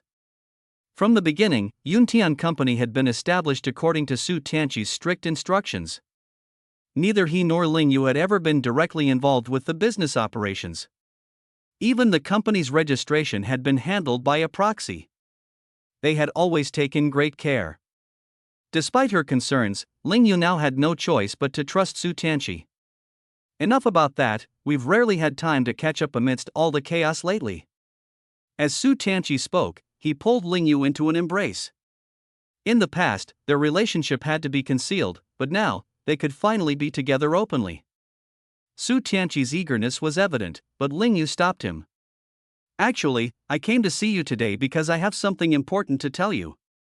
"Everything else can wait," Su Tianqi said as he scooped her up and moved toward the bed. "I'm pregnant." "What?" Su Tianqi froze, gently placing Ling Yu back onto the bed. "How far along are you?" "I just missed my period this month. I tested it myself this morning. I'd planned to go to the hospital with you, but since you had a meeting, I went ahead to confirm it." Ling Yu spoke cautiously, secretly observing Su Tianqi's expression. For once, Su Tianqi seemed genuinely delighted. "I'm going to be a dad?" Ling Yu found his reaction satisfactory. Ever since exposing the photos and videos last time, she had made up her mind to seize her opportunity. Afterward, she had stopped using any precautions. With a child, she believed her status would be elevated, granting her undeniable entry into the Su family. Su Tianqi embraced Ling Yu tightly. "I'm going to tell my father about our wedding plans as soon as I get home." His joy was palpable, his excitement written all over his face. "Do you think he'll agree?" Ling Yu asked, still a little worried. "He's been wanting a grandchild for years. There's no way he'd say no this time," Su Tianqi replied, planting a thrilled kiss on Ling Yu's cheek. Ling Yu understood one thing: happiness was something you had to fight for yourself. Su Pengfei had always looked down on her. Even before she married Zhao Xiaofeng, he had opposed their relationship. Now that she was divorced, she knew he'd be even less inclined to accept her. But the more Su Pengfei disapproved, the more determined Ling Yu felt to secure her place within the Su family. Ling Yu was advancing her plans step by step. Pregnancy had become her final trump card. As long as Su Tianqi truly loved her, no one could tear them apart. A marriage required a marital home, but she had given both her car and house to Zhao Xiaofeng during their divorce. Thinking about this, Ling Yu fumed with anger. The car was sold, the house was sold, everything was liquidated into cash, and the divorce had left Zhao Xiaofeng taking away millions. What was even more infuriating was that Zhao Xiaofeng had bought a new house and was living quite comfortably, while she had no choice but to move back to her parents' home. Every time she thought about it, Ling Yu felt a stifling bitterness that she couldn't swallow. Now Zhao Xiaofeng had even passed the bar exam and begun interning at a law firm, his life only improving. On the other hand, Ling Yu, drowning in crisis, felt even more resentful. She made up her mind that she couldn't let Zhao Xiaofeng have peace. A lawyer? He could dream on. Pregnancy should have been a joyful event, but Ling Yu couldn't muster the slightest happiness. "What gift do you want?" "I'll get it for you." "I don't want a gift. I just want Zhao Xiaofeng to suffer." "Can you make that happen?" Su Tianqi gently kissed her lips. "Once I finish this busy period, I'll definitely make him suffer." Su Tianqi understood that Ling Yu couldn't let go of the fact that her divorce cost her millions. In the past, for the sake of getting the environmental company listed, Ling Yu had endured humiliation. But now, they were steadfast in their resolve. Leaning into Su Tianqi's arms, Ling Yu gritted her teeth. "I won't let him have a single good day. He won't stay lucky forever. Do you think we should try another accident like the last time? No need to take risks. I believe you'll enjoy slowly tormenting him in a cat and mouse game." "Exactly, let him play until he dies." Ling Yu's expression turned sinister, her appearance horrifying. Shenlu sat in her office with her eyes closed, taking a brief rest. The case involving Yuntian Company had finally seen some progress, at least with Jiang Chen being arrested. Months ago, the Economic Investigation Unit had received a tip-off about Yuntian Company being involved in economic crimes, prompting Shenlu to lead a team to investigate. Initially, they had targeted Zhao Xiaofeng, the company's legal representative, only to discover that the situation with Yuntian Company was far more complex than anticipated and that Zhao Xiaofeng was merely a scapegoat. The deeper they dug, the more problems they uncovered, until their only viable lead left was Jiang Chen. Jiang Chen's arrest brought some hope, but after several days of interrogation, he hadn't revealed anything. He remained as stubborn as a stone, indifferent to any pressure. There was already enough evidence to convict him, but Shenlu wanted more. She wanted to uncover the true mastermind behind the scenes. She believed that Jiang Chen must have a weakness they could exploit. At that moment, her phone rang. It was Zhao Xiaofeng sending her a WeChat message, inviting her to dinner. He wanted to inquire about the progression of the case but couldn't ask directly, especially since the case involved Lingyu. Only by breaking Jiang Chen could they possibly topple Lingyu. Shenlu agreed. She knew Zhao Xiaofeng was anxious, and she herself was, too. She had originally thought the investigation would progress faster. Instead, Jiang Chen's silence was an enormous frustration. She stood up, straightened her police uniform, and headed to the interrogation room to check in. That evening, Shenlu arrived late for dinner, having changed into a casual long dress and applied some makeup, appearing especially radiant. The moment she entered the restaurant, she attracted multiple gazes. Zhao Xiaofeng stood up to pull out her chair. Shenlu rarely wore makeup, but tonight she used it to mask her exhaustion. Like many women, Shenlu loved to look her best. Zhao Xiaofeng handed her the menu. As she ordered, Shenlu noticed Zhao Xiaofeng's gaze lingering on her, causing her cheeks to flush slightly. When the dishes were ordered, Zhao Xiaofeng opened a bottle of red wine and poured her a glass. "I still have to drive, I'd better not drink," Shenlu declined gently. "We'll call for a driver later." Zhao Xiaofeng raised his glass. "I've always wanted to thank you for helping me find an internship. Finally, I get to say it properly tonight." Shenlu took a small sip of wine. "You've helped us too, otherwise Jiang Chen wouldn't have been so easy to catch." Zhao Xiaofeng smiled and called Jiang Chen unlucky, then asked whether Jiang Chen had confessed anything. Shenlu didn't answer directly, merely commenting on how good the wine was. Zhao Xiaofeng, sensing her reluctance, wisely didn't press further. However, he felt a quiet disappointment. He could already guess that Jiang Chen had kept his mouth shut. Zhao Xiaofeng was deeply frustrated. As long as Lingyu and Su Tianqi continued going about their lives freely, he couldn't find peace. Back when he initially reported the case, he lacked evidence, and the police hadn't opened a formal investigation. His only edge came from a whisper heard through the grapevine. He shifted the topic, commenting on how good the food was. Truthfully, Shenlu had little appetite, but after days of surviving on takeout and instant noodles, tonight she was genuinely hungry. Everyone at the station was stressed. How could you not be, catching your suspect but hitting a dead end in the investigation? As Shenlu raised her wine glass, she suddenly spotted two familiar faces entering the restaurant. "What's wrong?" Zhao Xiaofeng followed her gaze and saw Su Tianqi and Lingyu walking in together. Bitter foes seemed bound to cross paths. Even while having a meal, they managed to run into each other. Zhao Xiaofeng had deliberately chosen this Western restaurant, not expecting to encounter Lingyu here. Lingyu paused for a moment, then immediately grabbed Su Tianqi's arm, leaning in intimately in an obvious show of affection. "There's a free table over there. Let's sit there," Lingyu said, deliberately pointing to a spot near Zhao Xiaofeng and Shenlu. Zhao Xiaofeng knew Lingyu was trying to provoke him, but he concealed his anger, determined not to lose composure in front of Shenlu. At the start of a meal, how could one just leave like that? Besides, he had always done things above board. Clearly, it was they who were sneaking around, so it should be them doing the avoiding. When Lingyu was ordering, she intentionally glanced at Zhao Xiaofeng.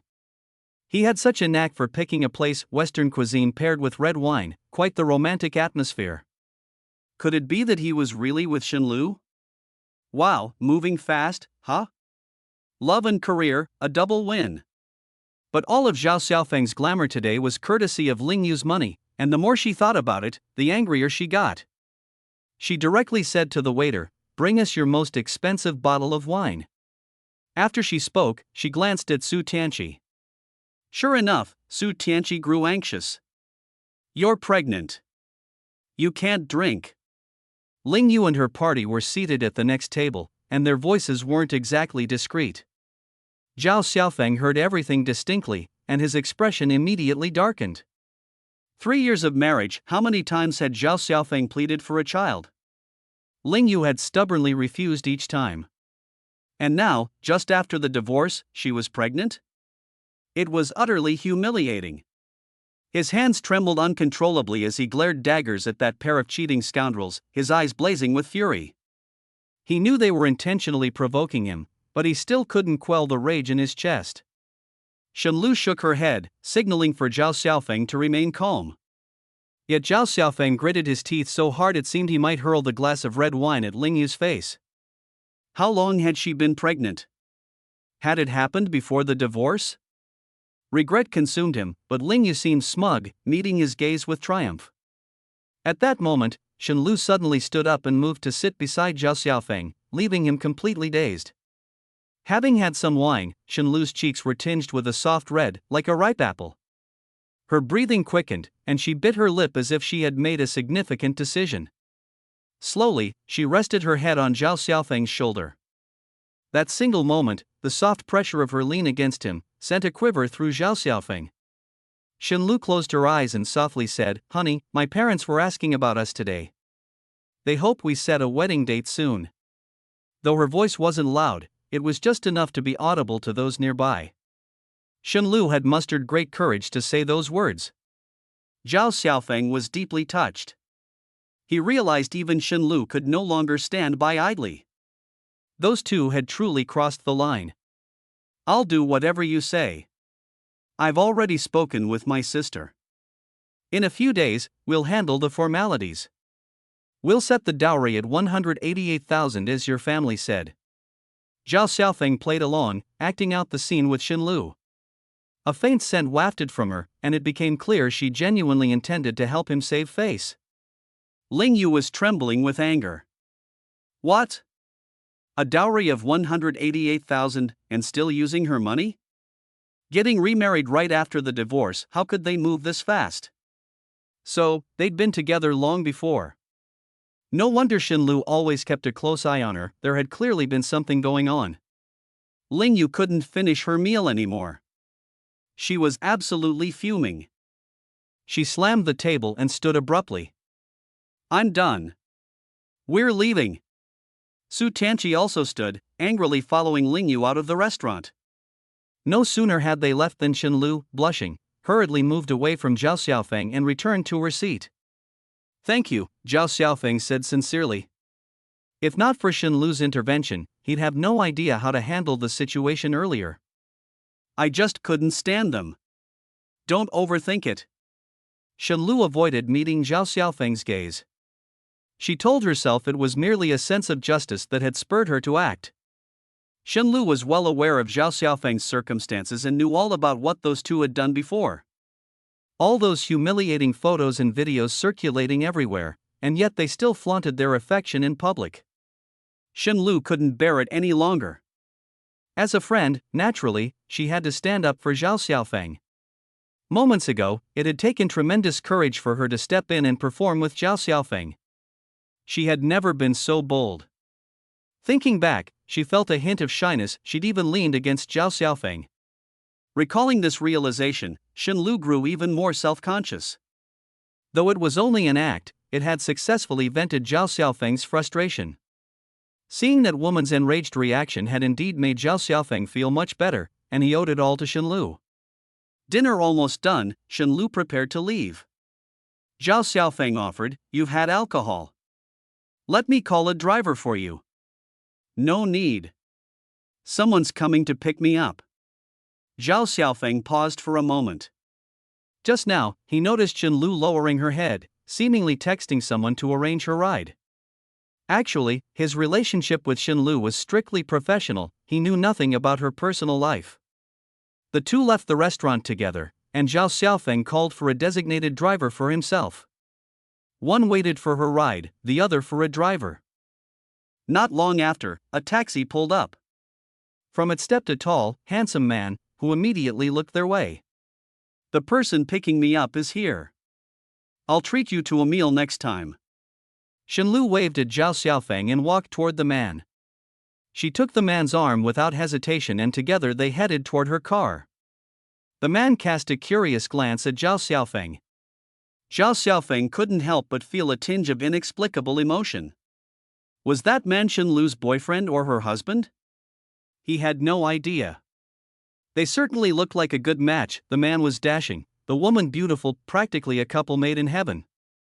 Shenlu's car drove past Zhao Xiaofeng, and he watched them leave, his gaze lingering. He offered a bitter smile. Everything just now had been for show, directed at Lingyu. Shenlu had stepped in solely out of kindness, there was no reason to let his thoughts wander. The ride service arrived, and Zhao Xiaofeng got into the car. Along the way, he drifted through the city like a wandering soul, feeling an inexplicable loneliness and an overwhelming sense of loss. When he got home, he was just about to take a shower and go to bed when his phone rang. It was Zhang Jie. "I've got the evidence," Zhang Jie said excitedly. "You mean evidence against Lin Su and that woman?" "Yes, I've already sent it to your client. You all can go ahead with the lawsuit. Turns out, that man secretly transferred assets, buying 2 apartments for that woman within half a year. I'll send you their photos and the evidence of their affair right away." Zhang Jie sent over the materials, everything was remarkably thorough. When it came to Zhang Jie's team, Zhao Xiaofeng felt reassured. The photos showed Lin Su in intimate moments with a young woman, along with several video recordings. It was clear Zhang Jie and her team had put in a great deal of effort to gather this evidence. With this evidence in hand, Zhang Cheng's chances of a favorable divorce were significantly higher. The legal team would help her fight for the best possible outcome. Lin Su's infidelity made him clearly the one at fault, and with so much evidence gathered against him, Chen Kai suggested that they first negotiate directly with him. If things could be resolved privately, that would be best. If not, they could take it to court. For the next few days, everyone was busy working on this case. Once deeply in love as a couple, betrayal quickly turned their relationship into hostility. Zhang Cheng and Lin Su met several times to negotiate, but every discussion ended in arguments and even physical altercations. Zhang Qing, unable to control her emotions, eventually decided to take legal action. Zhao Xiaofeng suddenly found himself overwhelmingly busy. Whether Chen Kai wanted to give him practice intentionally or was simply too busy himself, the bulk of the case responsibilities were handed to Zhao Xiaofeng. But for Zhao Xiaofeng, this was exactly what he needed, a chance to train himself. This divorce case wasn't particularly difficult, and with Chen Kai's extensive experience, he quickly devised the most favorable strategy for Zhang Qing after understanding her demands. The case dragged on for quite some time but was eventually resolved successfully, leaving Zhang Qing extremely satisfied. Yet in truth, when it came to divorce, there were no true winners. As they all left the courthouse together, the hatred in Lin Su's gaze was sharp enough to pierce, while Zhang Qing didn't even want to cast him another glance. Witnessing this scene, Zhao Xiaofeng couldn't help but recall the day of his own divorce from Lingyu, a similar mix of emotional fracture and heartbreak. After today, Zhang Cheng and Lin Su were no longer husband and wife. They weren't even friends anymore, they had become lifelong enemies. From being bedfellows to bitter foes, such seemed to be the fate of many marriages. Zhao Xiaofeng's first major case turned out to be a great success, drawing the envy of the other trainee lawyers. Zhao Xiaofeng felt like it was nothing more than good luck, and now Chen Kai had even decided to formally take him as his apprentice. In the law firm, having a mentor meant life as a trainee would become much easier. After hitting rock bottom in life, Zhao Xiaofeng was finally seeing a turning point. Good news came back to back. Not long after wrapping up Zhang Qing's case, Zhao Xiaofeng received another new case, making the other trainees green with envy. This new case was about a dispute between brothers fighting over an inheritance. The younger brother, Lin Tao, had their father's will, clearly stating that an 80-square-meter apartment was to be left to him. On paper, the case seemed straightforward, set for an easy win since there was a will. After discussing it with Chen Kai, he handed the entire case over to Zhao Xiaofeng. But Zhao Xiaofeng quickly realized it wasn't going to go as smoothly as he'd thought. As soon as he took the case, the elder brother, Lin Hai, stormed into the law firm in a rage. "I've been taking care of our father all these years. The apartment should belong to me." Lin Hai was emotional to the point of agitation. No matter how Zhao Xiaofeng tried to explain, Lin Hai refused to listen, even threatening to bring their father's coffin to the law firm to start a scene. And Lin Hai actually carried out his threats. He brought banners, a coffin, and caused one uproar after another. Initially, Zhao Xiaofeng didn't take it too seriously, until he saw Su Tianqi's car parked outside the office building. That was when he realized something wasn't right. And his suspicions proved correct. Su Tianqi was indeed the mastermind behind it all. Su Tianqi drove off and went to Ling Yu's house. "Everything's in motion, the chaos has started. Let's see if Zhao Xiaofeng can stay afloat now," Su Tianqi sneered. "You're incredible, I finally feel vindicated. I just saw the news, and Zhao Xiaofeng's about to have a lot of trouble," Ling Yu said with glee. "I just met with Lin Hai. Things are going to escalate next. Tell me quickly, what else do you have planned?" "I can't wait," Ling Yu asked eagerly. Su Tianqi put an arm around her and whispered his plan into her ear. Listening to him, Ling Yu's face lit up with delight. From now on, Zhao Xiaofeng won't be able to survive in the legal world. He won't even qualify to be a lawyer. "And there's more good news, my father wants to meet you."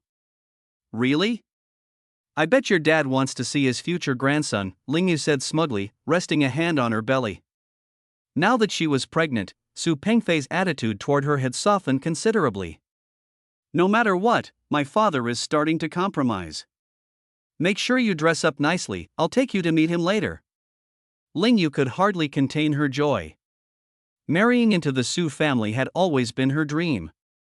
Her marriage to Zhao Xiaofeng had been an impulsive decision, a way to give Su Tianqi a taste of defeat. Yet Su Tianqi had never truly let her go. Now, her dream was closer than ever to becoming reality. She had deliberately dressed up meticulously and held onto Su Tianqi's arm as they went out, imagining that it wouldn't be long before she would become Mrs. Su. They headed to Su Pengfei's private club, a place of utmost luxury. Ling Yu remembered that she and Su Tianqi had only been there once before, and it was unforgettable for a lifetime. Su Pengfei was meeting her there, which showed how much importance he placed on this meeting. However, it was regrettable that her father would never get to see this. Thinking about her father's death, Ling Yu felt an even deeper hatred toward Zhao Xiaofeng. She resolved to make him suffer in the future. After arriving, Su Tianqi carefully helped her out of the car. The doctor had warned that the first 3 months of pregnancy required special attention. The two entered the club, and Su Pengfei was already there, busy with discussions. When he noticed their arrival, he merely gestured to them to wait. They did not receive the enthusiastic welcome they had expected. Instead, it was endless waiting. Even though Su Tianqi ordered a lot of delicious food, Ling Yu had no appetite at all. Everything here was far removed from her expectations. She had thought Su Pengfei would change his attitude, but unexpectedly, he remained cold and indifferent. Despite arranging for their meeting, he made them wait. An hour passed, and Ling Yu's patience slowly wore thin. By the time 2 hours had gone by, and she could no longer hold back her irritation, Su Tianqi rushed back over. "My dad said we can go in now." Suppressing her anger, Ling Yu forced a smile and followed Su Tianqi over. Su Pengfei was still looking at some documents and didn't even raise his head. This scene was entirely different from what Ling Yu had imagined.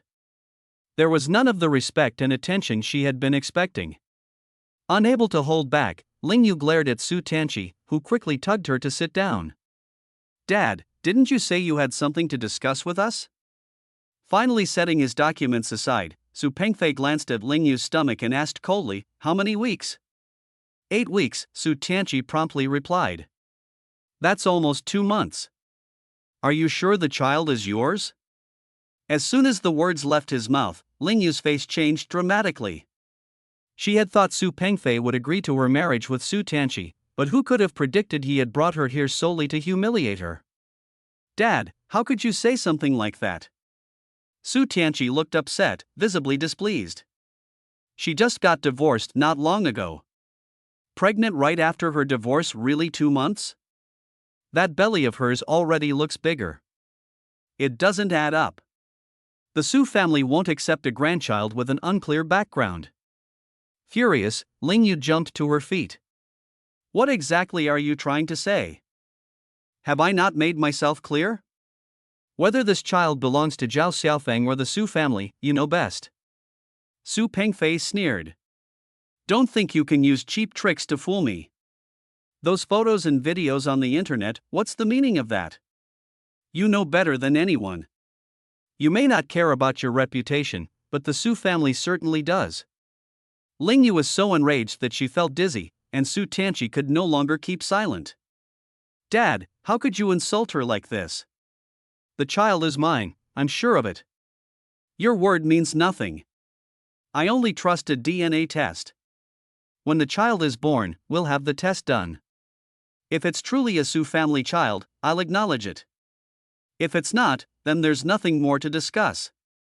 Su Pengfei began gathering up his belongings. By the way, I have dinner plans tonight with the Kuang family's daughter. Don't forget about it. With that, he left without so much as a backward glance. Ling Yu was so furious she almost passed out, her vision going black. She had thought she was on the verge of stepping into the world of wealth and privilege, but all she got after 2 hours was humiliation. I'm going to explode. Ling Yu was consumed with anger and couldn't help but hit Su Tianqi in frustration. You forced me to come here, and now you've seen me humiliated. Are you happy now? Su Tianqi had no way to defend himself, he could only let her vent. He had thought his father would relent on account of the child, but he hadn't expected things to turn out like this. Enraged, Ling Yu stormed out. Su Tianqi quickly followed. Just as they reached the club entrance, Ling Yu suddenly clutched her stomach and cried out in pain. Su Tianqi was terrified. He hurriedly carried her into the car and drove straight to the hospital. Meanwhile, Lin Hai was escalating matters. He led a group to the law firm and caused further trouble. The firm filed a police report, and the police took them away. Shen Kai and Zhao Xiaofeng were both scolded harshly by their boss, leaving no room for argument. Zhao Xiaofeng walked out, his head hanging low, boiling with anger and regret. He hadn't expected to have stirred up such a disaster. He was well aware that Su Tianqi was manipulating things behind the scenes, and it wouldn't end so easily. Zhao Xiaofeng even suspected that Su Tianqi had deliberately set a trap for him. Although Chen Kai had also been reprimanded, he understood that not all the blame could fall on Zhao Xiaofeng. After all, who could have anticipated that Lin Hai would escalate things to this extent? As matters stood, there was still a chance to salvage things. The boss instructed Zhao Xiaofeng to meet Lin Tao and inform him that the firm would not be taking the case. They were willing to provide some compensation but couldn't afford to waste time dealing with someone like Lin Hai. Zhao Xiaofeng found Lin Tao and explained the situation, but Lin Tao refused. He insisted that the firm must represent him. Zhao Xiaofeng knew perfectly well that this was all Su Tianqi's doing behind the scenes, the goal being to drive him out of the firm. If the matter dragged on unresolved, the disturbances would only become more frequent. Sure enough, Lin Hai returned to cause more trouble. This time, however, he didn't enter the firm but instead blocked clients at the entrance, openly disrupting business. Zhao Xiaofeng had no means to stop him. He understood that all of this was orchestrated by Su Tianqi, and if it continued, the firm would eventually throw him out. Su Tianqi and Ling Yu's ruthlessness were indeed alike. Zhao Xiaofeng had no one to rely on, no background, no one to help him. If things continued this way, Zhao Xiaofeng feared he would soon be driven out. He took the initiative to seek Lin Hai for negotiation, but Lin Hai completely ignored him, even issuing a harsh warning: whoever helped Lin Tao would face consequences. Zhao Xiaofeng finally saw it clearly: these two brothers had been bought by Su Tianqi, scheming together to trap him. Zhao Xiaofeng had thought his work was progressing smoothly, but he realized he had been ensnared in a plot all alone. At that moment, a red convertible sports car stopped downstairs. Ling Yu stepped out with an air of triumph. This car was a gift from Su Tianqi and was particularly eye-catching. Ling Yu walked up to Zhao Xiaofeng, her face full of mockery. You seem to be living quite a lively life. I heard you've become an intern lawyer. Consider this my gift to you. Do you like it? Despicable, Zhao Xiaofeng clenched his fists, barely restraining the urge to lash out at her. You want to be a lawyer? Want to use my money to marry Shenlu? Dream on. Every cent you took from me, I'll make you pay it back. As for marriage, not a chance. Ling Yu's tone grew harsher, all her resentment from the humiliation and near miscarriage that day pouring out onto Zhao Xiaofeng. She vowed that as long as she was around, Zhao Xiaofeng would never have a good day. Wherever you intern as a lawyer, I'll stir up trouble until you can never qualify as one in your entire life. Ling Yu threatened venomously. Zhao Xiaofeng looked at her, finding her both unfamiliar and terrifying. No matter how beautiful her appearance, her heart was just as ugly. Do your worst. Let's see who gets the last laugh. Zhao Xiaofeng didn't bother saying more and turned to leave. Ling Yu, unwilling to let it go, called out to Lin Hai, keep up the pressure. Don't let him have peace. With that, Ling Yu drove off in her sports car. Not far away, a Maserati came to a halt, with a beautiful woman seated inside. She picked up her phone and made a call. This is Su Qian. I need a favor. After hanging up, Su Qian stepped out of the car and walked toward the office building. As she approached the entrance, all eyes from Lin Tao's crew were fixed on her. Su Qian's extraordinary elegance and poise demanded attention, the kind to turn heads with every step. Fengjiang CBD truly wasn't lacking in young beauties. Inside the building, Su Qian removed her sunglasses, revealing a faint, serene smile. No matter where she went, she was always the most dazzling person in the room. The elevator door opened. Su Qian stepped out and made her way toward the law firm. As soon as she arrived, Zhao Xiaofeng spotted her and stood up immediately to greet her warmly. Seated in the reception room, Su Qian smiled softly, her demeanor effortlessly captivating. The matter you handled for my cousin last time, it was excellent work. She was very satisfied.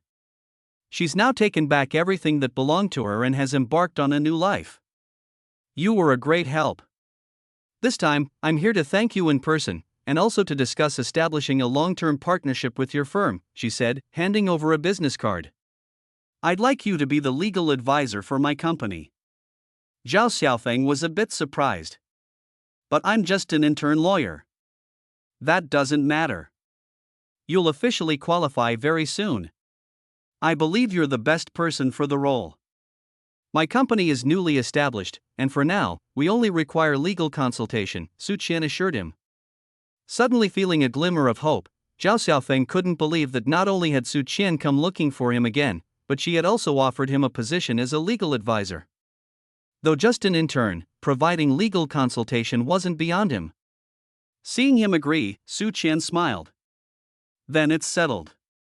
Drop by the company sometime. You're always welcome. After completing the paperwork, Su Qian got ready to leave, and Zhao Xiaofeng escorted her all the way to the elevator. At the elevator doors, Su Qian unexpectedly turned back to look at him and said, "Life always comes with its ups and downs, but there's nothing you can't overcome. I hope things go smoothly for you." Zhao Xiaofeng was momentarily puzzled. When the elevator opened, Su Qian stepped inside. He stood there, unsure of what she meant by her sudden words. Just as the elevator doors closed, he felt a strange sense of familiarity in Su Qian's face, as if he had seen her somewhere before, though he couldn't remember where. As Zhao Xiaofeng walked away, he reflected on Su Qian's words, wondering if she had somehow sensed the troubles he had been facing recently. He handed the paperwork to Chen Kai, who looked stunned. Su Qian? Isn't she the cousin of that client from before? Looks like this beauty really values you. But Zhao Xiaofeng didn't dare think too much into it. A woman like Su Qian, who drove a Maserati and had such striking looks, couldn't possibly have feelings for a divorced, ordinary man like him. Zhao Xiaofeng had always known his place and never entertained inappropriate thoughts about Su Qian. He believed their meeting was merely a twist of fate. People inevitably cross paths with many others, some of whom leave a mark. Su Qian, most likely, was just a passerby in his life. Just as Zhao Xiaofeng was fretting over Lin Tao's matters, a sudden turn of events occurred.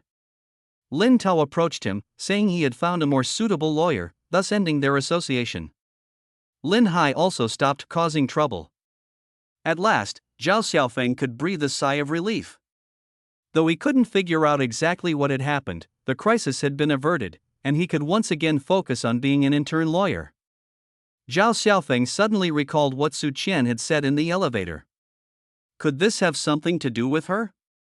But he and Su Qian weren't even friends, so how could she have gone out of her way to help him? Zhao Xiaofeng decided not to think too much about it.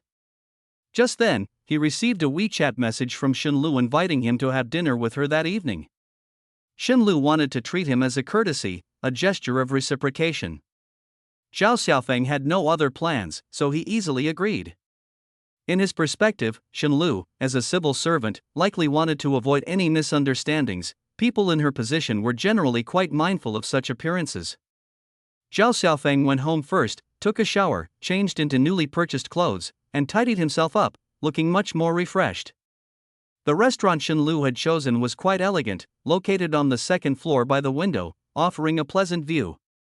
Just now when I came in, I noticed quite a few luxury cars parked across the street, Zhao Xiaofeng started conversationally.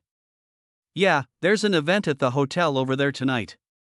Shenlu's attention was fixed on the entrance of the hotel. That hotel was the top establishment in Fengjiang, where many important events were usually held. She had specifically chosen the spot opposite it, near the window, so she could have an unobstructed view of the hotel's entrance. Are you guys taking action? Zhao Xiaofeng asked in a low voice. No, Shenlu denied it verbally, though in reality, some of the people at the hotel that night were connected to cases her financial investigation team was handling. As she handed him the menu with a smile, she said, "Order whatever you like." As Zhao Xiaofeng began to order, Shenlu's gaze flitted back to the scene across the street. A Ferrari pulled up, and a tall woman stepped out, immediately greeted by a man. Following her line of sight, Zhao Xiaofeng looked over and saw that it was Su Tianqi. That's Kuang Yingying, the daughter of Kuang Shicheng from Shicheng Group. Su Pengfei has recently been working on a real estate project with Shicheng Group and wants Su Tianqi to marry Kuang Yingying. These big conglomerates often engage in marriages of convenience for mutual benefits, Shenlu proactively explained. She laid everything out clearly, helping Zhao Xiaofeng grasp just how formidable the opponents he might face could be. At this point, Shenlu shifted her gaze back to the man in front of her. There were some matters she couldn't share with Zhao Xiaofeng. Yun Tian Company had presented a new development, Jiang Chen had been blunt, but things hadn't progressed as she had anticipated. Shenlu had arranged this dinner with Zhao Xiaofeng to gain some insight into the situation from the other side. Jiang Chen's words couldn't be taken at face value. Shenlu suspected it was Lingyu who had the closest ties to Yun Tian Company and that only Lingyu could maneuver Zhao Xiaofeng into becoming the company's legal representative. If the initial plans between Lingyu and Su Tianqi had panned out, Zhao Xiaofeng might have met an accidental death, and when everything eventually unraveled, it could have been deemed a suicide out of guilt, neatly absolving them of liability. But the most critical deviation from their plans was that Zhao Xiaofeng had survived. Shenlu looked thoughtfully at Zhao Xiaofeng. This man had miraculously walked away from the brink of death and was now sitting across from her. As dishes started arriving one after another, the two refrained from ordering any alcohol since they were driving. Zhao Xiaofeng had been wanting to ask about the man from last time, but Shenlu never brought it up. Was it irrelevant, or was it inconvenient to discuss? He only knew that Shenlu was the deputy team lead of the financial investigation team. For someone her age, achieving such a position was already impressive. While the rank might seem ordinary, the responsibilities were significant. Shenlu ate her meal calmly, occasionally making idle chit-chat about unrelated topics. As for details about the case, she refrained from mentioning them further. Given that Zhao Xiaofeng's suspicions had largely been cleared, protocol dictated that she couldn't reveal more about ongoing investigations. The dinner lasted over an hour, but Shenlu showed no intention of leaving. She ordered a cup of tea and sipped it while casually gazing out the window. At that moment, Su Tianqi and Kuang Yingying emerged from the hotel, heading toward their Ferrari. No sooner had they gotten into the car and driven a few meters than a convertible suddenly sped out and blocked their path. Ling Yu jumped out of the car, marching angrily toward them. Zhao Xiaofeng hadn't expected Ling Yu to appear there, but it wasn't hard to guess something dramatic was about to unfold. At the hotel entrance, Su Tianqi and Kuang Yingying had just stepped out of the car. Before Kuang Yingying could react, Ling Yu rushed over and grabbed her hair, shouting furiously, "Stealing my man! You shameless tramp!" Su Tianqi was terrified and immediately tried to pull Ling Yu away, having no idea she would follow them all the way there. Ling Yu clung tightly to Kuang Yingying's hair, using her other hand to shove Su Tianqi aside. "Don't touch me!" Caught off guard by the ambush, Kuang Yingying froze in pain. She had never endured such humiliation before.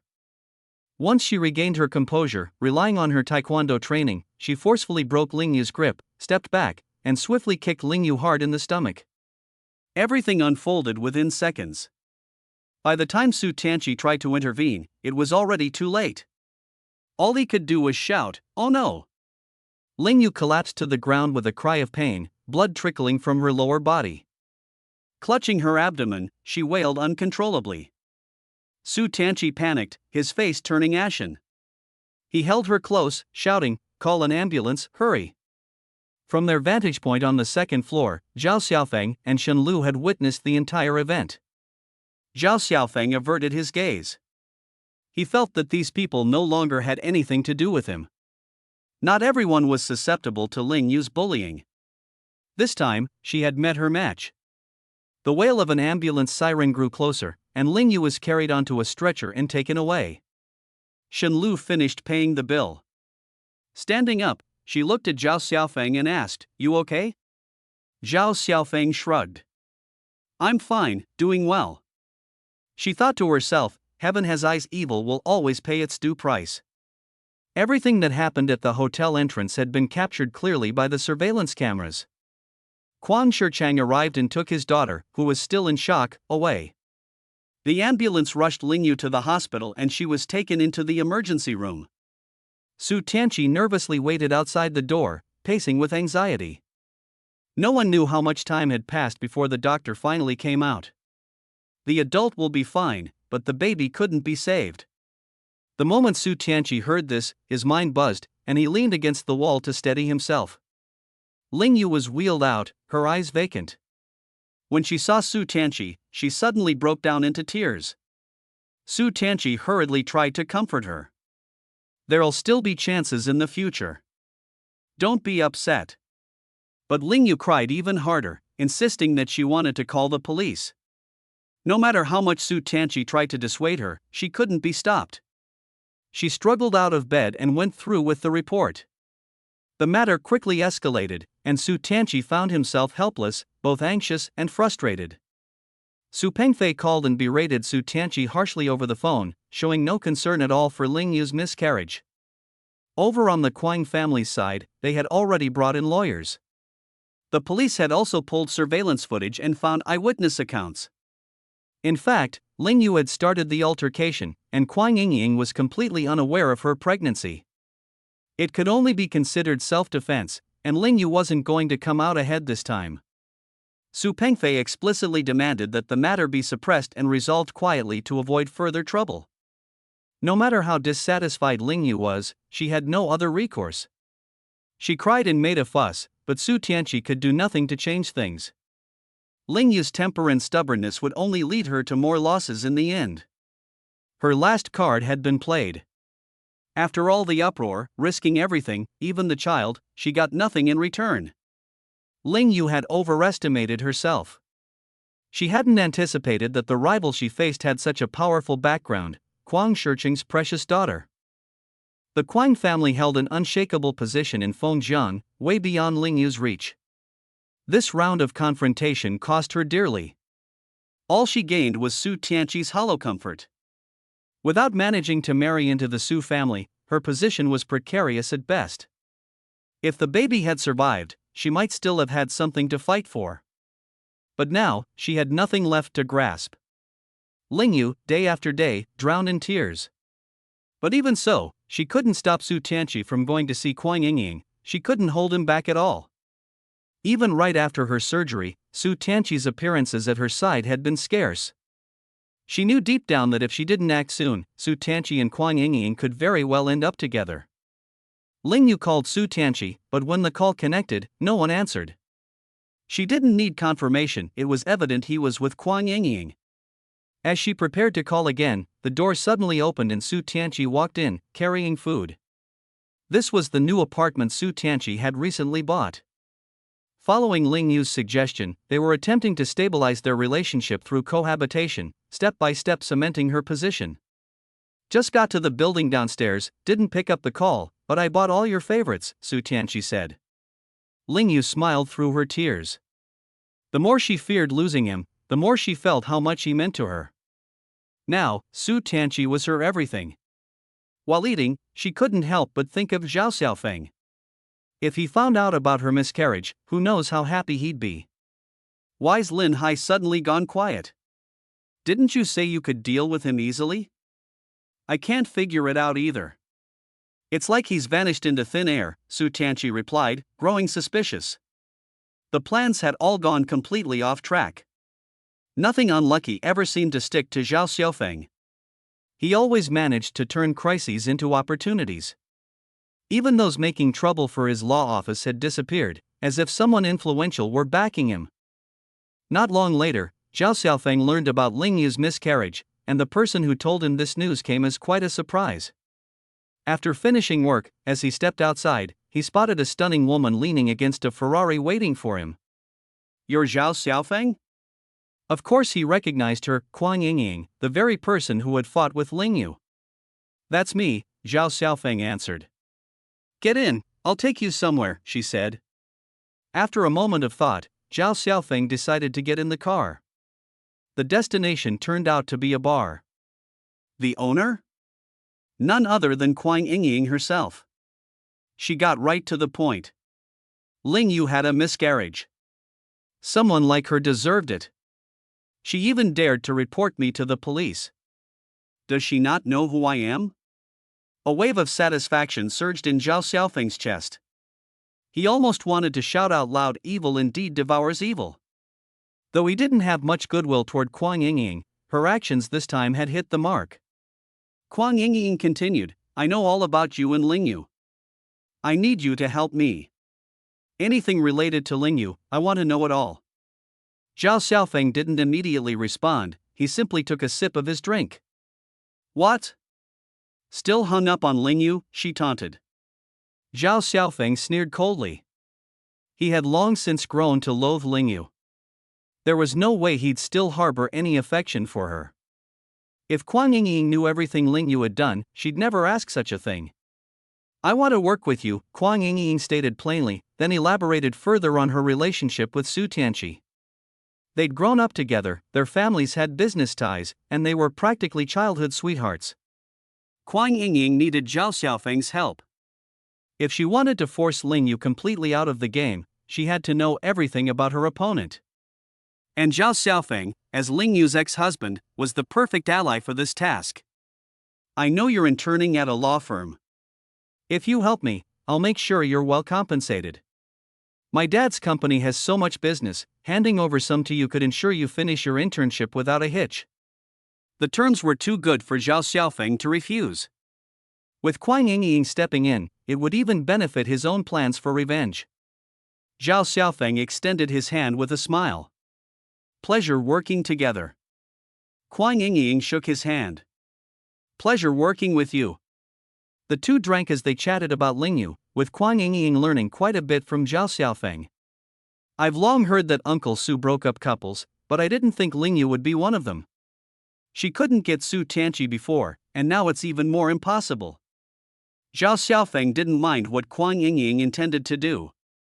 He knew she had already made Ling Yu her enemy. Working with such a person wasn't necessarily a bad thing.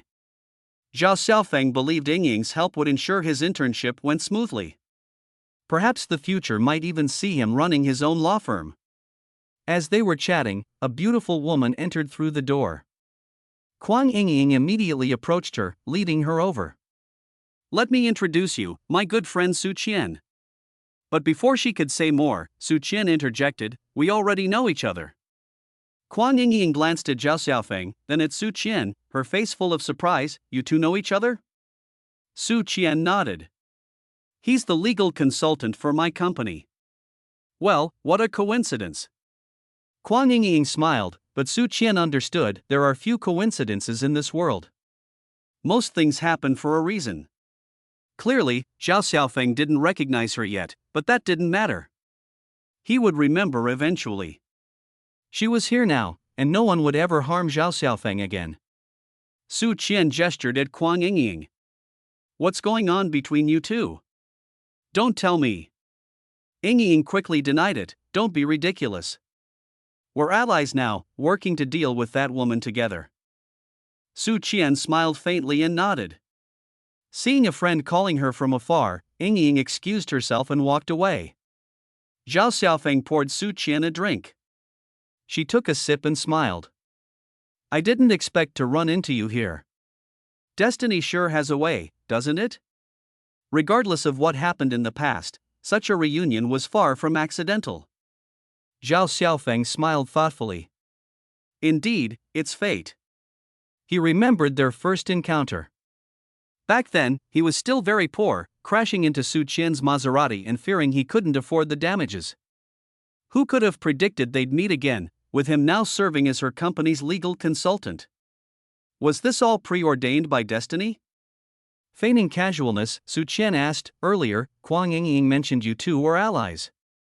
You know Lingyu?" Zhao Xiaofeng admitted plainly, "She's my ex-wife." Su Qian feigned surprise. "No wonder Kuang Yingying reached out to you for this collaboration." Zhao Xiaofeng forced a smile. He didn't like talking about personal matters. His alliance with Kuang Yingying arose from a shared goal: revenge. One needed power to do as they wished. As they spoke, Kuang Yingying returned and eyed them both. "You two seem to be having a great conversation, She ordered another bottle of wine and got it opened. Su Qian chuckled. "We were just suggesting that you should start a company to go head-to-head with Lingyu. Wouldn't that be fascinating?" Kuang Yingying's eyes lit up. "That's a great idea. Zhao Xiaofeng, you know Lingyu, how about joining us and starting a company?" Zhao Xiaofeng was startled. Kuang Yingying was so driven by revenge that she could throw money at starting a company without a second thought. Truly, wealth brought freedom. Su Qian winked. "Why not make Zhao Xiaofeng the legal representative? Take the market directly, step it up a notch. Money's not an issue. As long as I can vent my anger, I'm all in," Kuang Yingying replied nonchalantly. Zhao Xiaofeng was taken aback by Su Qian's suggestion. Few knew about the situation with Yuntian Company. Could Su Qian have insights into it too? He studied Su Qian more closely. She appeared younger than him, with stunning looks, a captivating figure as good as Lingyu's, delicate skin, subtle makeup that highlighted her allure, a blend of sensuality and charm. The more he looked, the more she seemed familiar to him. Unable to resist, he asked, "Have we met before? You look so familiar." Kuang Yingying, sitting nearby, teased, "That's such an old-fashioned pickup line." Despite the remark, Su Qian's pulse quickened. Could it be that he remembered her already? Kuang Yingying deliberately sat between them, physically separating them. Changing the topic back to business, Kuang Yingying declared her decision to arrange everything necessary to start their company, with Zhao Xiaofeng as its legal representative. Whether or not the company made money was irrelevant, the key goal was to take down Lingyu's company. Publicly humiliated by Lingyu, Kuang Yingying was seething with resentment, resolved to ensure her revenge. Equally, she couldn't let Lingyu interfere with the marriage alliance her family sought with the Su family. Su Tianqi was too important for Kuang Yingying to yield easily. What Zhao Xiaofeng assumed was mere talk turned serious as Yingying immediately made calls to start preparations. For her, money made setting up a company nothing more than a simple matter. Yingying showed her incredible alcohol tolerance, eagerly urging them to keep drinking. But Zhao Xiaofeng, with his subpar limits, quickly became drunk. Dizzy and seeing double, he eventually collapsed.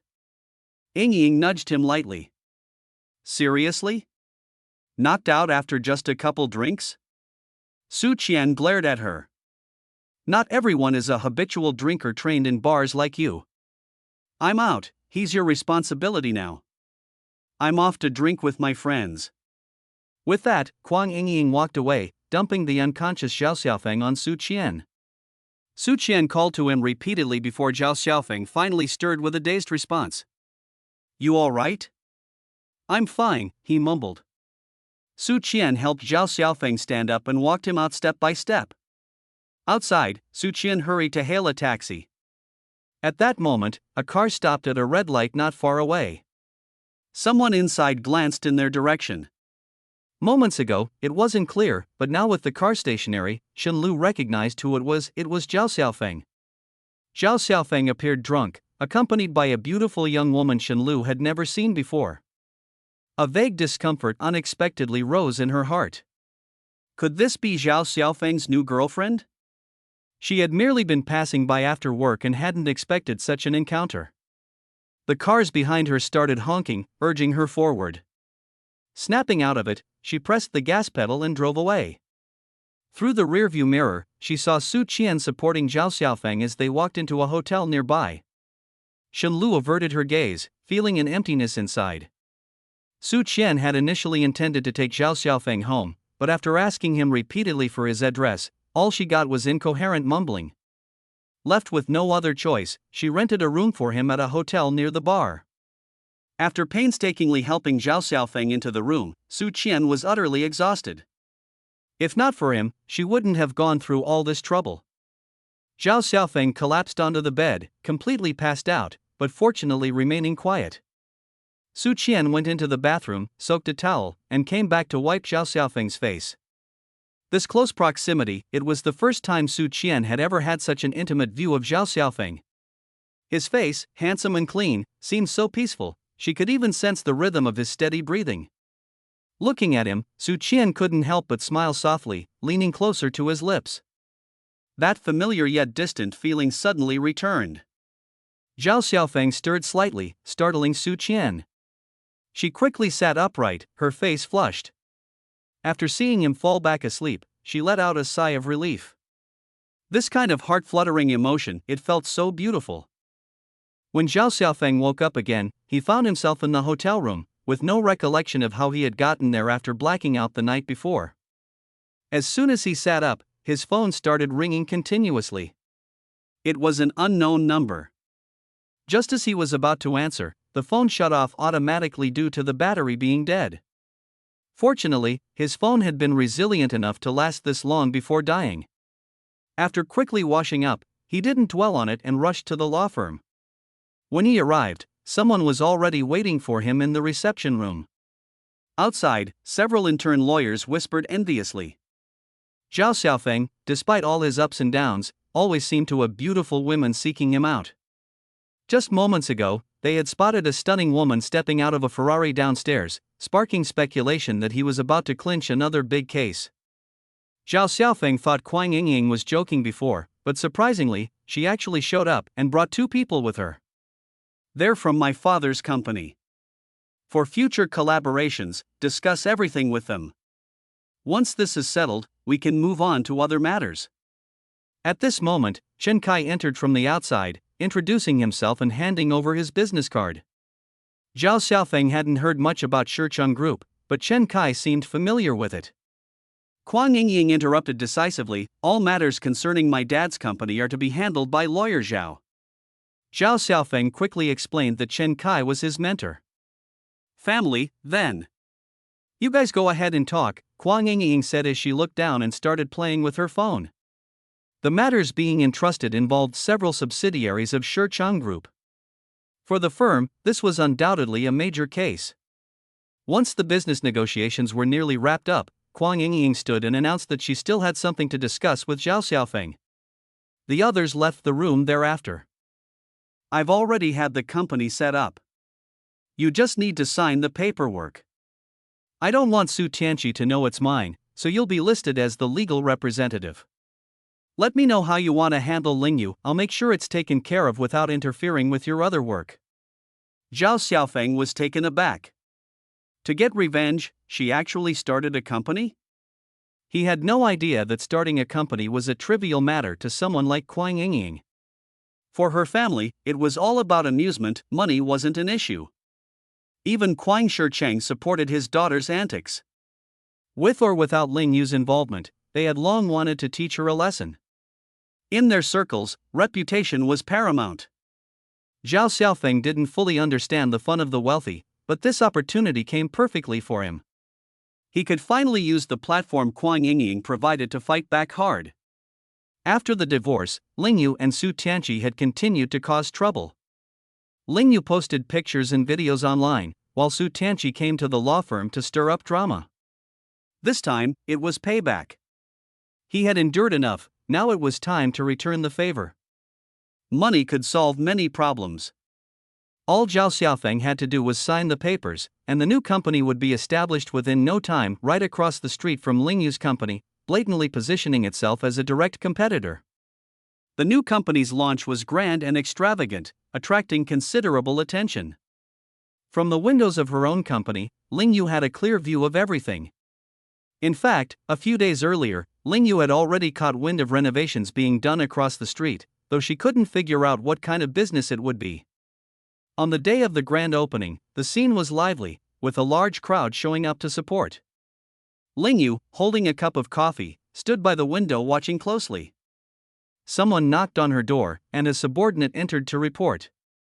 "President Ling, we've found out the company across the street is indeed in our line of work." A competitor? Ling Yu immediately became alert. Could it be someone targeting her business? Her mind raced as she tried to deduce which rival was bold enough to challenge her so openly, daring to compete for territory right under her nose. The ribbon-cutting ceremony began quickly. Ling Yu glanced outside and suddenly froze upon spotting a familiar figure in the crowd. Zhao Xiaofeng? Wasn't he just an intern lawyer? What was he doing here at the ribbon-cutting ceremony? And he was standing right in the center. Could he be the boss? Ling Yu could hardly believe it.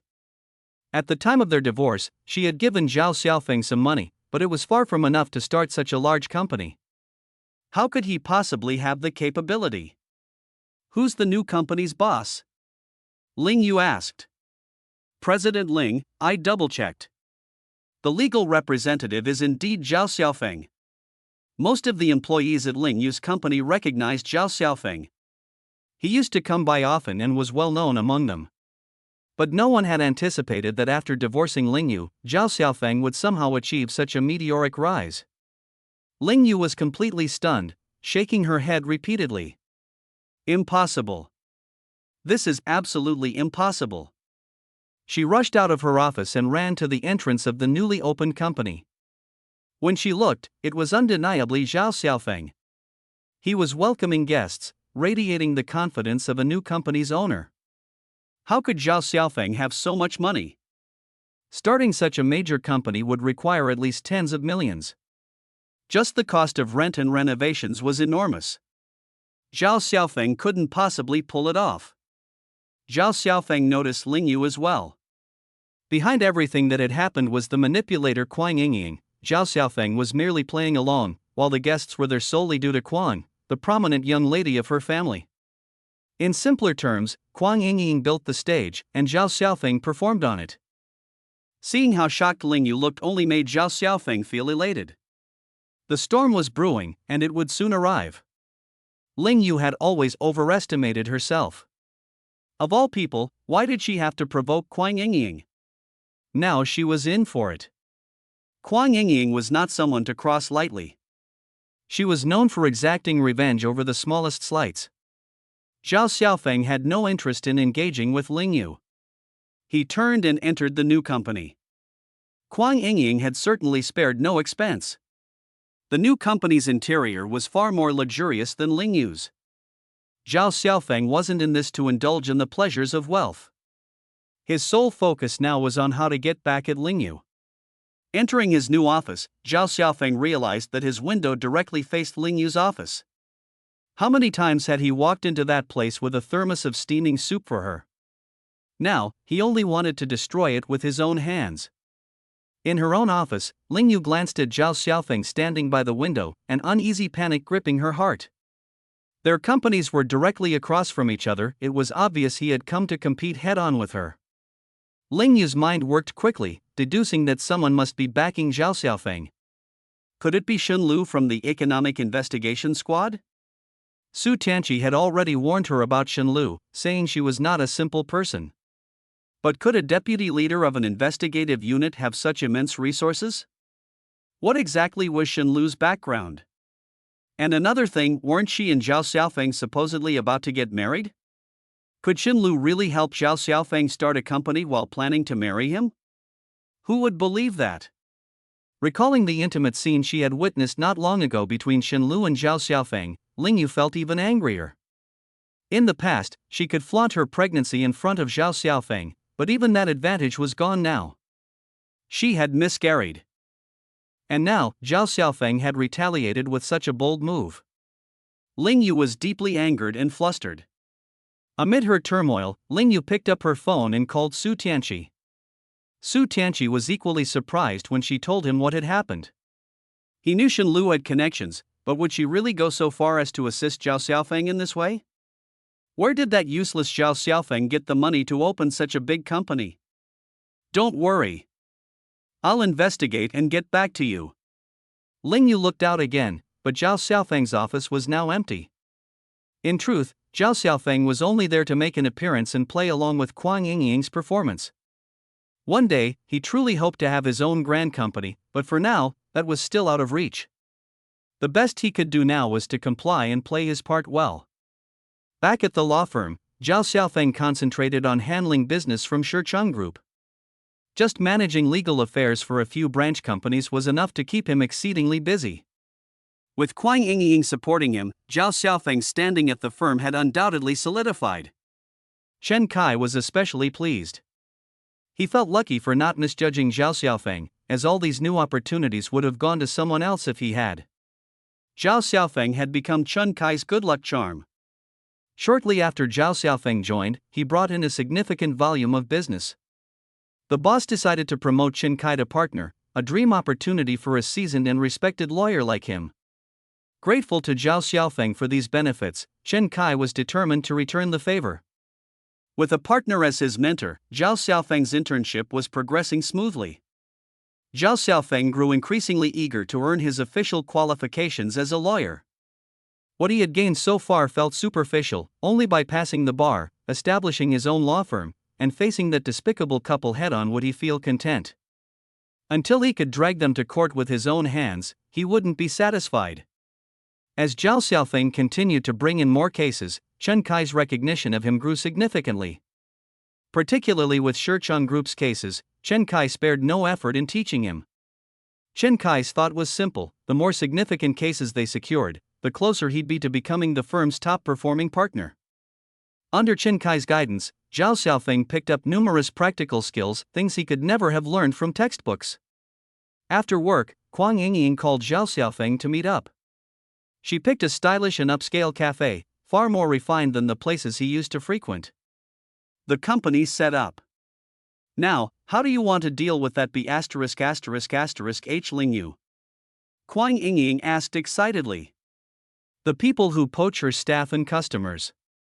Zhao Xiaofeng directly pointed out that Ling Yu's company relied solely on its clients to survive. Without them, it simply couldn't function. Kuang Yingying shook her head. No, Su Tianqi will definitely interfere. Is there another way? It's a bit tricky. It won't be easy to execute. Zhao Xiaofeng had already made arrangements long ago. He was well aware of Ling Yu's usual tactics. Once this trap was sprung, the spectacle would surely be quite extraordinary. After hearing his plan, Kuang Yingying was so excited she nearly jumped up. All right, we'll do it your way. With Kuang Yingying's full backing, things became much easier. Zhao Xiaofeng parted ways with Kuang Yingying and drove home. Just as he reached the entrance of his residential area, a convertible suddenly swerved into the street and blocked his path. Ling Yu stepped out of the car and walked straight to the front of Zhao Xiaofeng's vehicle. Get out! Zhao Xiaofeng got out of his car and stared at Ling Yu coldly.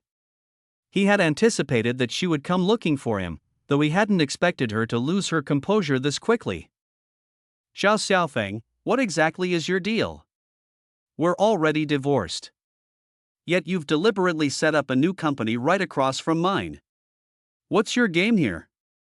You really can't tell what I'm doing? Zhao Xiaofeng responded icily. I don't care who's backing you.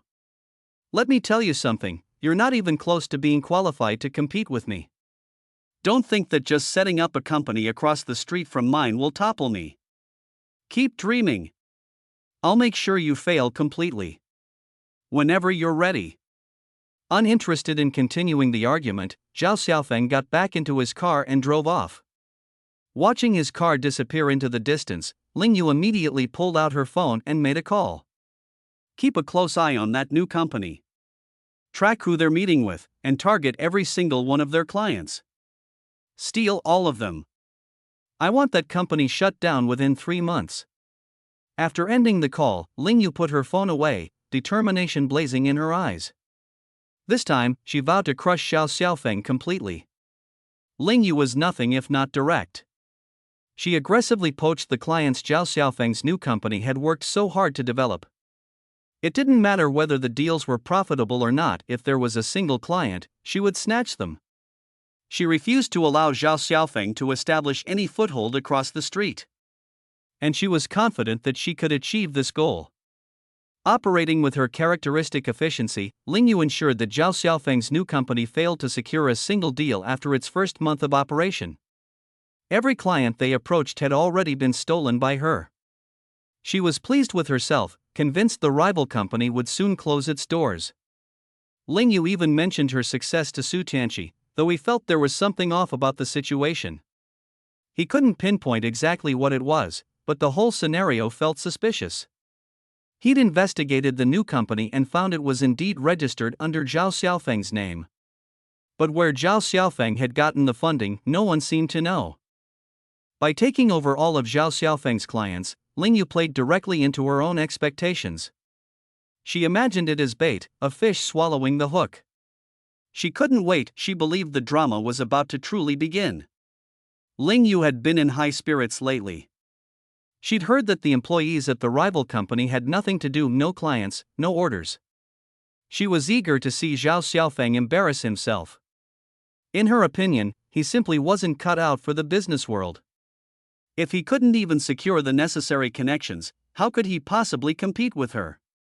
She didn't care who might be supporting Zhao Xiaofeng from behind the scenes. From her perspective, they were clueless amateurs. After all, Ling Yu had been in the business world for years and had the backing of Su Tianqi. She wasn't afraid of any competition. The orders she had stolen were now entering her production lines. Even though the profits weren't high, she wasn't about to leave Zhao Xiaofeng's company any breathing room. One particularly large order, worth over 5 million, was absolutely critical, it couldn't afford to go wrong. When the final batch of goods rolled off the production line, Ling Yu finally breathed a sigh of relief. She even organized a celebration banquet, confident that Zhao Xiaofeng's company would collapse in no time. Anyone who had placed their bets on Zhao Xiaofeng was clearly blind. It was at this point that Su Tianqi finally uncovered the identity of the person backing Zhao Xiaofeng. What? Kuang Yingying? Ling Yu was stunned. She couldn't understand why Kuang Yingying, the wealthy heiress of Shicheng Group, would get involved in Zhao Xiaofeng's business. But Su Tianqi felt there was something deeply wrong with the situation. The methods are strikingly similar to those of Yun Tian Corporation. He suspected that Kuang Yingying was secretly targeting Ling Yu. Known for doting on his daughter, Kuang Shicheng wouldn't mind letting her start a company as a learning experience. After all, who could predict what kind of games wealthy families played? What further stirred suspicion was that both companies shared Zhao Xiaofeng as their legal representative. It was too much of a coincidence, it couldn't be unrelated. While everything seemed to unfold smoothly for Ling Yu's side, this growing sense of ease only heightened Su Tianqi's unease. It felt like a trap, all set up for Ling Yu to fall into. After all, Kuang Yingying had been publicly humiliated by Ling Yu before, seeking revenge would be natural. As the days passed without incident, this eerie calm only made Su Tianqi more anxious. In all his years in business, he had seen every trick in the book. The corporate world was no less treacherous than a battlefield, full of pitfalls at every turn. By contrast, Ling Yu thought Su Tianqi was overreacting. She didn't take Kuang Yingying seriously at all. To her, the heiress was nothing more than a spoiled rich girl who didn't know the first thing about running a business. Choosing Zhao Xiaofeng as her company's representative? Utterly laughable. Ling Yu was determined to crush the opposing company, and she believed that no matter how wealthy Kuang Shicheng was, he wouldn't allow his daughter to keep wasting money for long. A week passed, and still, there was no movement. Slowly, Su Tianqi began to relax, concluding that perhaps he was just being overly cautious. After all, among all the second-generation heirs in his circle, most of them weren't exactly capable, they were just idling their days away. Today was a special day. Su Tianqi remembered, and so did Ling Yu. He had intentionally bought her favorite macarons. It was a token of the memories they shared from when they first got together. Ling Yu devoured several pieces in one breath, while Su Tianqi walked behind her and carefully placed a diamond necklace around her neck. On this day many years ago, Ling Yu had entrusted herself to the man standing before her. Though it wasn't the first time for her, Su Tianqi had always believed it was, and he cherished this misunderstanding. Ling Yu, on her part, never intended to confess the truth. They spent a tender moment together. Ling Yu, however, now had no bargaining chips to claim her position. Su Pengfei dismissed her entirely, and Su Tianqi didn't have the authority to make decisions. Marrying into the Su family had become a distant dream. Su Tianqi lightly kissed her forehead. The doctor had suggested they wait a bit longer before trying for a baby, but Ling Yu couldn't wait any longer. She knew that having a child under the Su family name was crucial for her survival. But recently, despite foregoing precautions, she still hadn't conceived. Panic was beginning to set in. Su Tianqi wasn't done yet, the two made love once more. Suddenly, Ling Yu's phone rang. Annoyed, she answered, but as the conversation continued, her expression darkened. "What are you saying? How could this happen?" Su Tianqi noticed her reaction and immediately grew nervous. "What's going on?" "That 5 million yuan order has run into trouble." It was a large foreign trade deal, and production on the assembly line had already begun. However, the first batch of products had revealed quality issues. After investigation, it was determined that the fault lay with their own company. The finished products and production standards from Ling Yu's side didn't meet requirements, igniting a big problem. This deal had originally been entrusted to the company's most reliable salesperson. Ling Yu had repeatedly emphasized how critical it was. She had fought hard to secure this massive order. Ling Yu quickly got up from the bed and urgently called the salesperson's phone, but it was switched off. A chill gripped her heart, and an icy dread crept over her entire body. She understood that if the client demanded compensation, the company's foundations could crumble. The thought kept circling back to the same conclusion: that salesperson must have been bribed. Why else would something so catastrophic happen? It suddenly all became clear to Ling Yu. From start to finish, she had been roped into a trap. Kuang Yingying, with her innocent demeanor, had always masked her true cunning. She had made Zhao Xiaofeng the legal representative and puppet owner of the company precisely to disarm Ling Yu.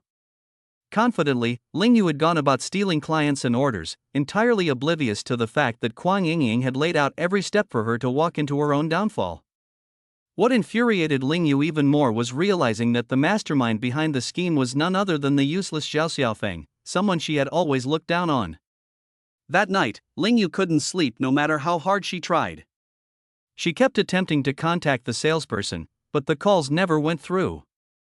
She knew the person had already run away. She was so enraged that she nearly passed out, but she also had no idea that the real blows were yet to come. What followed would be unbearable for her. Zhao Xiaofeng woke up early the next morning. After washing up, he stared at himself in the mirror. The traps he had carefully planted long ago were now springing into action, one by one. He was confident this would leave Ling Yu in utter disarray. A smile formed on his face, but the satisfaction didn't mask the underlying pain. At last, he felt avenged, finally able to release his frustration. Zhao Xiaofeng vowed to himself that this was only the beginning, and the most ruthless moves were still to come. The first explosion was the 5 million yuan order. The compensation alone would be more than Ling Yu could handle. When Kuang Yingying got the news, she immediately called him. Zhao Xiaofeng, you're ruthless. Su Tanqi just called me, saying he wants to meet and discuss. He's probably begging for Ling Yu. What should I do? Zhao Xiaofeng calmly replied, turn off your phone. Go on a vacation. Kuang Yingying instantly understood and enthusiastically approved. She could already imagine how humiliated Ling Yu must be. Going up against her? Sheer overestimation of her own abilities. Zhao Xiaofeng pocketed his phone, fully aware that everything had been meticulously arranged. Now, all that was left was to watch the dominoes fall. He cooked an elaborate breakfast and sat at the dining table, reminiscing about the past 3 years. He had poured so much into Ling Yu, only to be met with disdain. He finally understood, someone who doesn't love you will never care how much you do for them. Those 3 lost years had taught him that only someone who truly understands and loves you will cherish you.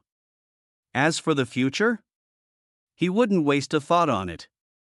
He held no expectations. His life now had only 2 words, revenge. After tidying himself up, Zhao Xiaofeng felt like he was finally living the life he desired, spirited and sharp, with a newfound clarity. He grabbed his briefcase and headed downstairs. Just as he stepped out of the building, a woman rushed toward him.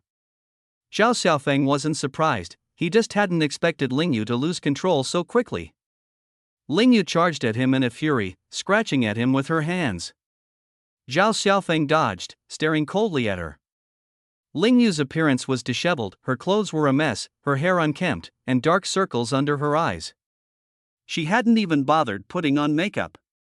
This was a woman who used to never leave the house without being perfectly put together. Now, she had long ceased to care about her image. Zhao Xiaofeng, what exactly do you want? We've already divorced, you took the money too, so why won't you let me go? Ling Yu questioned in desperation. Zhao Xiaofeng gave a cold sneer. A person shouldn't be so shameless. After the divorce, it was you who came after me first, spreading photos online. Your so-called lover even brought people to my law firm, trying to ruin my career? Everything was brought upon yourselves. Remember, only I get to decide when this ends. With that, Zhao Xiaofeng turned to leave. Ling Yu, weighed down by the massive 5 million yuan order claim, felt like a boulder was pressing on her chest. She blocked Zhao Xiaofeng. Don't even think of leaving without explaining. I have nothing to explain to you. Get out of my way. Zhao Xiaofeng pushed her aside, and Ling Yu fell to the ground. Without even looking back, he walked away. Ling Yu sat there, tears streaming uncontrollably. Residents of the complex started emerging, all casting strange glances at her. She wiped her tears, stood up, and felt utterly humiliated. She had come here seeking to vent her anger, only to lose face instead. In the past, Zhao Xiaofeng always tolerated her behavior, but now he no longer indulged her. She finally understood it wasn't that Zhao Xiaofeng couldn't fight her then, but because he loved her he chose to yield. Now, having become enemies, there was no pretense of dignity left. Ling Yu hadn't realized this sooner, which only made her predicament more pitiful. She was truly driven to madness by the situation. Back in her car, she noticed a splatter of bird droppings on the windshield, probably left there who knows when. It seemed that even drinking water could choke you when you're down on your luck. Frustrated, Ling Yu flicked the wipers, but the runny mess only smeared further, making the situation worse. Soaked and dirty, her tears began to fall once again. Her company's current state was as bad as the bird droppings, utterly miserable. When she returned to her company, the atmosphere was desolate. The news of the 5 million yuan order mishap had long spread like wildfire. Ling Yu went into her office intending to contact the sales representatives, but their phones were all off. There was a knock at the door, her secretary walked in. Already in a sour mood, Ling Yu spoke coldly, "What is it?" Several sales reps handed in their resignation letters. As soon as they submitted the letters, they left. The secretary placed the resignation letters on the desk, then turned on her heel and exited. Ling Yu picked up the letters, realizing that the company's top-performing employees had all resigned, leaving only the underperformers behind. This was truly adding insult to injury. A single failed 5 million yuan order wouldn't close down the company, but this? Ling Yu had already witnessed the coldness and fickleness of human nature when she was suppressed by Su Pengfei earlier. Loyalty, it seemed, was only a matter of bargaining at key moments. Could the resignations of the sales reps involve the rival company? Ling Yu instructed her secretary to investigate immediately. Thinking about the clients the employees had taken with them, Ling Yu anxiously dialed their numbers, only to find herself blocked by every single one. It dawned on her that they hadn't simply turned off their phones, they had cut her off entirely. In business, there was no room for morality or ethics. Besides, all this was a result of her own making. This was a textbook move, destroying the foundation by poaching all the talent, leaving behind only incompetence to pay salaries for. It was ruthless. Ling Yu walked to the window and looked across the street. Zhao Xiaofeng's office was already empty. The phone on her desk suddenly rang. It was obvious without guessing, it had to be a client calling to file a claim. Ling Yu took a deep breath and answered the call. Sure enough, it was another compensation demand. She barely hung up before her cell phone rang again, another complaint. More and more issues cropped up within the company. Products were failing quality checks, and inspections were being rejected by QC. It was a spiral of misfortune. Ling Yu could no longer differentiate whether these troubles were truly accidental or deliberately orchestrated. Zhao Xiaofeng, are you trying to drive me to my death? She couldn't hold it in and shouted with anguish. The employees outside were alarmed, not one daring to say a word, only believing that Ling Yu was on the verge of collapse. She slumped over her desk, her heart filled with utter despair. Perhaps, from the very start, she shouldn't have gone up against Kuang Yingying. How could the daughter of a capitalist be defeated? When Su Tianqi heard about Ling Yu's trouble, he rushed to the company immediately. As he reached the entrance, he saw Ling Yu sliding weakly from her chair onto the floor, completely drained and lifeless. The sound of an ambulance wailed across the city. Zhao Xiaofeng stood by his window, listening. The sound seemed to him like a death knell for Ling Yu. This time, he truly witnessed the terrifying power of capital. Ling Yu's seemingly unshakable company had fallen so effortlessly. If only that capital belonged to him, those two detestable people would have been destroyed much sooner. Even so, he felt immense satisfaction. Zhao Xiaofeng's face lit up with a smirk. This was all part of his plan, though it couldn't have succeeded without Su Qian's assistance. Su Qian had repeatedly entered his life carrying an air of mystery. She had supplemented his original plan with additional maneuvers, making the outcome flawless. Though he was merely a figurehead owner this time, unlike his past mistake with Yun Tian Company, this time he truly felt the presence of being a boss. For all this, he owed thanks to Kuang Yingying. Now the task was complete. His work was momentarily concluded. He was still just an intern lawyer, and his journey of revenge was far from over. This incident made one thing clear: only by growing stronger could he truly achieve vengeance. Everything would begin anew, starting with this law firm. Kuang Yingying called from abroad, saying that Ling Yu couldn't handle the blow and had been hospitalized. She was ecstatic, feeling that she had finally vented her anger. Kuang Yingying wanted to make Ling Yu understand that what she wanted, no one else could take. You did well. When I return to the country, I'll treat you to a meal. You could come back now, the best part is yet to come. Got it. I'll buy a ticket right away. Kuang Yingying was not one to let such a rare opportunity slip by. The script had already been written, it only awaited her appearance. In all this, Zhao Xiaofeng seemed like the author, but the mastermind behind the scenes was still Su Qian. Don't be fooled by Su Qian's young age, her mind was exceptionally cautious, and her plans were interlocked seamlessly. Originally, the plan was to settle everything with a $5 million compensation, but all the following developments were additions by Su Qian. Kuang Yingying flew back immediately and got into the car that came to pick her up. Instead of going home, she headed straight to the hospital. As soon as she entered Ling Yu's ward, Kuang Yingying spoke up. What's the matter? What illness? Is it fatal? Are you going to die? Her words carried no sympathy whatsoever. Ling Yu was so infuriated that she nearly jumped off the bed, but fortunately, Su Tianqi held her down.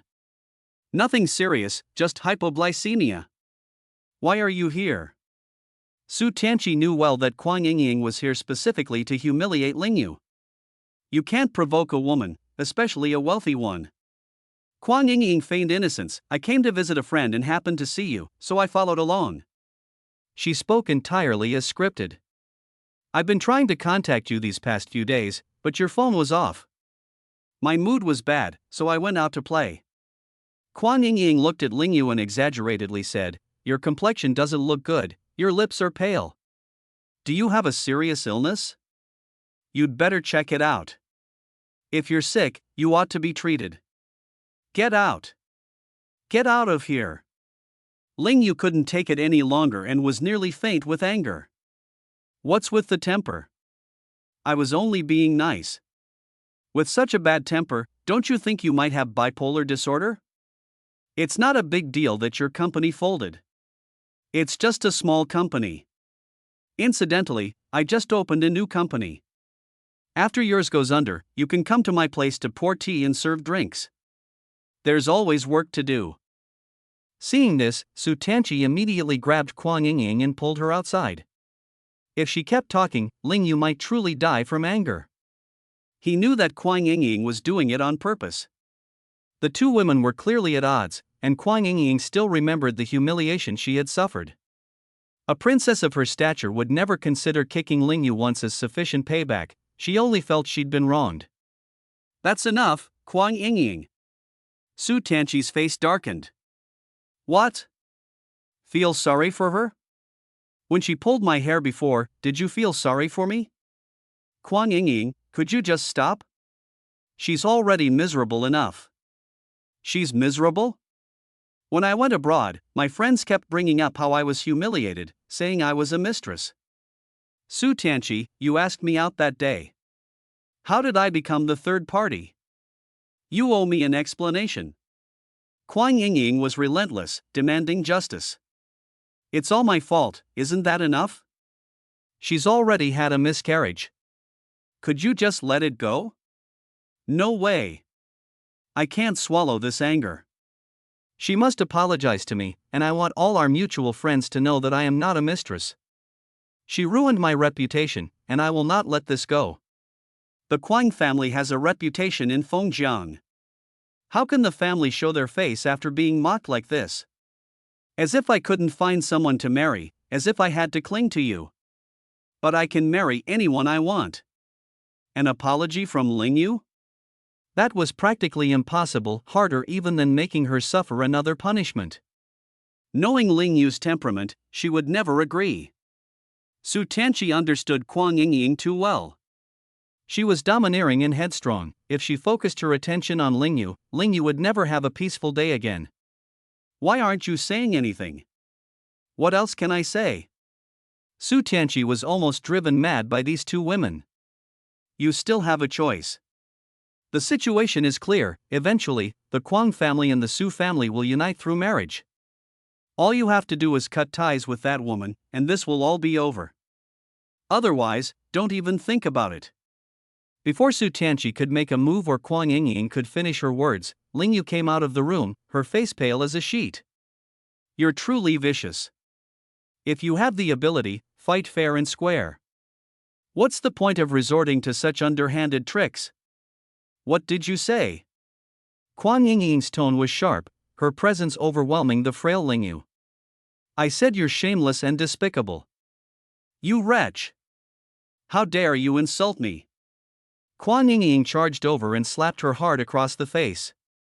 The slap resounded loudly, leaving Ling Yu's cheek stinging with fiery pain. She exploded in fury and lunged back at Kuang Yingying, ready to fight for her life. But Kuang Yingying, having learned Taekwondo, was prepared this time. Ling Yu had caught her off guard before, but this time there was no way she would let her gain the upper hand. Kuang Yingying raised her leg and delivered a sharp kick toward Ling Yu. Su Tianqi hurried to block it, but the kick landed squarely on his stomach. The heel of her stiletto dug into his flesh, causing him so much pain that tears nearly fell from his eyes. You! Su Tianqi was enraged and raised his hand, ready to strike back. Kuang Yingying, in distress, let her tears well up and presented her face to him. Go ahead, hit me. Dare to try. The raised hand ultimately fell, and Su Tianqi simply clutched his stomach. Kuang Yingying's heart ached intensely as well. You're helping that wench? Fine, whatever. But now you want to hit me too? Just leave. Su Tianqi was already exhausted. What's so good about her? She's just some used-up trash. Even Uncle Su said I did the right thing kicking her. Who knows if the child in her belly even belongs to the Su family? Take a good look at what kind of woman she really is. Kuang Yingying finished speaking, then pulled a stack of documents from her bag and threw them directly at Su Tianqi's face. Photos and papers scattered across the floor. When Lingyu saw them, her vision went dark, and she immediately fainted. Su Tianqi rushed to catch Lingyu and shouted for a doctor. After a chaotic scene, Kuang Yingying exited the hospital. She finally felt relieved, a wave of satisfaction coursing through her. The documents she'd thrown at Su Tianqi were enough to make Lingyu suffer. Kuang Yingying thought Zhao Xiaofeng had done an excellent job. Every detail of Lingyu's background had been exposed. No one could surpass Kuang Yingying. In the hospital room, Lingyu slowly regained consciousness. She had no idea how to face the current situation. Kuang Yingying turned out to be more formidable than she had imagined, not just some ordinary romantic rival clinging to Su Tianqi, but a ruthless woman capable of keeping Su Tianqi himself on edge. Had she known it would come to this, Lingyu was deeply regretful. The stack of documents from Kuang Yingying now lay beside the bed. Lingyu recognized the photos they'd been taken with her ex-boyfriend.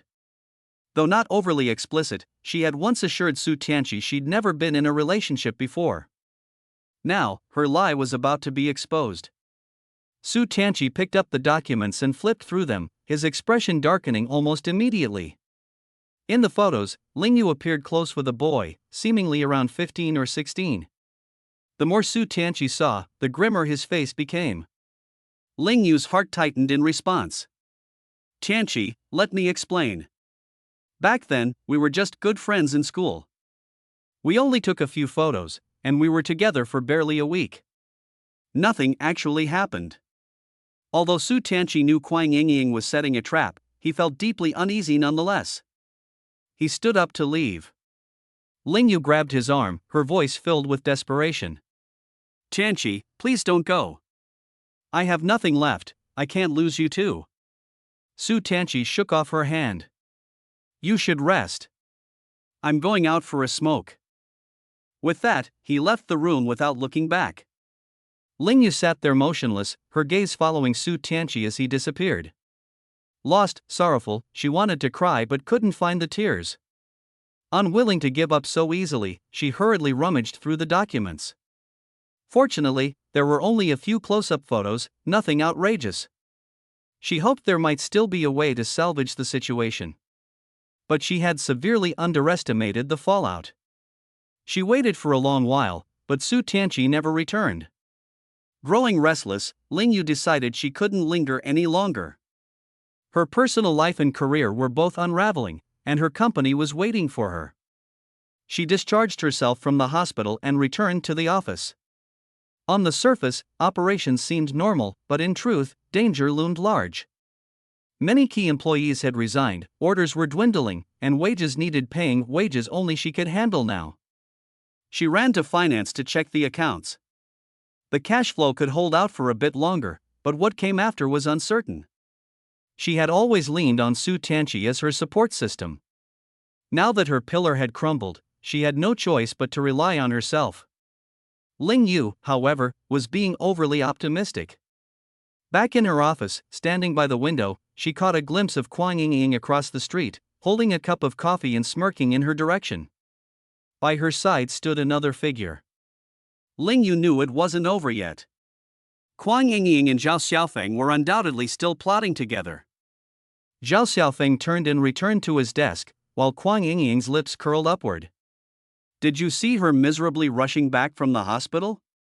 Su Tianqi must have learned about her filthy little secrets and finally lost all hope for her.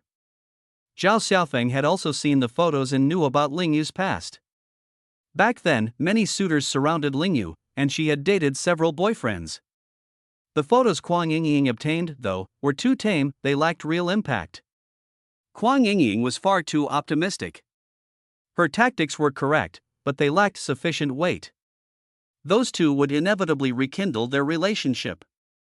Unless they could dig up something so scandalous that Su Tianqi couldn't tolerate it at all, if their breakup were absolute, Zhao Xiaofeng would have a chance to take them down one by one. But that was all ancient history. Unearthing such photos wouldn't be easy. Still, Zhao Xiaofeng was convinced that Lingyu must have taken some explicit pictures in the past. After all, she dared to photograph her affair with Su Tianqi. Finding those key images would tear their relationship apart completely, giving him the opportunity he'd been waiting for. For now, Kuang Yingying's scheme had yielded some results. At least Su Tianqi had already left Lingyu behind at the hospital. Sipping his coffee, Zhao Xiaofeng glanced toward Lingyu's company. He doubted Kuang Yingying would stop there. She wouldn't rest until she'd taken Lingyu's company down for good. I've thought of an even better plan, Kuang Yingying suddenly exclaimed, her eyes lighting up. Zhao Xiaofeng listened to her new scheme but didn't offer any comment. He knew that when it came to battles between women, their methods were far harsher than men's. Whatever Kuang Yingying decided to do, he wouldn't stand in her way. Nevertheless, he had his own agenda. He wouldn't rest until those two adulterers paid the price. Zhao Xiaofeng left the company and headed to the parking lot to get into his car, just in time to see Lingyu stepping out of the elevator. The parking lot was shared between the two neighboring companies. The moment Lingyu saw Zhao Xiaofeng, she quickly rushed over and blocked his car door. Step aside. Zhao Xiaofeng's face was cold and indifferent. I'm already in such a miserable state, what more do you want? Lingyu said, her face twisting in anguish.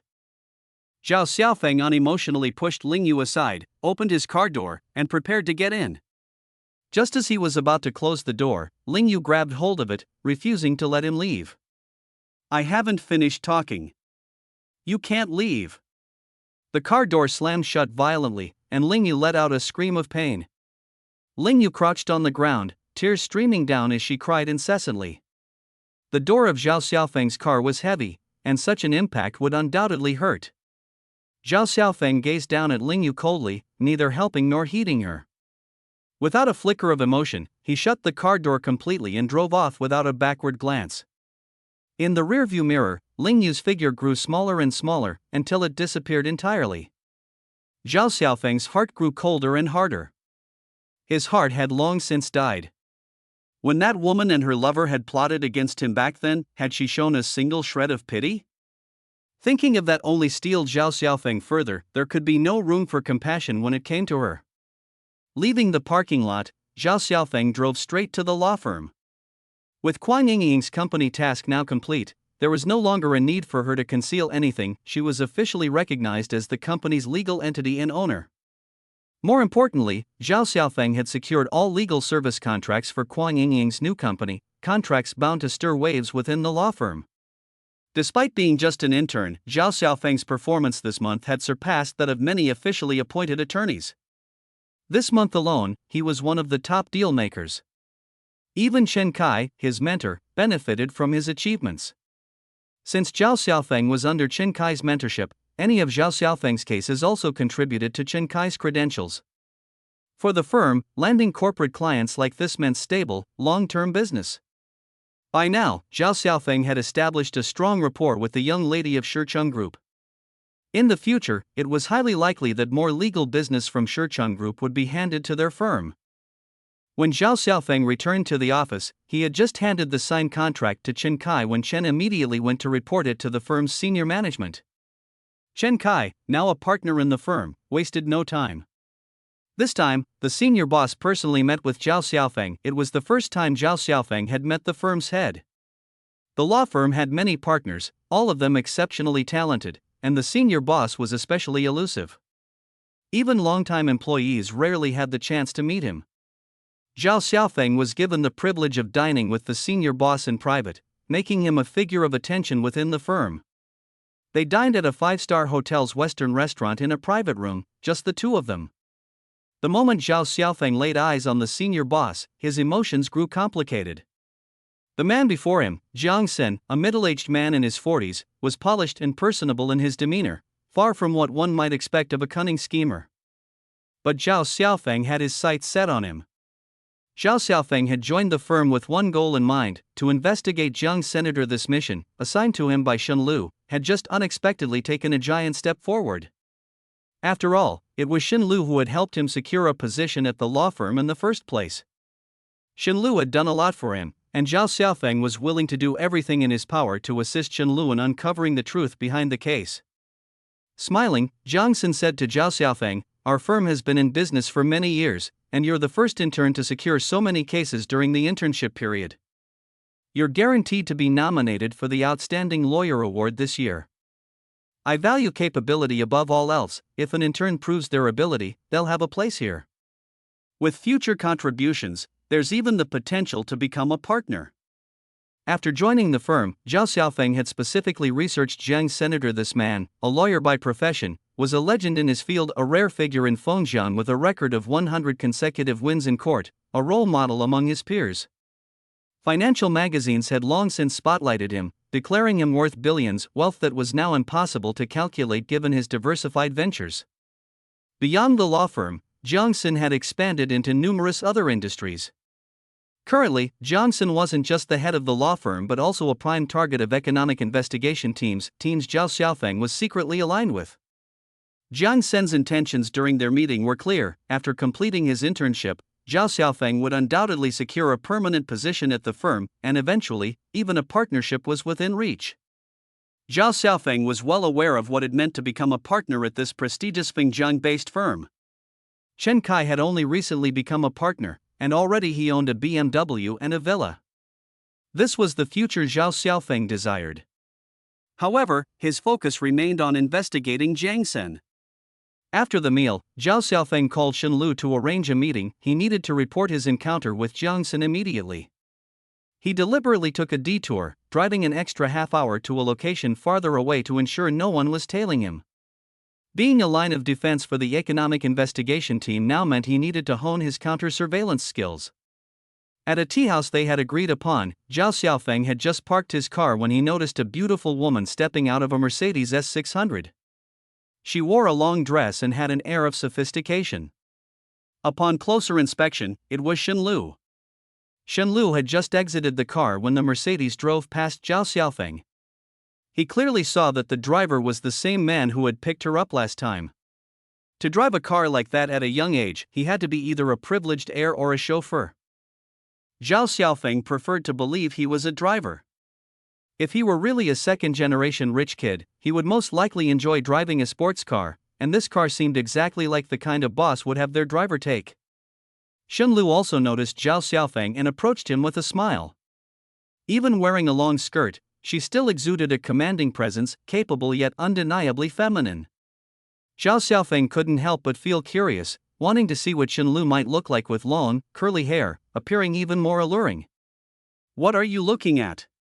Shen Lu laughed, her smile making her even more stunning. Her gaze was both bright and pure, with a sincerity that was hard to ignore. For a moment, Zhao Xiaofeng couldn't find the words to describe Shen Lu's beauty. All he could think of was that it felt clean. "Nothing," Zhao Xiaofeng replied, although he wanted to ask her something. He just wasn't sure how to start. After all, the topic was quite sensitive. If Shen Lu and that man really were in a relationship, it'd be nothing short of awkward. Their interactions back and forth made it pretty clear their connection didn't seem like that of ordinary friends. Upstairs in the tea lounge, the two chose a private room. "I saw Jiang Senator. He seems to think highly of me." "Of course. He rarely meets with formal lawyers, let alone interns." "Captain Shen, are you sure you're not headed in the wrong direction?" "I don't think Jiang Sen seems like a bad person." "Did Ling Yu look like a bad person?" Shen Lu countered. Her words left Zhao Xiaofeng momentarily speechless. She was right. It was impossible to tell a bad person just from their appearance. Otherwise, he wouldn't have been caught up in things for 3 years, giving everything he had. I'm sorry. I shouldn't have put it that way, Shenlu quickly apologized, realizing she had spoken too sharply.